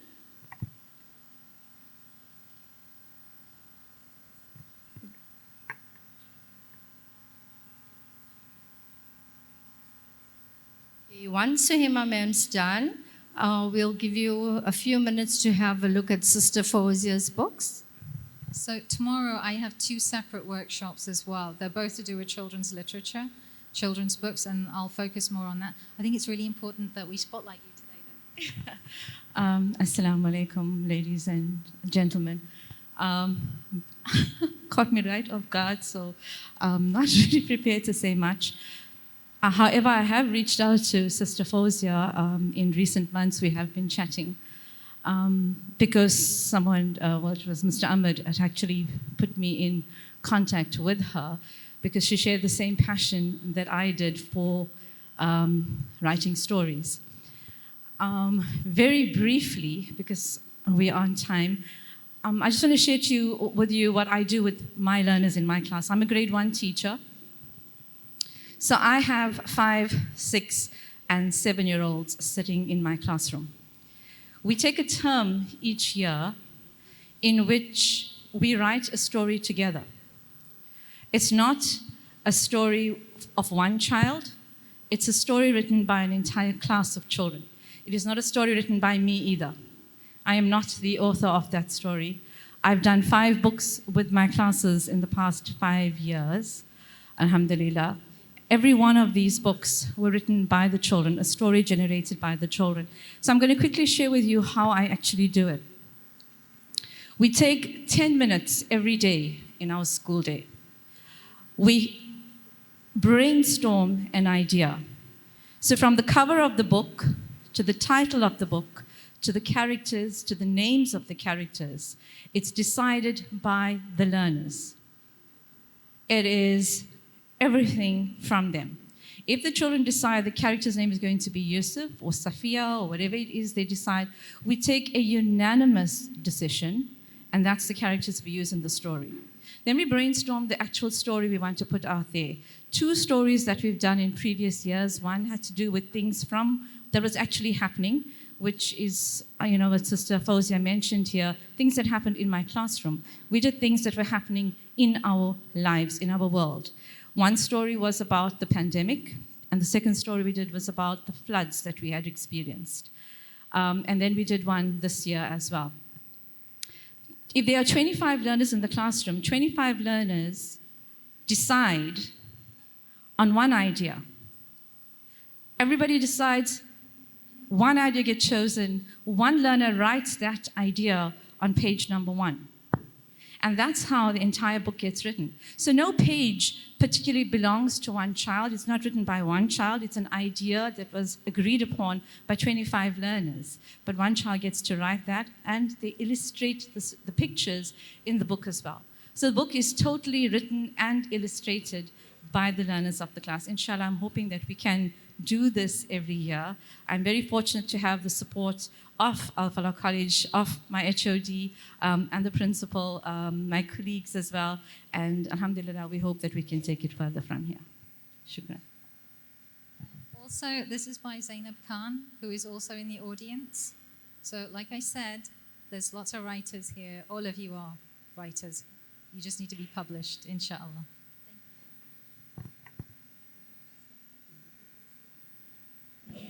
Sister Zainab, maybe you could stand up so people get to know you as an author.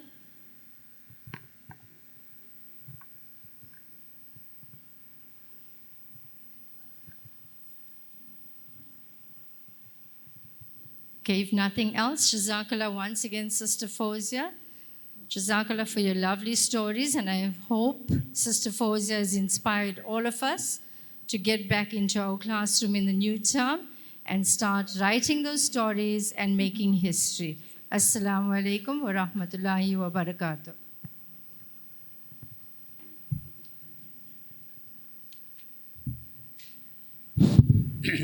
Assalamu alaikum wa rahmatullahi wa barakatuh. Whilst we're waiting for others, I just want to mention some things, and these are things that I feel strongly about.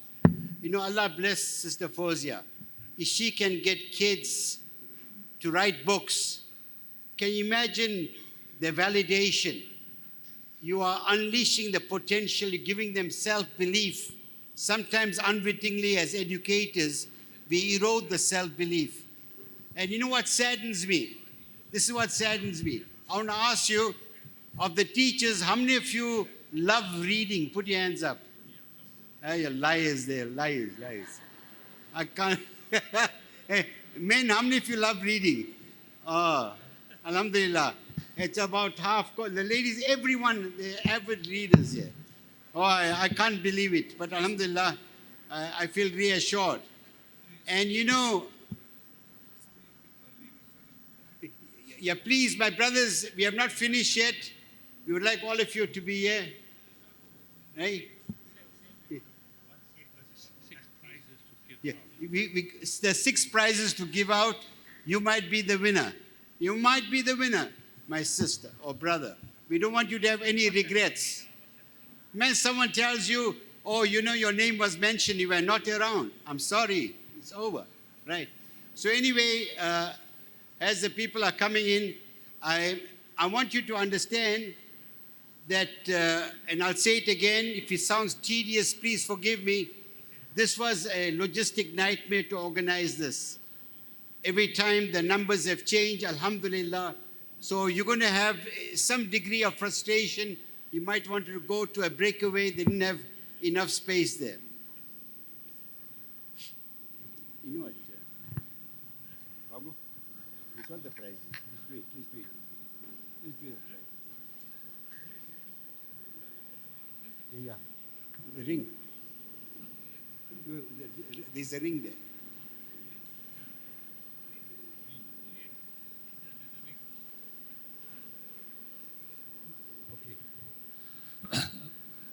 I think this is addressed to the sisters. Sometime this morning, a lady dropped a ring. You found the owner. Has it been given? Oh, it's given. Okay, alhamdulillah. Zafar is given. Lucky if the husband saw her without the ring, oh, then they would have been suffering. Right? Anyway, you know what? I must say this. You know, for my interaction with many of you are really, you're very thrilled that you have come here. And the real challenge would be when you go back to your schools, are you going to be the same person? Right? Are you going to be the same person? Inshallah, you'll be someone different. Inshallah. So you got the...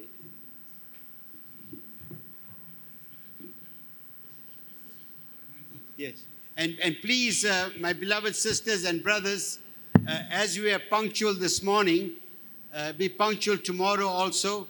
And and it's quite clear there are also very, very exciting programs tomorrow. Inshallah, we look forward to your presence. You'll do it.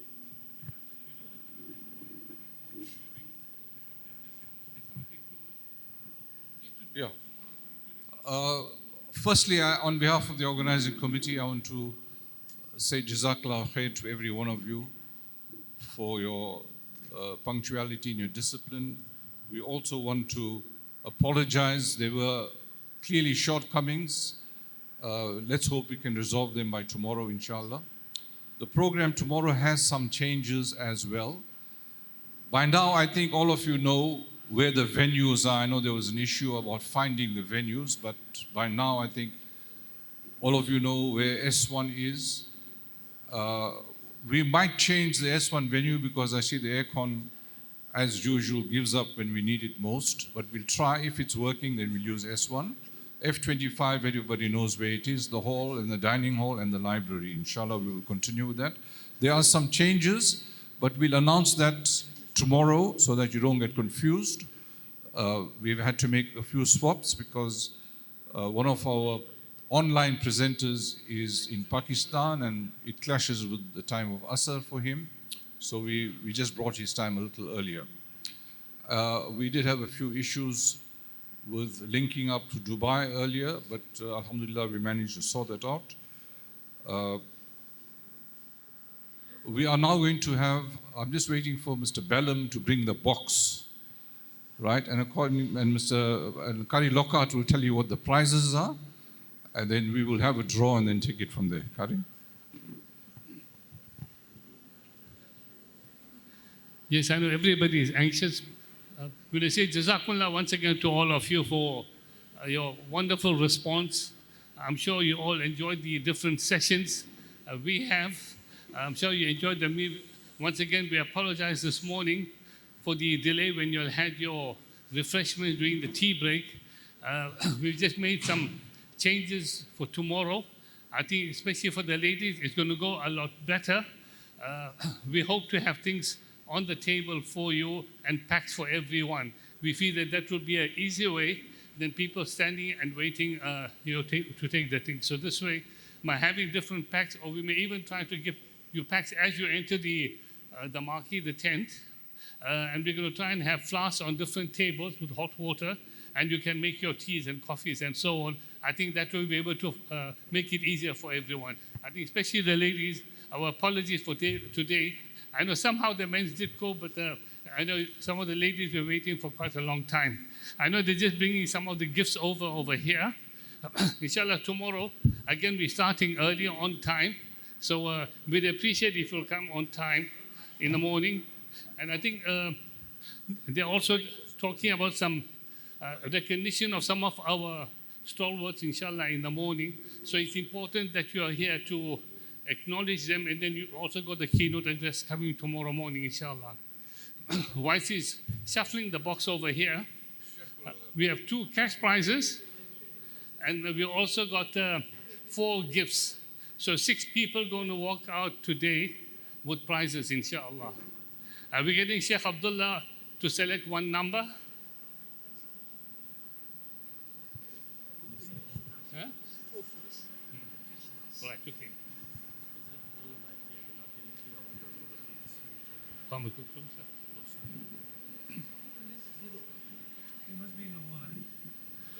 Okay, attention please. The first gift prize is going to the one, you can look at your cards. It's AMS-187. 0187. Anybody here 0187? Going 1, going 2, going 3. I can see people say, look for another number. Okay, we're going for another number.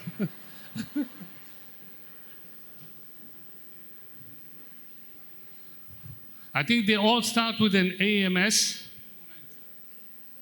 Okay. It's AMS-0492. Okay.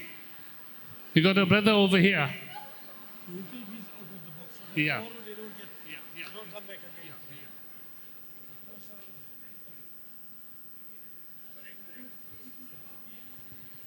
I know the ladies are waiting anxiously. Let's hope you get lucky.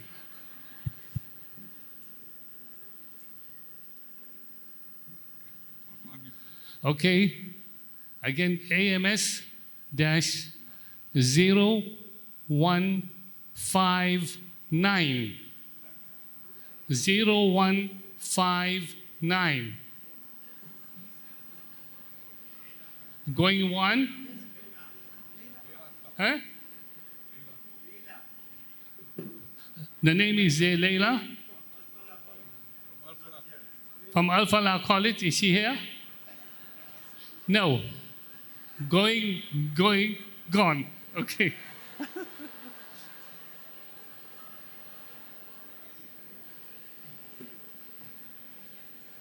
Okay, the next one. AMS dash 0224. Shahista Ghulam. Sorry? 224. 224, sorry. Yes, 224.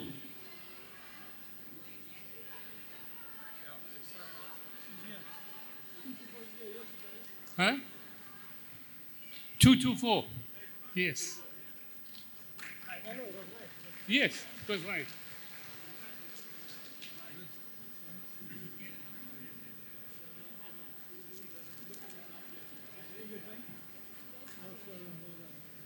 Oh, from Ihsan girl, mashallah. Okay, another one.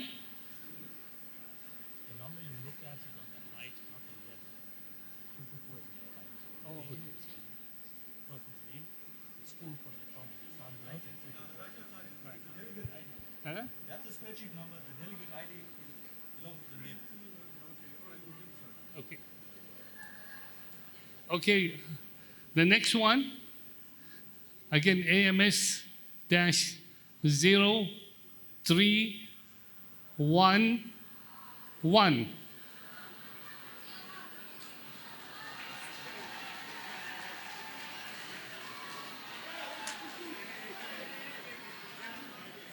Yeah, I don't know whether Zafar is picking and choosing. You're getting Al-Falah coming quite often. They're saying not fair.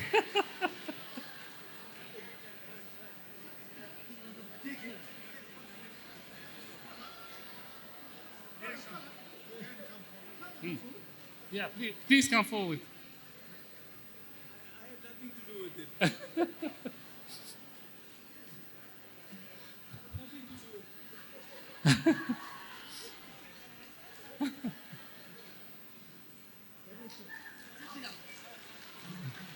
Okay, Zafar, get one of our. Yeah, okay. Look, there are two cash prizes. Standard Bank cash prizes still coming up, huh? Oh, there are two tags here. Okay, 0233.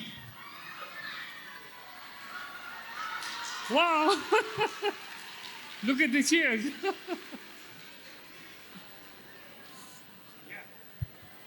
Yeah.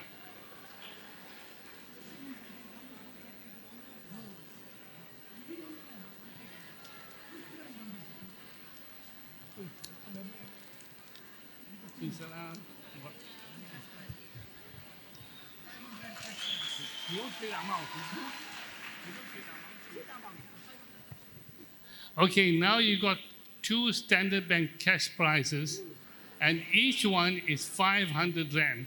So we're not having a where you're getting a check, you're getting hard cash, right, before you leave. This is an early registration. Oh, I think this person deserves it, right? If one of our early registration, it's 05.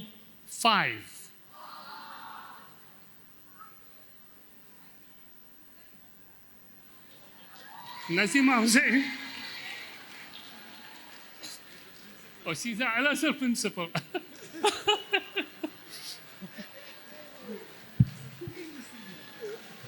Too many coincidences.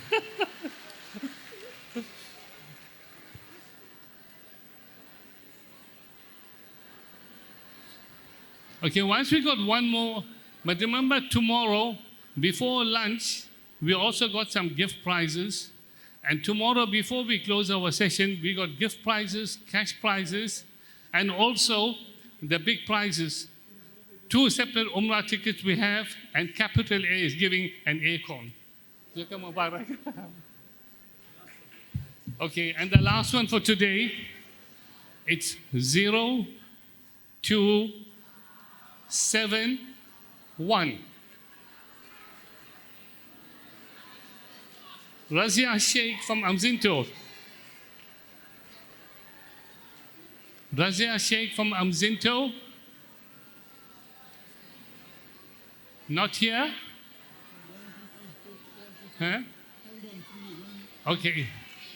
Going one. Oh, okay. Oh, she's here.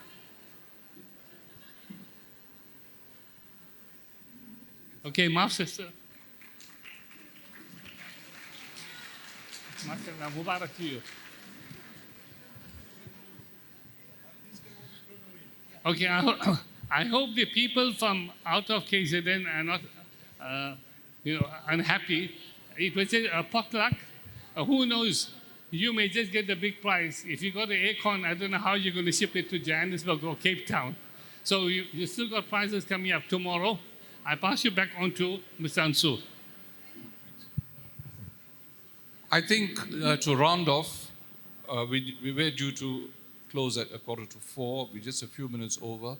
Just one comment from the ladies and one comment from the men on your experiences. What we will certainly be doing is we'll be issuing an evaluation, a conference evaluation form. It will be a Google form, which we hope all of you will complete before tomorrow afternoon, before you leave, so we have a feedback. But can I get a comment maybe from the ladies first, and then one from the men? Just a general, your feelings and what you would like to suggest and what you got out of the day, what you didn't get out of the day, what were your expectations? Just a couple of minutes. Any volunteers among the ladies? One of the ladies?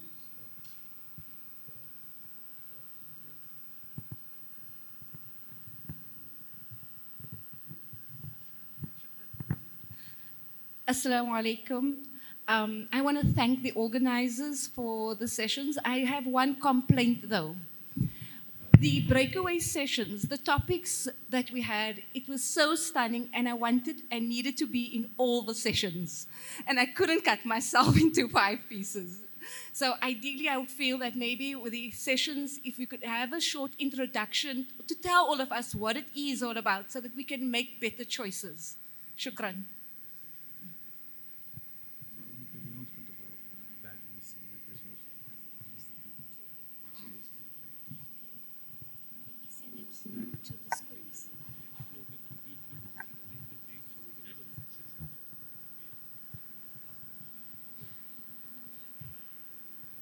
Jazakallah for that very useful suggestion.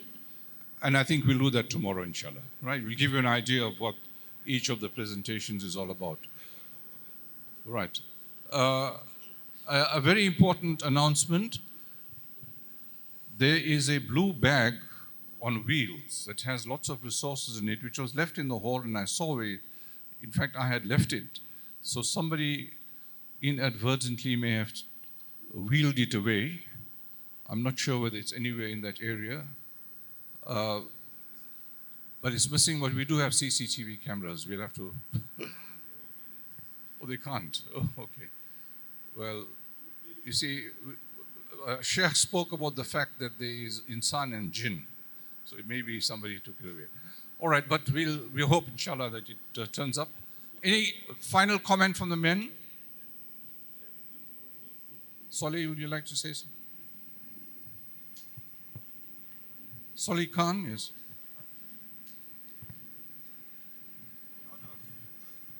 Assalamu alaikum wa rahmatullahi wa barakatuh. I want to express my personal thanks to the organizers of the conference. I think it was well organized. I've been to many other conferences, and I think this is right up there with, or even better than the conferences that I've attended previously, overseas as well as in South Africa. I think the speakers were excellent. The material that they've prepared, I think they were very engaging, personally for me, and I hope to the others as well. So I'm hoping and I'm looking forward to tomorrow, and I'm hoping to learn much more again. Thank you.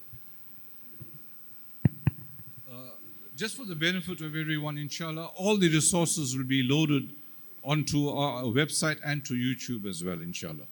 All right, Jazakallah. I'm going to ask one of our ulama to close with the dua, please. If you could just give us a couple of minutes, so we'll close with the dua, inshallah.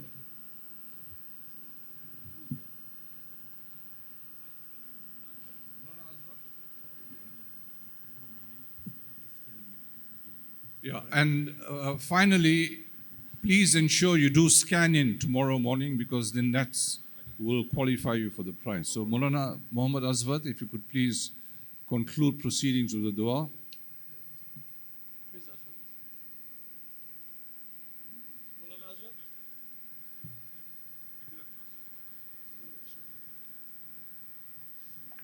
بسم الله الرحمن الرحيم اللهم صل على سيدنا مولانا محمد وعلى آل سيدنا مولانا محمد وبارك وسلم سبحان الله وبحمده سبحانك اللهم وبحمدك نشهد أن لا إله إلا أنت نستغفرك ونتوب إليك اللهم إنا نسألك علما نافعا ورزقا حلالا طيبا شفاء من كل داء وعملا متقبلا اللهم إنا نسألك رضاك والجنة وما قرب إليها من قول أو عمل ونعوذ بك من سخطك والنار وما قرب إليها من قول أو عمل اللهم إنا نسألك من كل خير ما سألك منه نبيك وحبيبك محمد صلى الله عليه وسلم ونعوذ بك من شر ما استعاذك منه نبيك وحبيبك محمد صلى الله عليه وسلم أنت المستعان وعليك البلاغ ولا حول ولا قوة إلا بالله العلي العظيم إن الله وملائكته يصلون على النبي يا أيها الذين آمنوا صلوا عليه وسلموا تسليما اللهم صل وسلم على محمد وعلى آله وصحبه أجمعين اللهم أنت السلام ومنك السلام تبارك يا ذا الجلال والإكرام